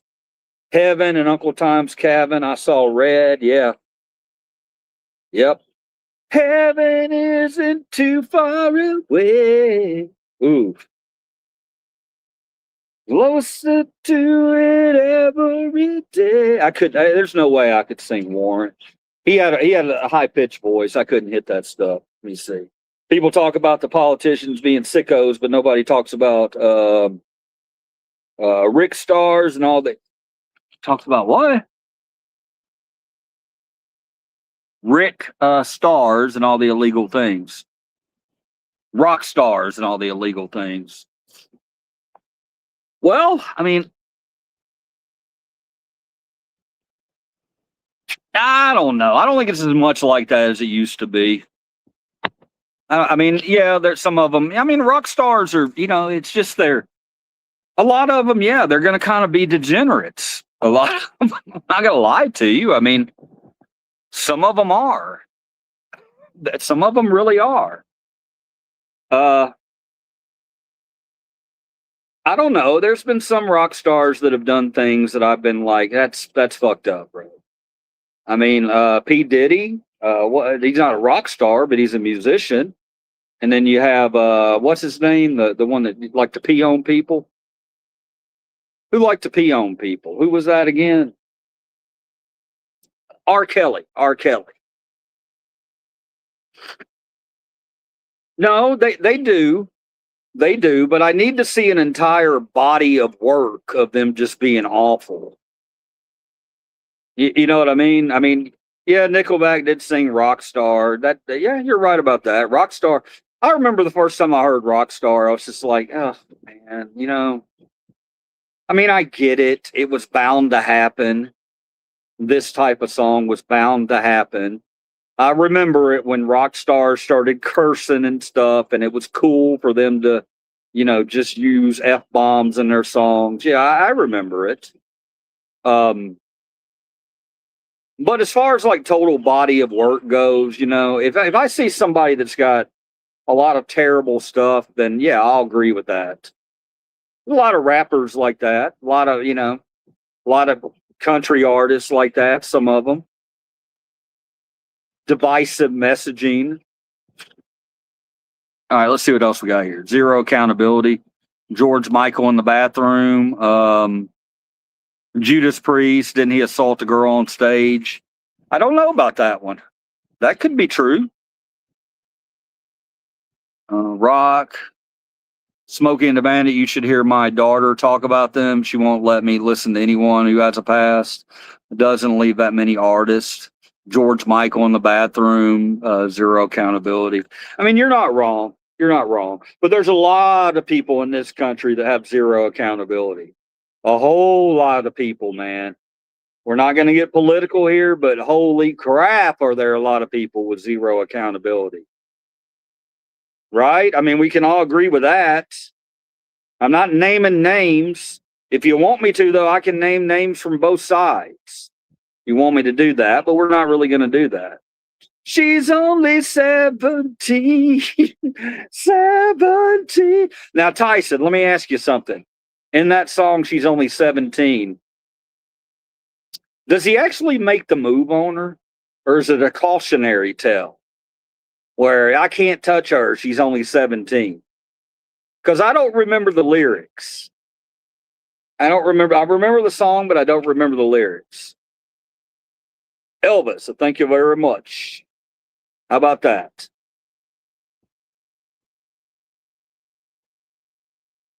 All my love over my way. Elvis, what do you think Elvis did that's wrong? Hold on. I'll get back to you, Smokey and the Bandit. Gary Glitter was rock star, but don't want to be in his gang. Public pushing for return of capital punishment at last. I'm old enough to remember when it was abolished. Thank you, Paul. I got to go see the lyrics again. Be right back. Elvis had to get permission. She was like 15 or younger. Yeah, okay. I get what you're saying. There, Smokey and the Bandit. Yeah, man, my wife has a problem with that too. She don't like that at all. And I don't necessarily, it's not something that I just give them a pass on. It's really not. I'm gonna shame Elvis real quick, and I don't do that very often. I love Elvis. I think Elvis was a great human being. Yeah, he made a mistake and he got Priscilla. Priscilla was very young. In his defense, he was in another country. A lot of times when you're in another country, and if you meet somebody that can make that relationship a lot closer than you think. And if you haven't been in another country where you don't know people around you, I can't help you understand this. But I think she meant a lot to him because she was there when he needed to talk to, someone like her at that time. Yeah, she was whatever she was, 16, 15. I don't know. But I do know that Elvis did get permission from Priscilla's parents. It's still not right. But at least he attempted. You know what I mean? I can't put myself in Elvis's shoes.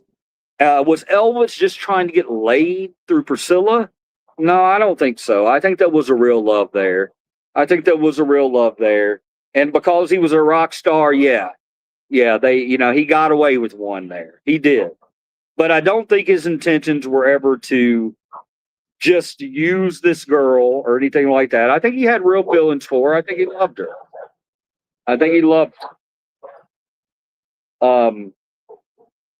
So yeah, man, we all got flaws. We all make mistakes. Some of us, our mistakes are a lot bigger than others. But at the end of the day, Elvis, he had other problems. He was a drug addict. But I'll defend that too, because back then, if a doctor prescribed something to you, you figured it was okay. That was just the way it was back then. A doctor prescribed it and gave it like it was candy, and he was Elvis Presley. No one said no to him, and those drugs took him from us. They took him from us. They took his talent. They took everything away from us. And they also took away Michael Jackson. They also took away Prince. They also took away Scott Weiland. They also took away, how many musicians? Tom Petty, Prince, Michael Jackson, Tom Petty. It's drugs, guys. It's drugs. A lot of times people are real fallible because they think because they're getting their drugs from a doctor that they can just consume and consume and consume. And it's a terrible mistake. It killed Prince. Oxy. Prince wasn't an oxy guy. Prince was drug free. And then Prince had a back injury, and he was in a lot of pain, and he took a little oxy, and the oxy took him over, and he died. Tom Petty, same thing. Tom Petty had a hip injury or a knee. It was one of the two. And he fooled around with some doctor-prescribed medicine and thought, well, it's doctor-prescribed, so we can take it. Oh, I'm really hurting extra bad today. Let me take a couple of extra. I just want you to know that there are always reasons. It's never just because a guy's just a terrible person. It's rare that that happens. You know what I mean? I mean, all right, I went off on a rant there. Let me read some of this stuff. Did you fart? No, I didn't fart. I'll tell you if I farted.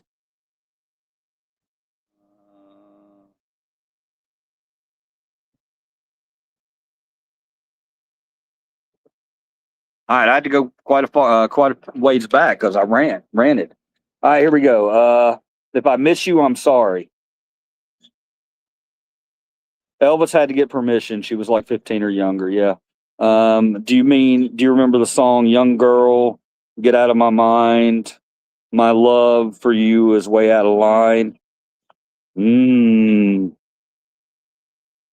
Well, I mean, at least the lyrics are kind of honest. I mean, maybe he was 18 when he wrote that. Maybe he was 19 when he wrote that. Maybe he was 40 when he wrote that. Who wrote that?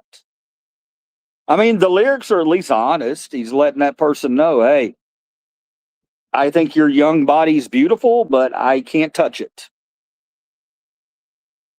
Throwing that young in there kind of made it kind of weird, didn't it? No, man, I've always heard 17 will get you 20. So that's all I need to hear. 17 will get you 20. Or 15 will get you 20. Whatever it is. Guys, stop with that shit, man. Stop it. Stop it. Stop it. Just stop it. Stop it. You don't need to find a young girl. You don't. You don't. Find you a woman. Find you a woman that's going to challenge this up here. All right? If they challenge this up here, then it's going to be amazing sex anyway. I just don't get it. Okay, I've always equated sex with love. That's just the way I've always been. And I know a lot of guys out there. Oh, what a beta! Whatever, man. It is what it is. And there's no way I could. A girl who's underage, I would talk to a girl who's underage, and it would be a 30-second conversation, and I would be like, yeah, no, not happening. I remember while I was 36 years old, I was DJing a party at a teen event. It was actually a teenage social club, and they would cart their kids out on a bus. These were rich kids from the suburbs.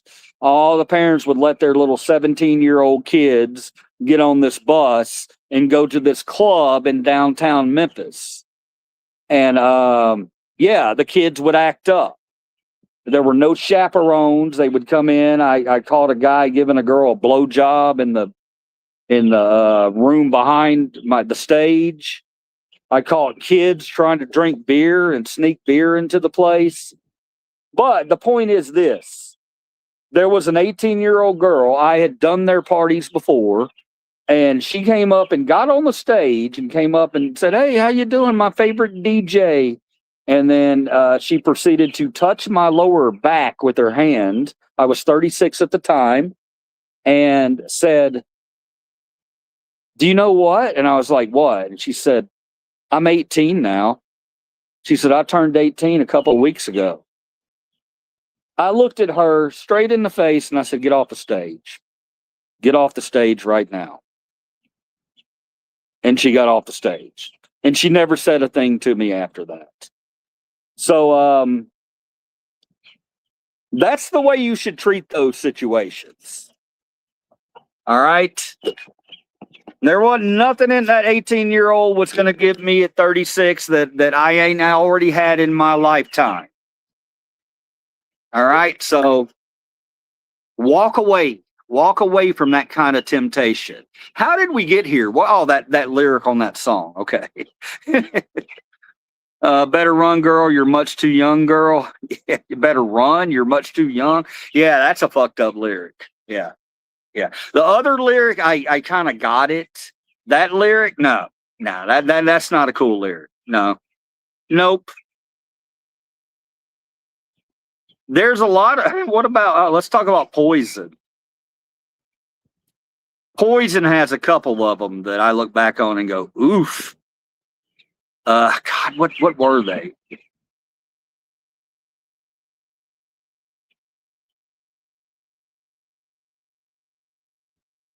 I'm gonna come up with it, but man, they said something. I heard if I don't know if it was Poison. Let me back it up. It might not have been Poison. Oh yeah, no, it was Poison. It was Poison. All right, here's what I need some detective to do out there right this minute, okay? If you can. Tyson, you're my guy. You're my guy. I know I'm behind. I'm 9 minutes behind. I'm gonna have to jump up here and catch up. Tyson, I want you to go find the lyrics for "I Want Action" by Poison. Yeah, yeah. Put some of those lyrics up, and let's talk about Poison and what he was saying. One lyric, one word, one line in particular. I want action tonight, satisfaction. All right, you've got the love I need tonight. All right, I need you tonight. It's not that lyric. There's a lyric in there where he says something about if I can't have her, I'll take it. I'm pretty sure that's in that song. So somebody look that up for me and let me know liver cheese isn't crazy. But yeah, that's rape, boss. That's rape, Brett.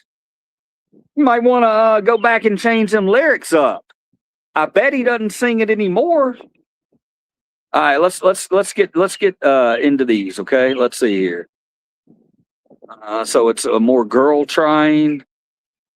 If I miss the reference on these guys, just go with the flow, okay? I'm on one train of thought here, and if I've lost the train that you were talking about, then it's nothing intentional, I promise you. Songwriter Kip Winger originally intended it as a playful tribute to the Beatles lyric, "What she was only 17, and you know what I mean." Yeah, yeah. I saw her standing there, which was remade by Tiffany, and Tiffany did a great job on that remake, by the way. Just look into Motley Crue, for example. If you look at what they have done alone, yeah. I want to read that book one day. I want to read that book. Crue, get spell correct. This is widespread, not just one band. LOL. Elvis didn't go down as a pedo is kind of weird. I always hear stuff about Michael Jackson and others, but never Elvis. Yeah, well, again, all I can speak on that subject is that Elvis did have extensive conversations with Priscilla's parents. Again, does not make it right, but legally, I think it changes some things. Right. Preach. Did you fart? I didn't fart. Okay. I also don't think a lot of those musicians that get taken away is any kind of accident. Many of them, Prince, Michael included. You don't think that was an accident, man? That was an accident. Michael, not so much. Michael was a little bit different because he was dealing with the real stuff. Michael was dealing with he was getting a hold of drugs that they have in operating rooms. Yes. He was getting, and he called it his milk. He had a doctor that was getting him stuff that nobody, he shouldn't have had that stuff, but he got it from a medical professional. And so yeah, that wasn't good. Now Prince, on the other hand, Prince is different, man. Prince, I'm telling you, Prince was if you look at Prince's career, he didn't do drugs. He didn't do drugs. He didn't drink. He didn't do none of that stuff. He was a devout, what was he? He was a Jehovah's Witness. He was a devout Jehovah's Witness. So much so to the point that he would not even do a lot of his old songs anymore, because a lot of his old songs dealt with sex, like Darling Nikki. You would never hear Prince do Darling Nikki past the year 2000. He wouldn't do it. He wouldn't do it. He wasn't that kind of a person. So no matter where you're at morally, drugs can absolutely make you a different person. I don't care if you're the most moral person on the planet. If you get a hold of the wrong drug at the wrong time, it can do bad stuff to you. As I hit my pen.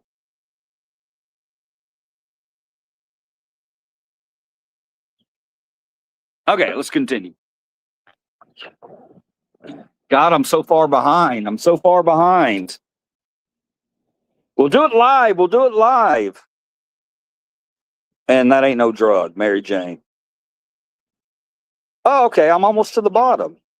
Oh, no, I'm not. I got to go back up. Yeah.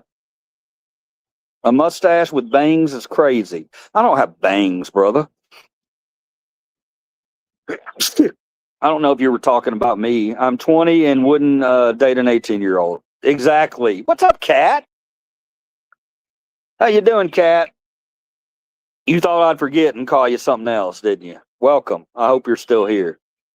That was 7 minutes ago. I like the band Poison. I like the band Poison too.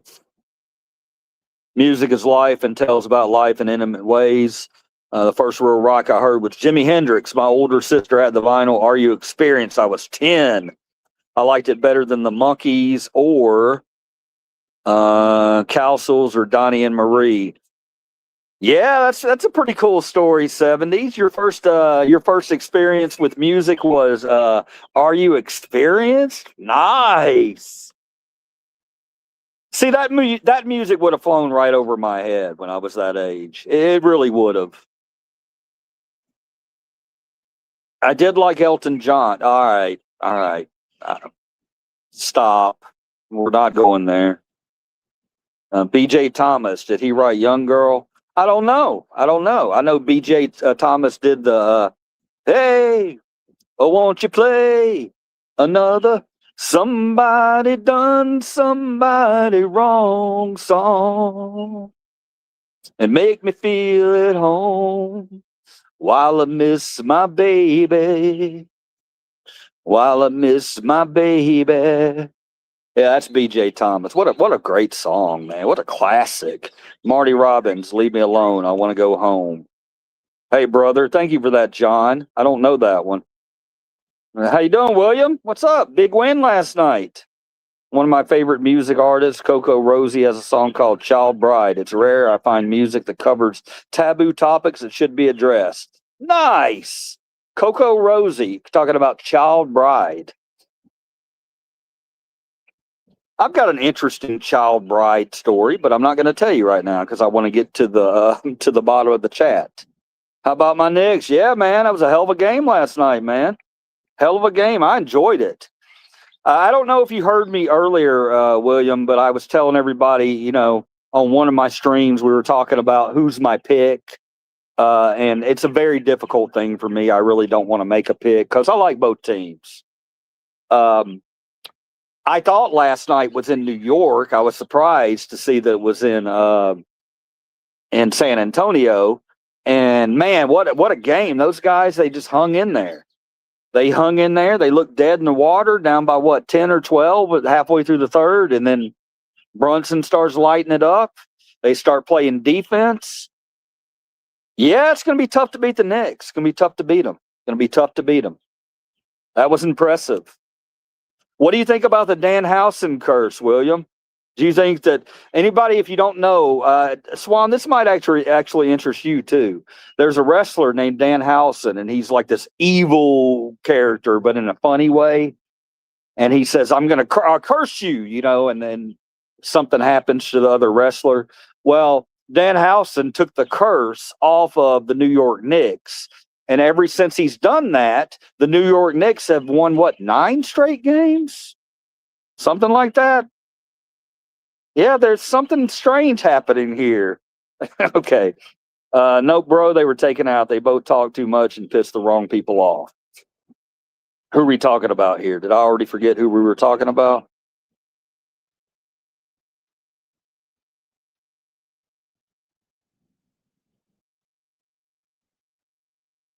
Who was taken out? I probably forgot. Look, if I get lost again, I'm really sorry, guys.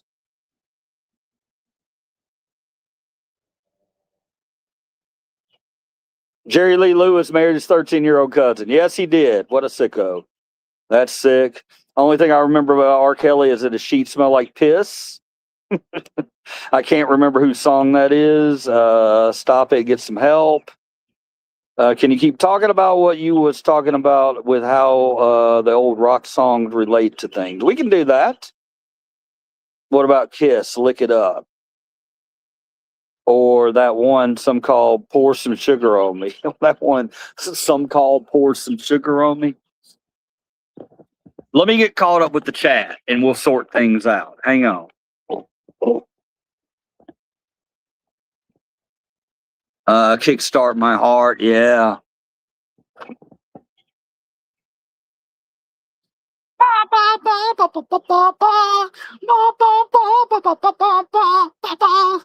My heart, kickstart my heart.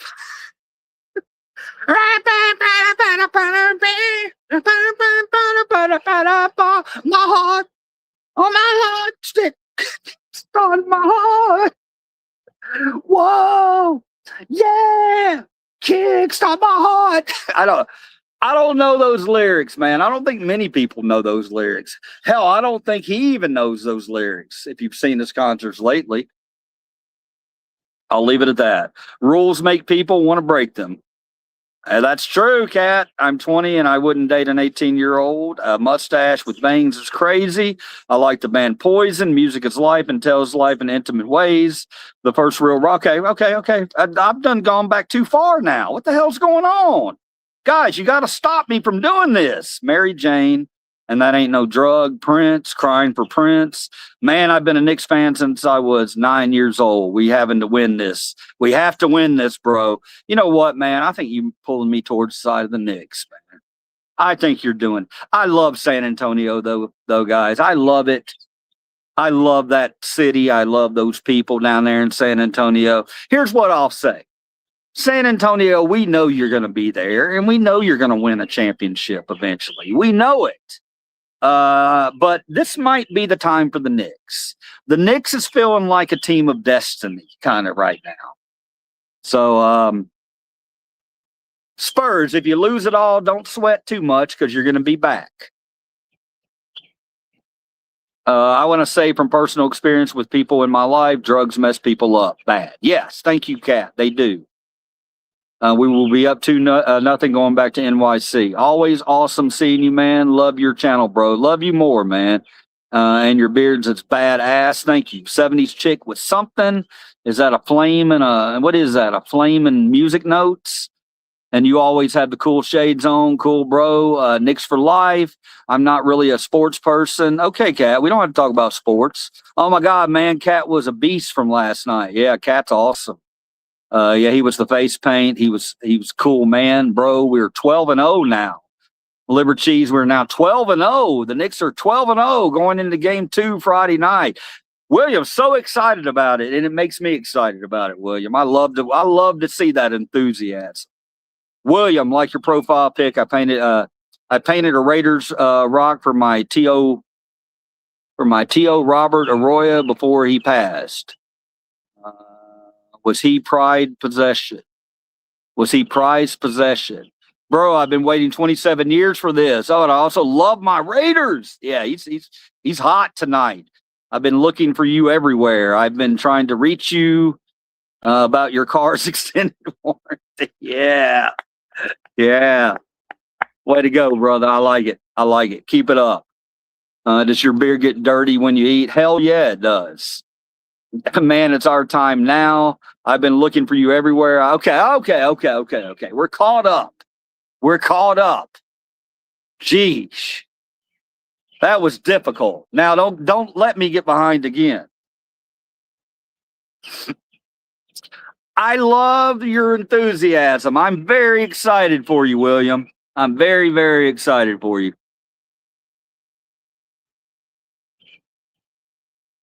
No, I mean that. I'm not being facetious. Anytime I see unbridled joy, it makes me smile and it gives me joy. So whatever it's about, if you're passionate about it and you're letting me know how passionate you are about it, I'm going to be passionate right there with you, brother, man. And I'm going to go ahead and say it. No, I don't want to say it. You know why I'm not going to say it? William, I'm not going to say it because in my past, I've been known to jinx teams. All right. It's been a while since it's happened, but I don't want to take a chance. So I'm just going to remain silent again about who I really want to see win this series. But I'm going to sit back and I'm going to enjoy your enthusiasm when you come in here and they win their games, brother. Come in and shout it to the moon, man. Man, I didn't sleep at all last night after that game 1 win. That's awesome. That's awesome. That's so cool, man. That's so cool. New York needs it too. I'm not going to lie. New York needs it. Come on. I couldn't believe it when William here told me that the Knicks hadn't won a championship since when was it? 73, 74, something like that. Blew my mind because I didn't think that. You know, you hear the Knicks and you think, well, they're up there somewhere. You know, I know they had a lot of lean years, man. I know they did.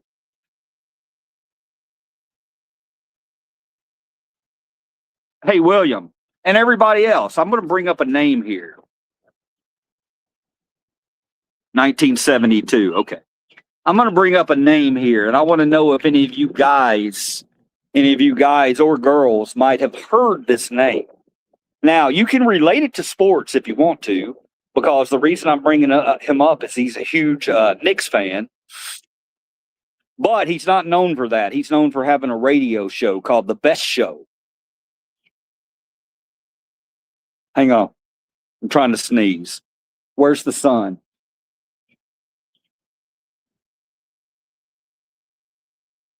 Damn it. Okay. I had to look towards the sun. If you don't know, that helps you sneeze. Don't look at the sun, but look towards the sun or a bright light. All right. There's a guy named Tom Sharpling. Tom Sharpling, he's got a national radio show called The Best Show with Tom Sharpling. And I've always loved him. He is such a great comedian. He said everything about him. He's clean, but he's funny. He's very clean. He rarely curses. And if somebody who rarely curses can be funny, man, I look up to him. I look up to him. So if y'all have ever heard of Tom Sharpling in The Best Show, please let me know. And if you've never heard that show, look it up. He talks about a lot of music. He talks about a lot of stuff from New York, but he loves his Knicks. Loves his Knicks. He's always got musical guests on, like strange musical guests, you know, that you wouldn't necessarily hear in the mainstream. You know, he likes a lot of punk bands, and he's older too. I think he's my age, but he's really funny. He's really, really funny. So if you ever have a chance to look up Tom Sharpling in The Best Show, look it up. All right, here we go.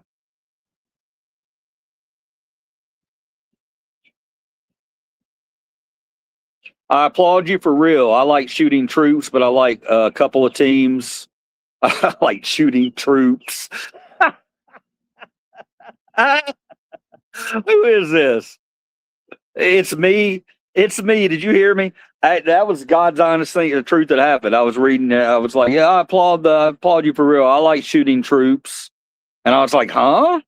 Let me reread that. Okay, I like shooting hoops. Yeah, that's a big difference.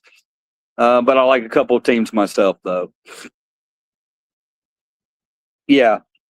What I like about the NBA, a lot of people, you know, they don't like the NBA.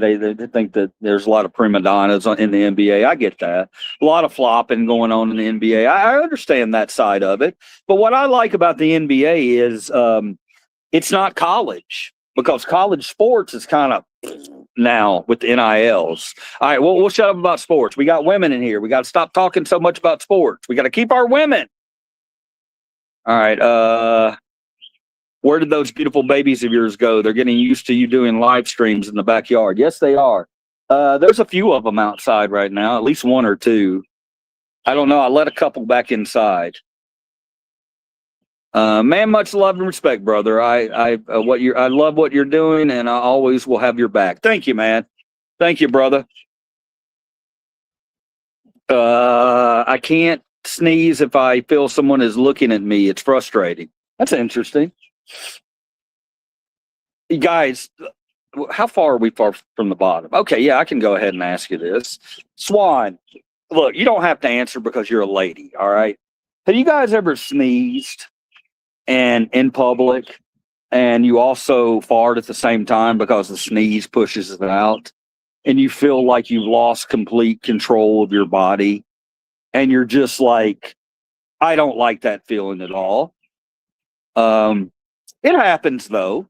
A sneeze can trigger that down there. Just a natural thing. So if you ever hear somebody poot or fart in public but they sneeze first, we need to come up with a saying. Because I mean, that's happened quite a bit to me. I've seen people out in public sneeze and accidentally rip a fart. So instead of saying bless you or gesundheit, we have to come up with another term, another way to say bless you whenever somebody sneezes and farts at the same time.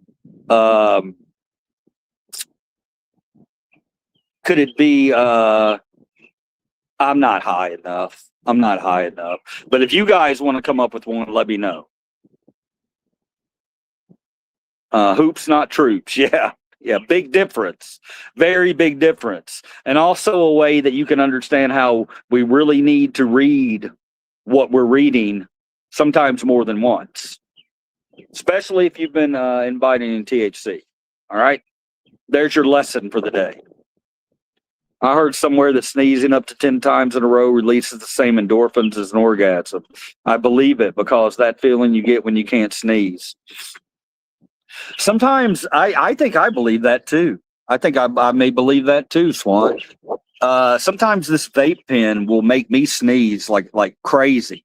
It'll get up into my nose and it makes me sneeze. And I've literally sneezed probably 10 times at one time for this.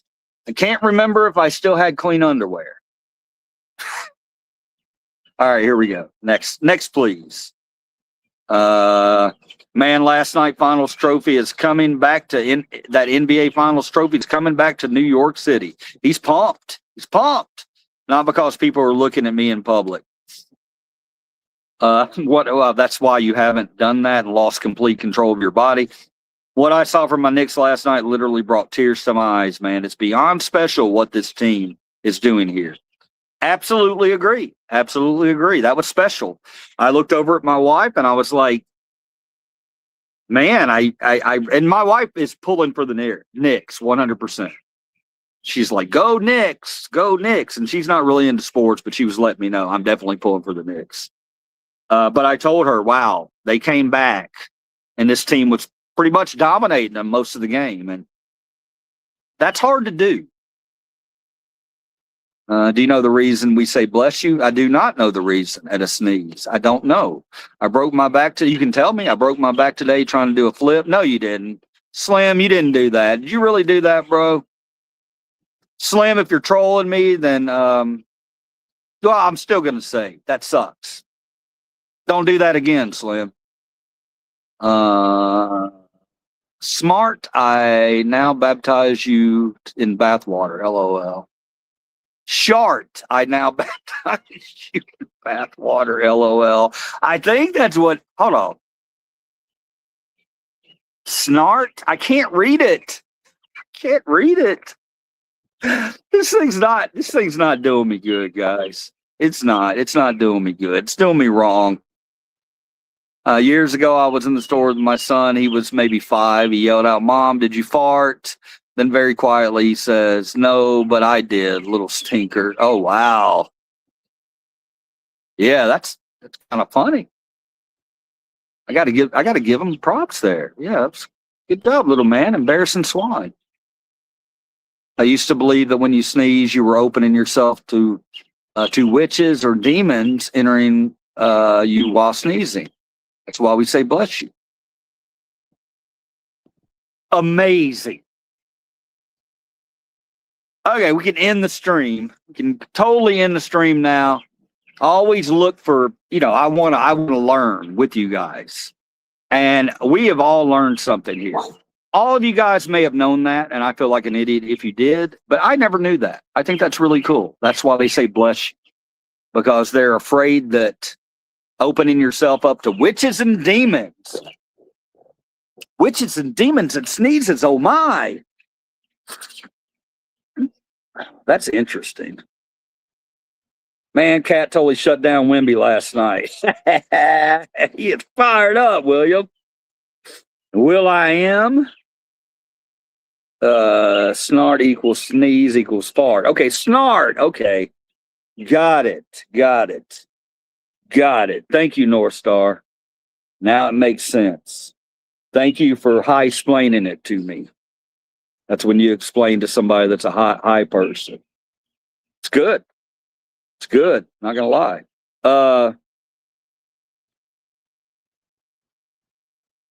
Wait. Oh, William. By the way, William, I'll let you know this, man. That's my name too. But you're never allowed to call me William in here, okay? Liver cheese. I am a William, though, just so you know. Why end it now? I'm not ending anything. I'm not ending anything, Cat. That's better than a snit. A snit is a... Okay, yeah, snit would be where you sneeze and it comes out. A snit. Tap the like button, please. Oh, how sweet. Honestly, your channel now, it's one of my favorites, bro. Thank you, man. Thank you. If I come in sometimes and I don't have this energy, then don't hold it against me, okay? I'm trying. I want to try to always have this energy and love for humans. I will remember that name. Yes, Liver Cheese. There's been a few times, Liver Cheese, I almost called you William. Well, if you guys call me William, that's okay. That's okay. You can call me, if my devotees in here accidentally call me William, then I'll just say, okay, Will I am Liver Cheese. No. I don't really care, guy. I want you to call me Liver Cheese just because of it's a whole thing. You understand that you either like it or you hate it. It's true about Liver Cheese. It describes me perfectly. So, but if you ever slip up and call me William, I'll survive. I'm not too worried about being doxxed, to be honest with you guys. I don't really care because I only speak the truth here. I try not to ever say things that are going to get me in trouble out in public or in general. I don't want to say. I stand behind what I say. So if I've ever doxed, I'm not going to be worried about it, because if somebody comes and murders me because I got doxed and they figure out where I live or what I do, if that happens, then that has nothing to do with me. That has to do, then I become a martyr for you guys. All right? Because there's no reason you should be coming after me. I love you. I love everybody, unless you're a racist or a homophobic. Okay? I do have some things that we need to put in there. You know what I mean? All right. Game 2 Friday night. Let's go Knicks. You look more like a Billy. I'll call you Billy Boy. Smoking weed a sin? I don't think so. I'll call you Billy Boy. You look more like a Billy. Swan, this one's for you. You know why?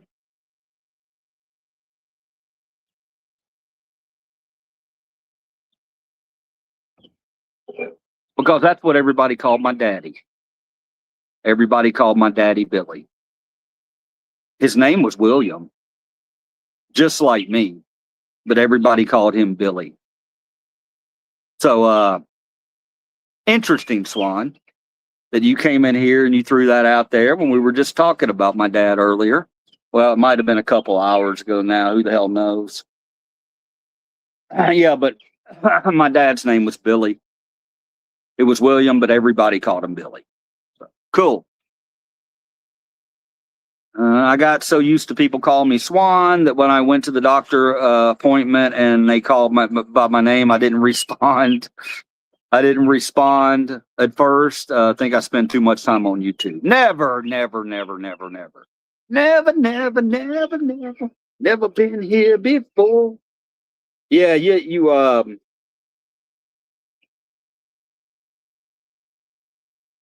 I've done that before.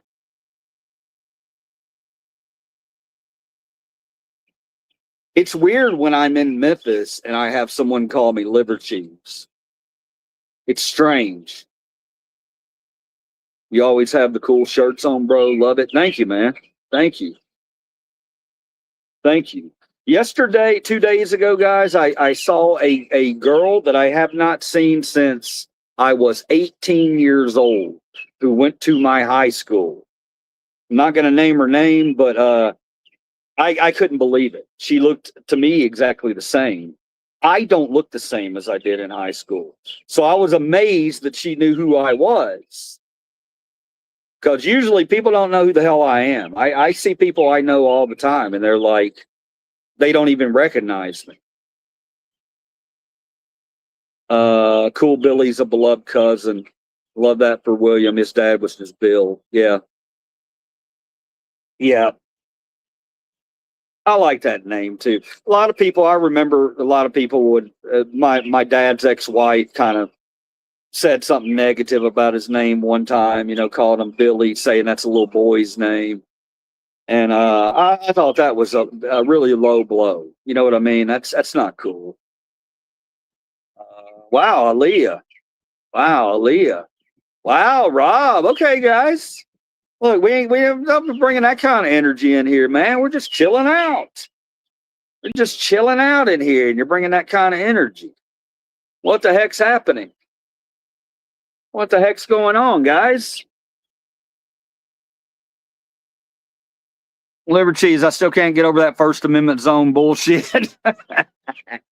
Yeah, that one made me mad. I didn't like that one. I didn't like that one at all. You could tell. Aaliyah, absolutely. You want to join? What did Aaliyah say? I already forgot. I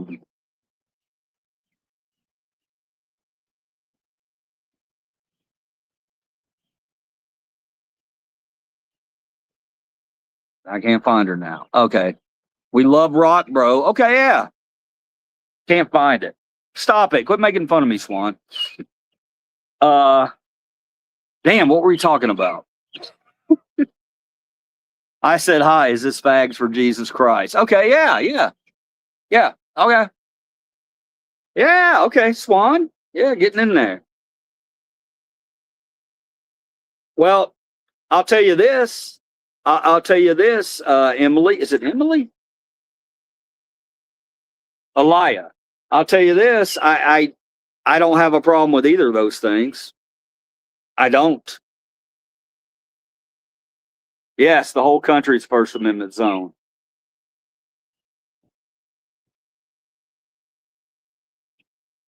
I'm in. All right.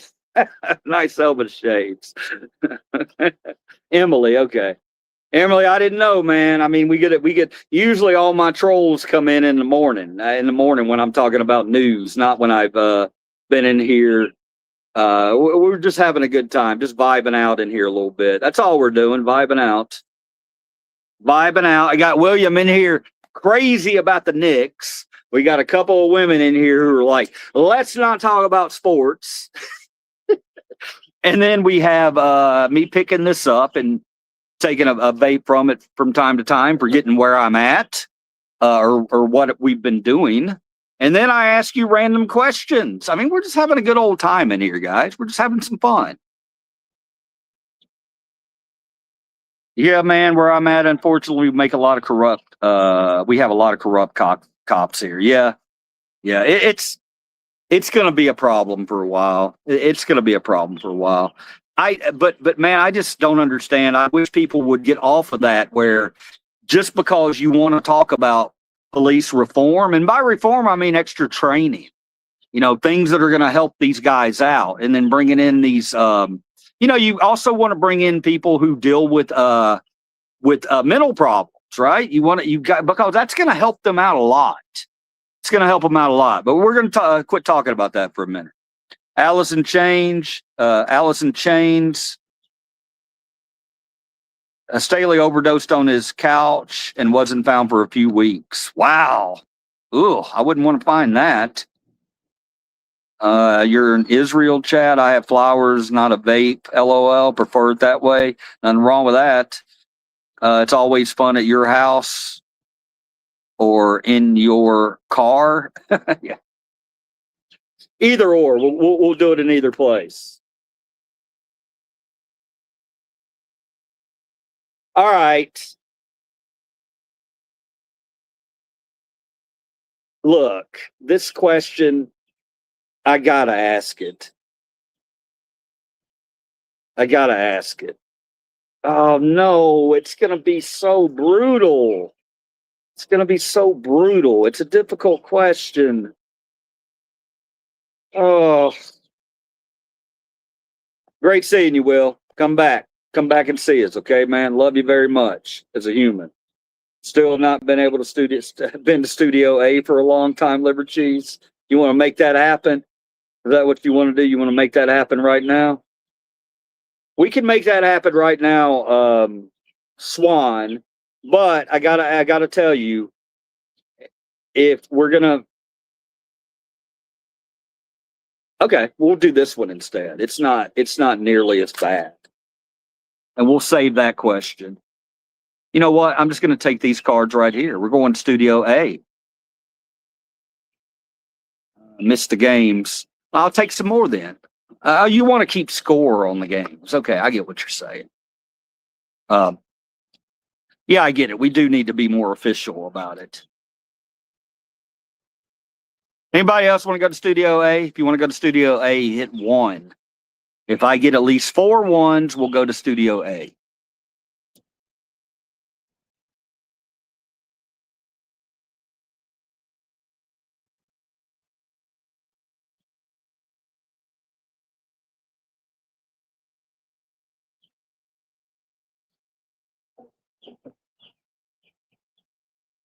It's 3, 4. Okay. All right. Well, you know what's got to happen right now? I'm going to shut the camera off, and I will get to Studio A with my vape pen and whatever else I need, my water, and you'll go with me, and we'll pop right back up. All right, here we go. Going to shut the camera down. You'll still be able to hear me. Actually, you know what? I'm going to shut them both down. You need an 8-ball meth, please? Can't get that from me, bro.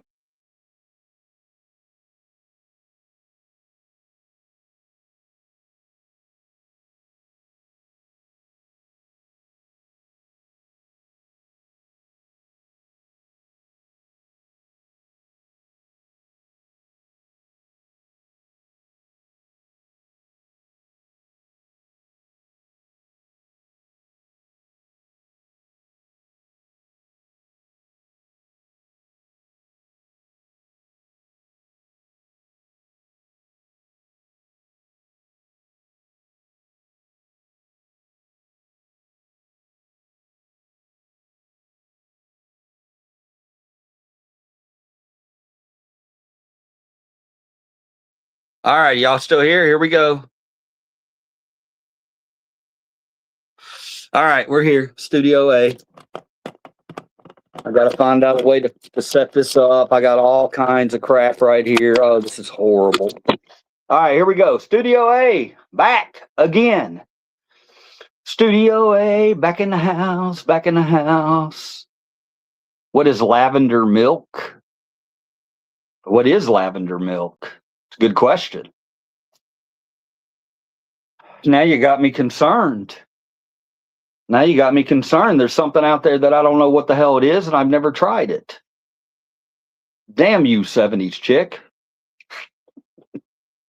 All right, let's take a look on the wall. Now, one thing that I will point out right here, we got little Bowser right here. Here he is, little Bowser. If you don't know Bowser's story, that's Swan's dog, who's not with us right now, but he is with us. He's with us right here.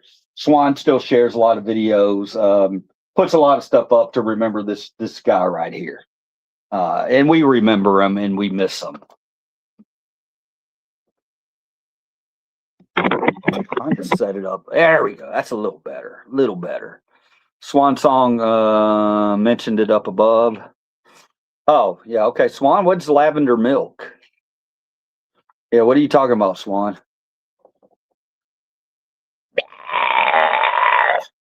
What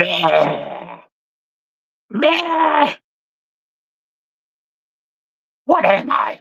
I don't know what that is. Where the hell is... I'm sorry, where the heck is... Where is Alvin? I mean, not... What's his... Ivan? Where's Ivan? Where is Ivan? Is Ivan around here somewhere? I mean, I have so much stuff in here that I haven't touched in quite a while. A lot of stuff. A lot of stuff. Y'all remember this? Woohoo! Oh boy, let's watch the numbers drop. Let's watch the numbers. I got 16 people in the chat right now. Let's see how much it goes down when I throw this on. When I throw on this beautiful scarf. Oh, drop to 12. Drop to 12. Let's see. Let's see. Is it going to drop any more? You got to show it. If you show it, yeah. Yeah, it might drop. It's Amazon. Look, Amazon. Amazon scarf. Beautiful. Beautiful. I must have picked that. It is cool coming into a room that you haven't been in a while, where you still have a lot of product that you haven't listed, because you rediscover everything really fast. And you're like, oh, cool, I remember that. Where's your racist sign? Where is the racist sign?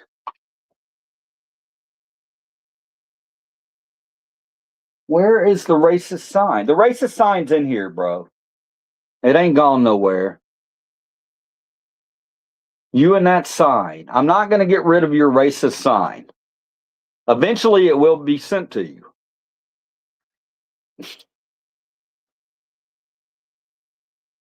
It will.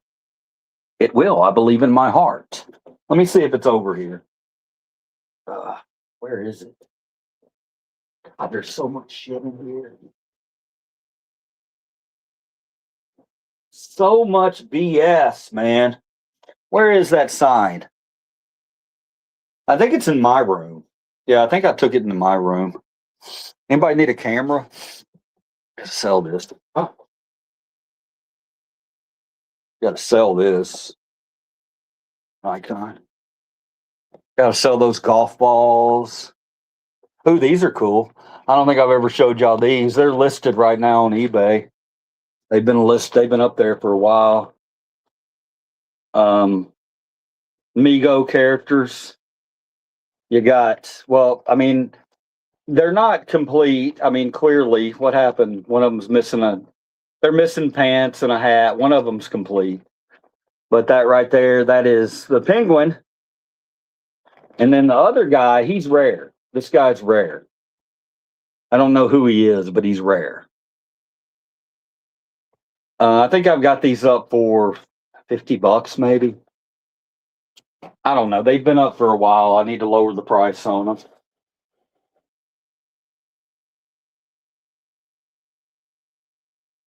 Sorry, guys. I get distracted. I get distracted. All right, let's ask one of these questions. That's fire scarf. Thank you. Lavender tea with milk. I get it. Thanks. Lavender tea with milk. Got you. What's that? Where'd that come from? Why the heck? I just got a random turquoise earring on my keyboard. What's happening? Every time I come back here, it feels like I'm unwrapping a mystery. Like, how did that happen? How's that over here? No one ever comes in this room. This room's always empty. Always empty. He looks like Captain Planet character. Oh yeah, the other guy. Yeah, those are from the '60s, I think. Maybe the '70s, but they're old. They're very, very, very old. Okay, let's do a question. All right, this is a good one. Here we go, guys. What story scared you the most as a child? What story scared you the most as a kid? This is a good one, right? Good.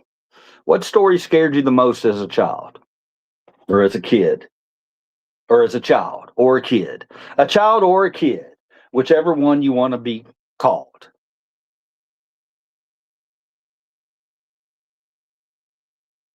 I'm just looking around while y'all are coming up with the answers.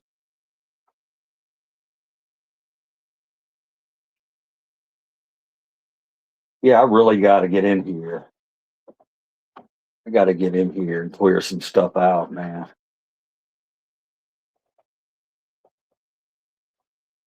Look at these. Look at all these magic cards, or actually Yu-Gi-Oh. Look at all these Yu-Gi-Oh cards. Any Yu-Gi-Oh card collectors out there? These are all hollows, every one of them.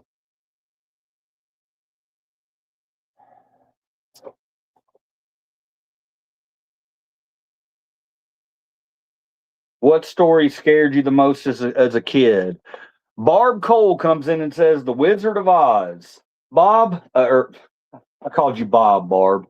Barb, I'm not going to disagree with that because you're clearly, I think, maybe your fear comes from what my fear came from the Wizard of Oz, and it was the flying monkeys. I was not a fan at all of the flying monkeys. No, no, no, no, no. Hated them. Hated them. Hated everything about them. But yeah, yeah, Wizard of Oz was kind of creepy. It had a creepy vibe to it. I could see that. Are you a cool grandpa? I'm not a grandpa.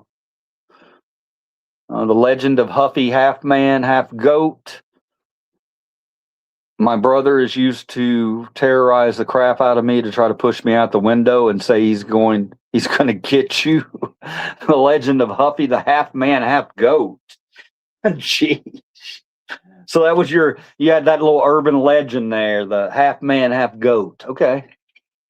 Cool. And you had a dickhead brother that would do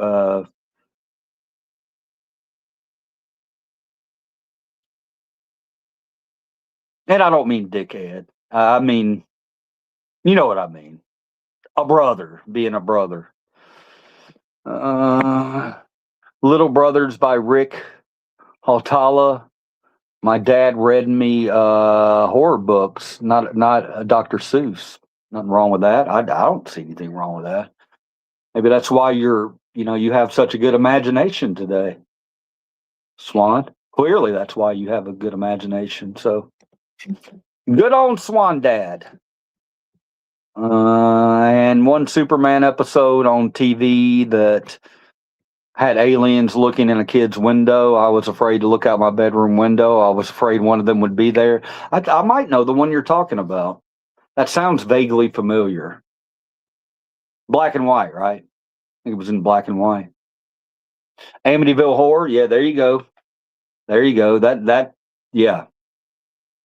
And the reason, Pam, I think the reason that one scared us so much is that it was real. It really happened. And back then, you remember that? I mean, that was that time. You had those ones that were real stories. And this is a true story. Now, how much of it was fabricated or fudged a little bit, we don't know about that. But the other movie like that was The Poltergeist, two of the scariest movies of all time, because of the fact that they could actually happen, or they did actually happen, at least to an extent. Absolutely. Pet Cemetery. Yeah, Tyson. Tyson. Mm, Tyson. That's a big one, man. That's a big one because Pet Cemetery has the scene. Y'all know what I'm talking about. The scene with the little boy in the truck. Can never get it out of your head. Can never get it out of your head. I'm picturing it right now. Thanks a lot, Tyson. That's a good one, though. I get that one. My grandpa died. Kinda. Can you be my new grandpa? Yeah, I'll be your new grandpa. Definitely. Definitely YYT. I'll be your new grandpa. When I was a kid, my dad and my friend's dad told us a story about a witch grave beside a barn he was camping in for the night.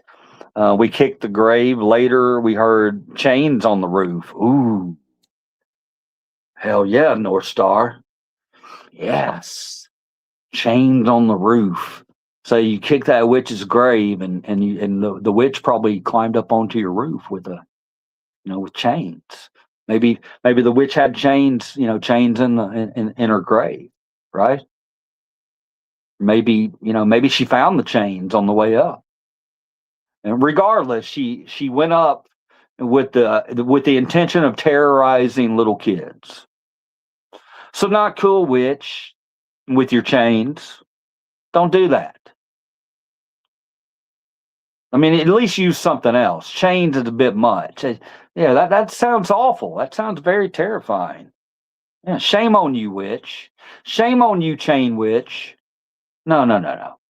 I don't abide by that, chain witch. You did wrong. You did wrong. Yes, it was in black and white. Yes. Hey, bro, you're talking about the Superman episode. Yes.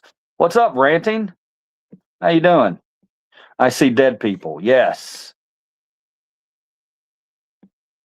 I do too. Yay! Oh, okay. Yay for because I'm gonna be his grandpa. Cool. I play with mommy. Now I want to play with you. Then he giggled all creepy. Pet Cemetery was great. Yeah, Pet Cemetery was a good one. That was a good one. No doubt about it. But again, I'm gonna reiterate, guys. If you're looking for Swan, you got it. Swan, Swan. Do you have any movie theaters around you, Swan? That sounded suggestive. Stop it, YY. If I'm gonna be your grandpa, look, man, grand. I'm the cleanest, nicest, kindest grandpa you ever had in your life.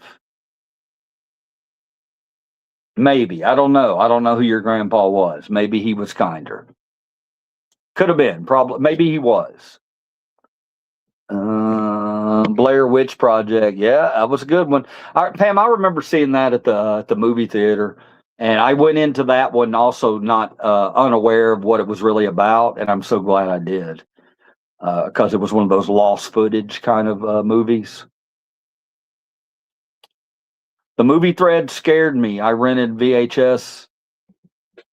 Uh, oh, the movie Threads scared you. I rented the VHS on my 13th birthday and made my friends watch it. Swan, I don't think I've seen Threads. Might have to go watch that. Swan, do you have a theater around you up there in Oregon? I know you've heard me. I've been talking so much about these two movies, Obsession and Backrooms, and I want one of you guys, one of my subs, to see those movies, at least one of them, and tell me what you think of them. I'm very interested to get your opinions on something. Doing the town, next town over, next town over. I love it. Never met him. He was my dad's mom's dad, but not her biological dad. The bio one's still alive, but I never met him. I'm sorry for that, YY.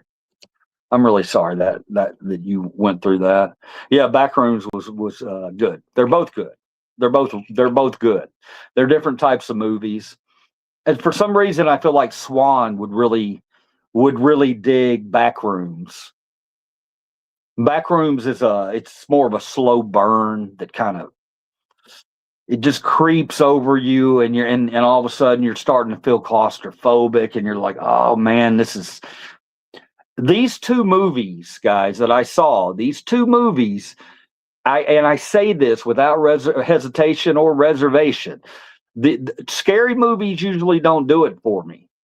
These past two movies, Backrooms and Obsession, they gave me a feeling in a movie theater that I haven't had in years.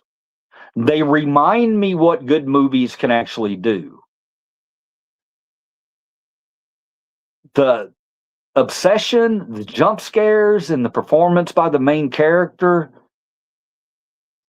I wanted to get out of the theater. All right. And there's just not many movies out there that would ever make me want to get up and get out of the theater. I felt that uncomfortable. The certain character, the main character, she literally makes you feel like you don't want to see her anymore on screen. And when you do, you're like, oh no, not her again. I mean, and that is a hell of a performance. Because I wanted nothing to do with her. I wanted out. I looked over at my wife at one point and I was like, I am very uncomfortable right now. And we talked about it after we left, and we talked about how it's good to have a movie actually move you and make you feel that way again. And yeah, Backrooms was kind of the same way. Backrooms was like, I was in that theater by myself. 4:00. Was it yesterday, the day before, a couple days ago, maybe 3 days ago? Shit, I can't remember. But I was in there by myself, and that was creepy enough. But yeah, it gave you that. There was no spoilers. There was the visuals. Okay, the visuals in Backrooms, nightmarish. Like they I don't know, it's just a stylish ass film. Stylish, but man, it's got such a vibe, such a claustrophobic kind of get me out of here vibe. Both of them I experienced that. And I remember walking out of Backrooms after I watched it a couple of days after watching the other one, and thinking to myself, this is a fantastic year for movies. It's really a fantastic year. So go check them out. I'm gonna go watch both of them tonight. I'll let you know what I think tomorrow. Is that true, Cody? You really gonna do that? Threads is an apocalyptic movie. I want to see Backrooms. That's going to be an absolute blockbuster. That's cool. Wow, it's okay. Don't you wish it was back in the? What's the matter with you guys? That's cool, Cody. Remember what I told you, Cody. If you do that, please, let me know that you only paid for one ticket for one movie, and then you snuck into the other one. All right. If you feel safe, do that. Movies are expensive. Hell, movies are $12, $14 now, So especially for a night movie on weekends, it might not be that where you're at, but yeah. I mean, do a little double feature. You know what I mean? Pay for one, sneak on in over into the other one. You got to do a little research before you get there. You gotta find out and make sure, okay, this one ends here and this one starts here. So will I be able to go in and catch the previews, or will I be able to go in before anybody gets in there? Will it be too obvious? If the next feature starts too late and you go in, what if they haven't cleaned the theater or something? They come in, what the hell is this guy doing in here? I don't know. Have fun with it, but just remember the order. Okay, the first one has to be Backrooms. It has to be, because that's going to build you up. That's going to build you up and get you to where you need to be when you go in to see Obsession. Because I tried to think of them back to back, how they would work, and I think they'll work. I think they'll work. I think you're in for a great night. Let me know, man. Hey, and if you don't like them, that's cool too, bro. It's cool. Cody, no, trust me. If you come in and you say, no, that one wasn't for me, but I like this one, or there's certain things, my feelings ain't going to be hurt, brother, because opinions are like assholes. Everybody's got one, okay? But I think you're going to like them. At least one of them. You're probably like both of them. You're definitely going to like both of them. I'm off here for now. It was great. Enjoyed the stream. Thank you, North Star Alpha. We love you, brother. Hey, North. Tomorrow at 2:00, I'm gonna keep you in my thoughts, brother. Okay, I'm gonna keep you in my thoughts, and I know you're gonna come back here. I know we're gonna be seeing your name. Okay, I'm thinking about you, man. Sending positive energy your way tomorrow at 2:00. Everybody send North Star Alpha. You don't have to ask any questions, guys, because it doesn't really matter. Everybody tomorrow about 2:00, North Star Alpha. He needs some positive energy sent his way. Send it his way. Okay. Send it his way. Because, yeah, who knows? You know, anything helps, right? Right. Great movie type. Have a great rest of your day, North Star. Thank you, Swan. You as well. LOL. True pricey these days. It's around $24 for me locally. Wow, Cat. Man, I love new. It's too much for me. Look, if I had to go pay $24 for a movie, guys, I'm staying all day. I'm staying all day. I'm coming in for the earliest showing. I'm sneaking into another theater. I'm getting at least 3 viewing. $24, I'm seeing 3 movies. I'm seeing 3 movies. And I've done it before. I'll try. I haven't done that, nothing like that in many years. I went to the theater to see Dracula, even though, well, hey, don't do it. Cody, if you don't feel comfortable with it, don't do it. Don't do it, brother. If you don't feel comfortable with it, if you've got the money, give them the money. I'm just messing with you, brother. I'm messing with you. I don't want you to go do something you don't feel comfortable with, or might not be legal. So do whatever makes you feel comfortable, son. I mean, did I call you son? Oh my God, I'm gonna have to get off of here in a minute.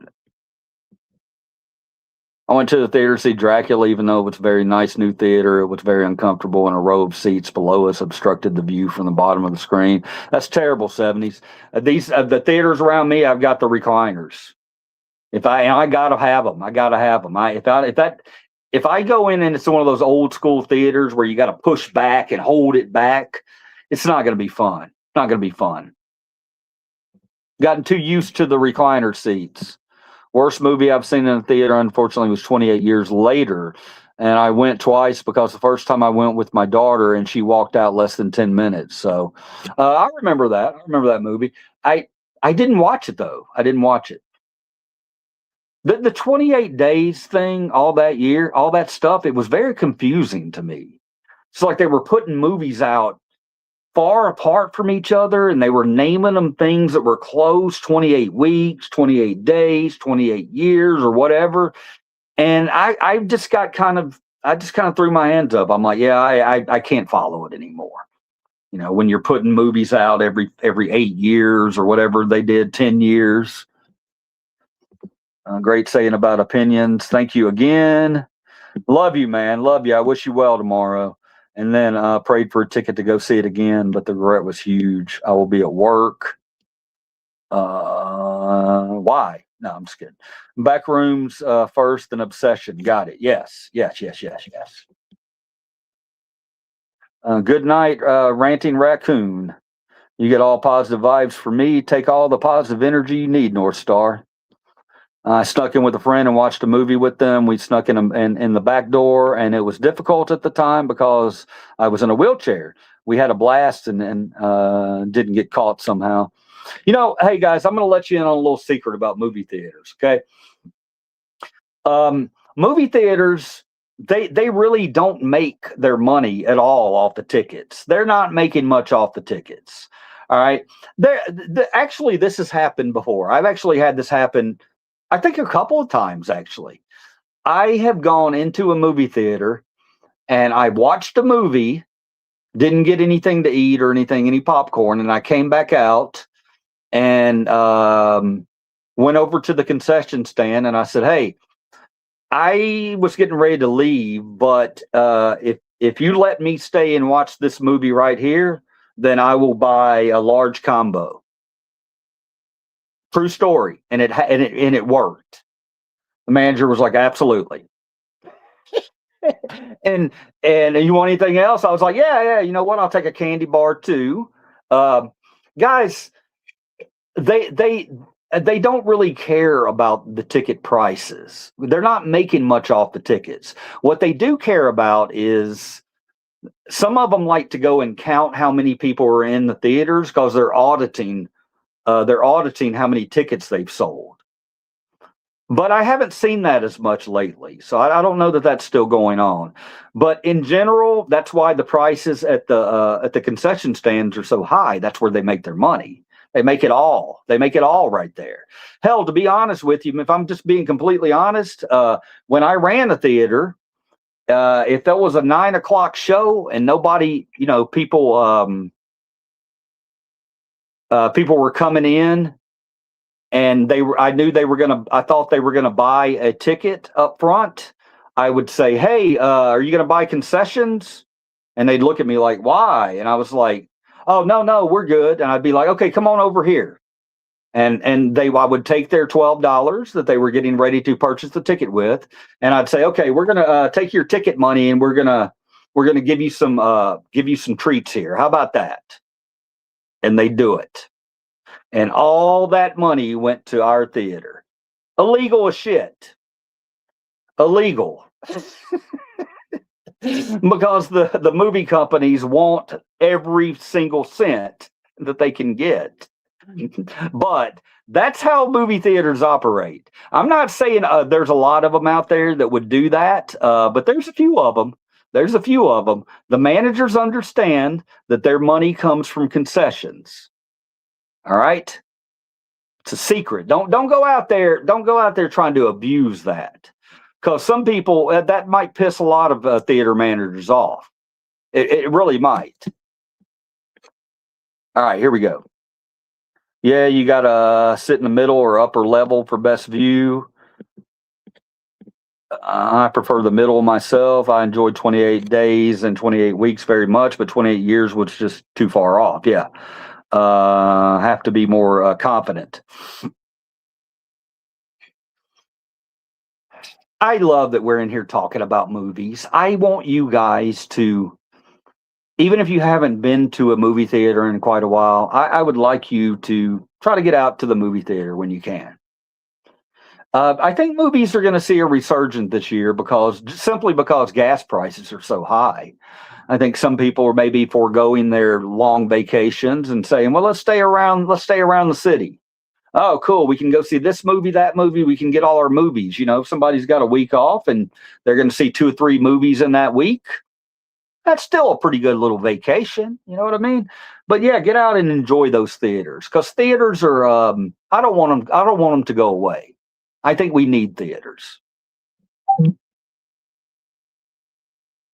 How to be more confident. Oh, you want to know how to be more confident? Why?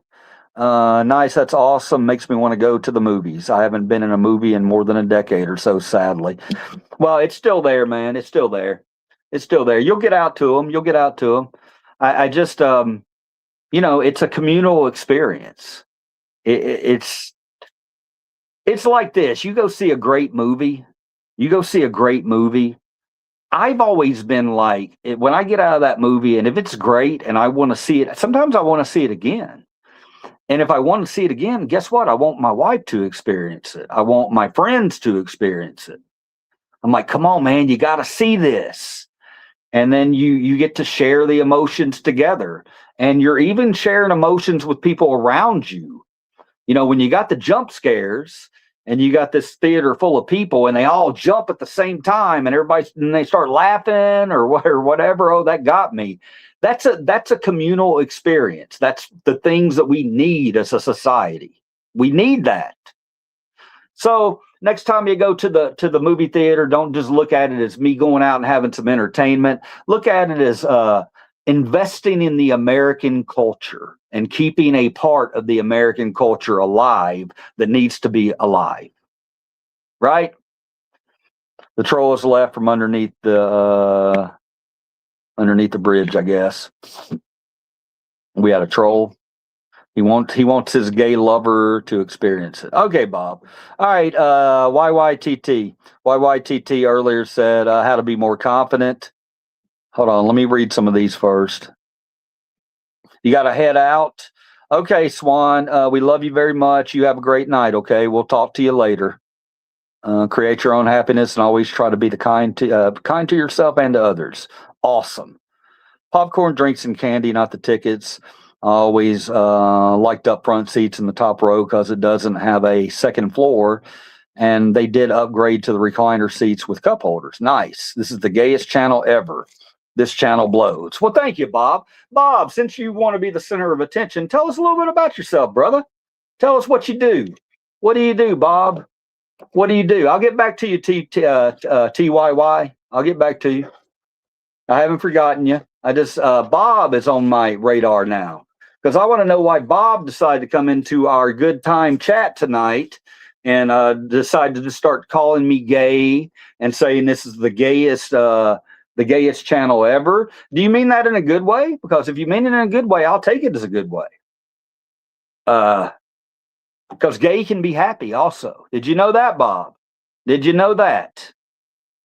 This guy's enjoying this Pride Month. Yeah, I am. I'm enjoying my Pride Month because I'm enjoying sticking up for my brothers and sisters out there in the United States of America who deserve to exist just like you do, Bob. Just like you do.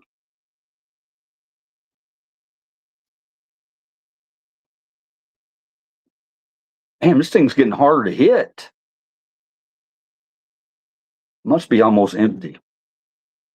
All right, Bob is a closeted homosexual. Could be. Could be. Hi, Katie. How you doing? We got a troll who just came in here by the name of Bob. Bob is calling all of us gay for whatever reason. I don't know why. Just decided he wanted to go and jump on somebody's stream and start calling people gay. So gay. Okay. Okay. Bob's a closeted homosexual. Look at this piece of jewelry. Hey, Swan. Oh, Swan's gone. Okay. Good. Okay. So I'm going to give this advice to YYTTYY. He's a younger man. Wanted me to be his grandfather. People like to protect their feelings online. It's normal for people to have a crisis when they don't understand. Gay also means happy. Yeah, that's what I said, Pam. I was like, well, maybe he's saying we're happy. Oh, just me. Okay. Okay. Thank you. I'm zapping you, Bob. This is zapping some sense into your brain right here. See that? I will not hate other people. I will not hate other people just because they're different than me. I will not hate other people just because they're a different color than me. I will not hate other people just because they have different sexual preferences than me. All right, Bob, there you go. My little robot man has corrected you. His long hair is cool. I'm gay. All right. Everybody, we got it. I'm just kidding, Kat. Literally. All right. YYTT. Bye. It's been cool. Thank you, Pam. Hopefully you hit that sub channel. We do zoos. If you want to go to a zoo tomorrow, I'm going to a zoo. You can catch that video on here. How many genders? I have no idea. I have no idea, nor do I care. How about that, Bob? How about that? I don't care how many genders there are. Is that enough for you there, Bob? All right, Bob. All right, I'm going to leave you alone for a minute, Bob, and I want to talk to YYT. Most definitely closet. You just can't come out everywhere. Everyone already, Bob. You're safe here. Yes, Bob, you are safe here. You are safe here. If you have those feelings, Bob, then we value you regardless of your sexual orientation or what you like behind closed doors. So it's a good place where we want you to come out. We will protect you. Okay. I sound dumb. Okay. Sorry you feel that way, Bob. It's a safe space, Bob. It is that. Now, why? Look, Bob, can you just give me a second, okay? YY has asked me a serious question. He's a younger guy. He's a younger guy, and he wants advice from liver cheese. So I'm going to give him advice. All right. So, Bob, just pipe down for a minute. Please, for me, I'm asking you. All right. Sorry, I throw this hat on. I was looking at my hairline and I didn't like what I saw. Nah, liver cheese, you're good in my book. All right. Bye, Katie. Bye. Hopefully you subbed and hopefully you want to come back for the kindness and love because that's what we're about. Kindness and love. All right. YYTT. YYTT. He's asked me a serious question here. How do I project confidence? How do I have confidence? It's a big, big question, YY. It's a big question. Big question. Important question. Because your confidence is a lot. It means a lot. You got to be confident. You have to be confident. I want you to be confident. So here's what I want you to do, YYTT, okay? Do you have a lot of friends, YYTT? That's what I want to know. Why in the world would he ask you for advice? Look at me, bro. Look at me. I'm 55 years old. I'm a Gen Xer. I got a channel where we talk about freedom and love, and we talk about real life stuff, and we're all kind to each other. The only people we're not kind to are pricks. So don't be one of those. Don't be one of those. So you don't have any friends. Honestly, congratulations. Thanks for letting us know, Bob. YYT. I'm going to explain something to you really quickly, okay? This is a big one, so hang on to this one. When you go outside every day, okay, and you get yourself ready, and maybe you have something on that you like, okay, but other people you think, oh, they might not like that, what I'm wearing. But I really want to wear that because that's how I feel. That's how I feel today. I want to wear this, but I'm worried about what other people will think about me. Why? Let me tell you something. Most people out there ain't even paying attention to a damn thing you're doing when you're in public. All right. We like to think that when we're out in public, everybody's paying attention to what you're doing. Everybody's paying attention. It's not the case. It's just not the case. None of us are as important as we think we are. All right. That's the first thing. It's very important to know that. Because then you can go out and you can wear what you want to wear and you don't have to worry about what other people are thinking because guess what? They're probably not thinking anything. They're probably dealing with their own stuff and handling their own business. So that's the first thing. When we go out, when we're dressing for a fashion show, not many people are going to notice you. All right. Now, if you have confidence about yourself, if you have any kind of confidence about yourself, and you carry that into a place, people notice it. People notice it and they see it and they want to be around you. So how do you get that confidence? Well, you got to find something in yourself that you really love. What is it about yourself, YYTT, that you love, that you know that is special about you? What is it about yourself? What's your strongest trait? Let me know what's your strongest trait, YYTT. I want to know.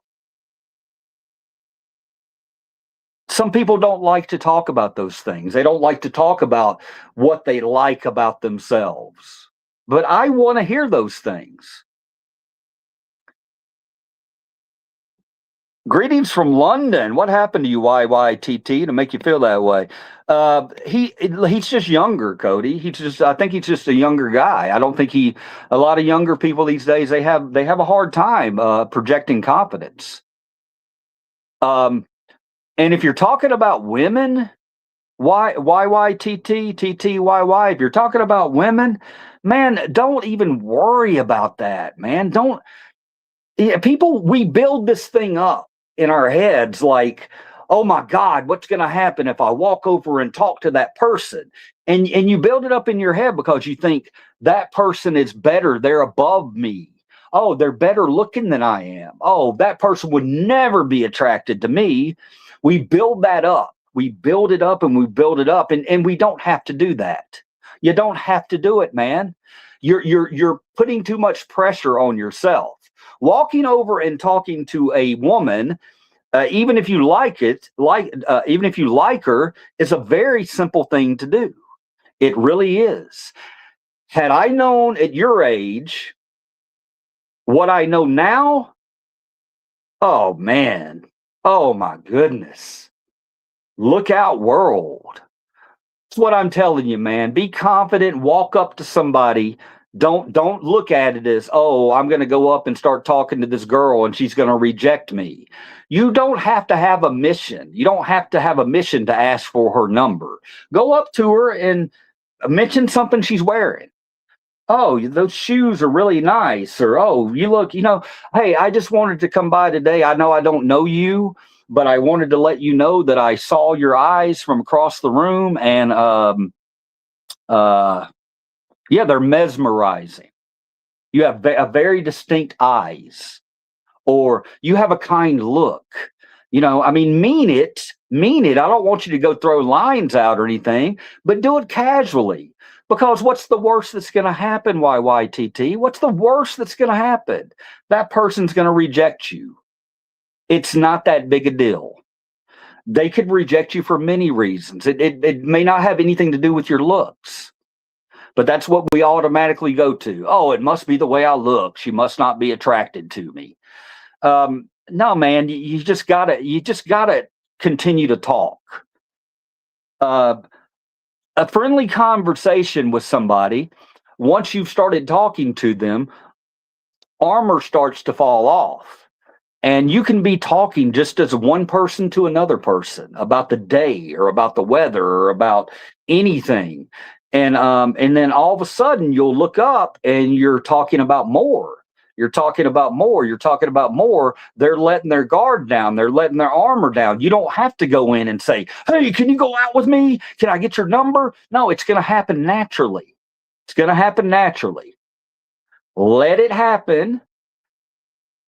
When you have that confidence and she doesn't think that you're after something, she's probably like this. A lot of these women, they're like this. Oh, here they come. Here they come with their lines. Here they come with the lines. You got to get past that. You got to get past that. You got to let her know that when what you're bringing to her is real. That it's not a pickup line. It's you being a genuine person.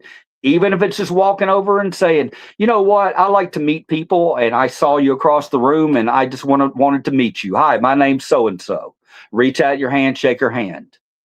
Simple stuff. All right. Sounds very scary.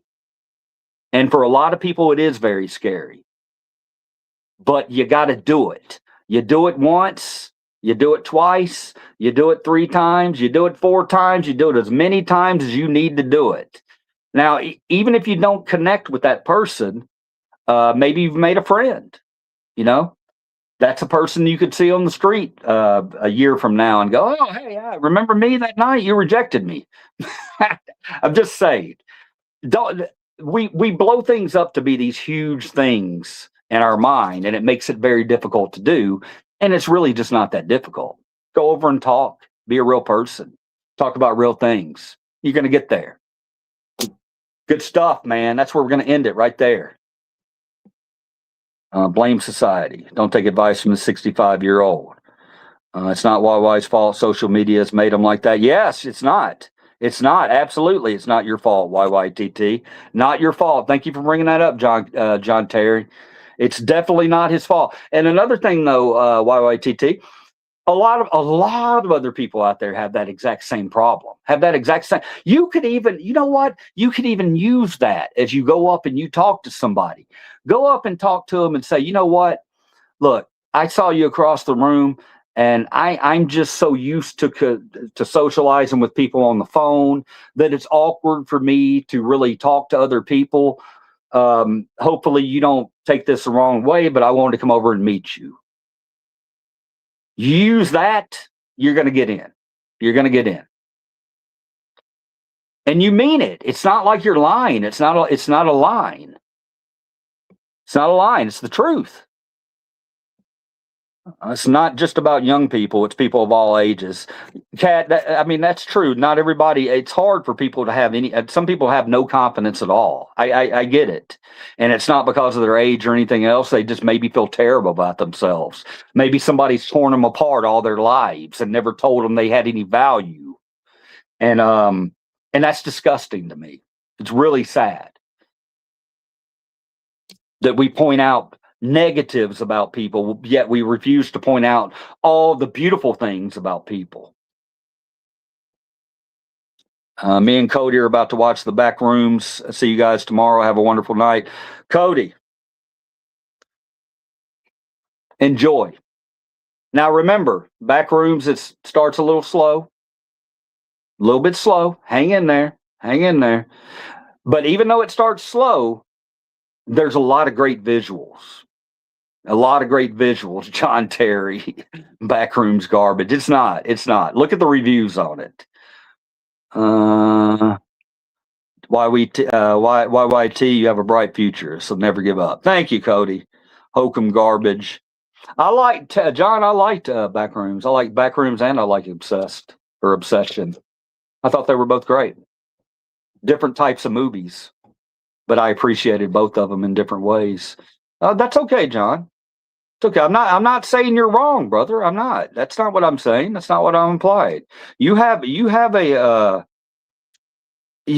wrong if you think it was trash. That's okay. It's all right. I didn't. Just we have a difference of opinion on it.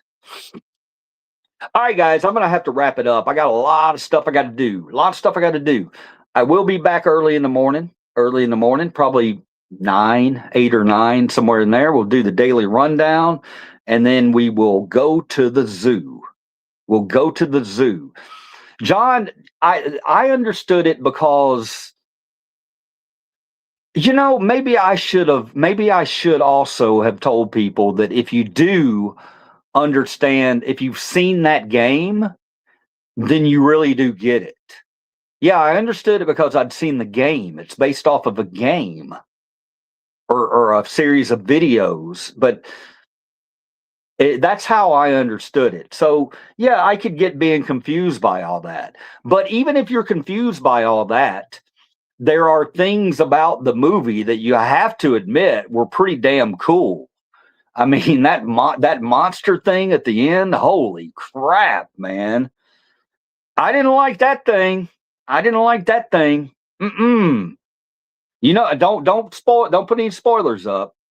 But no, I didn't like that. And there were some other scenes in there that I was like, whoa, I feel uncomfortable. Yeah, it was,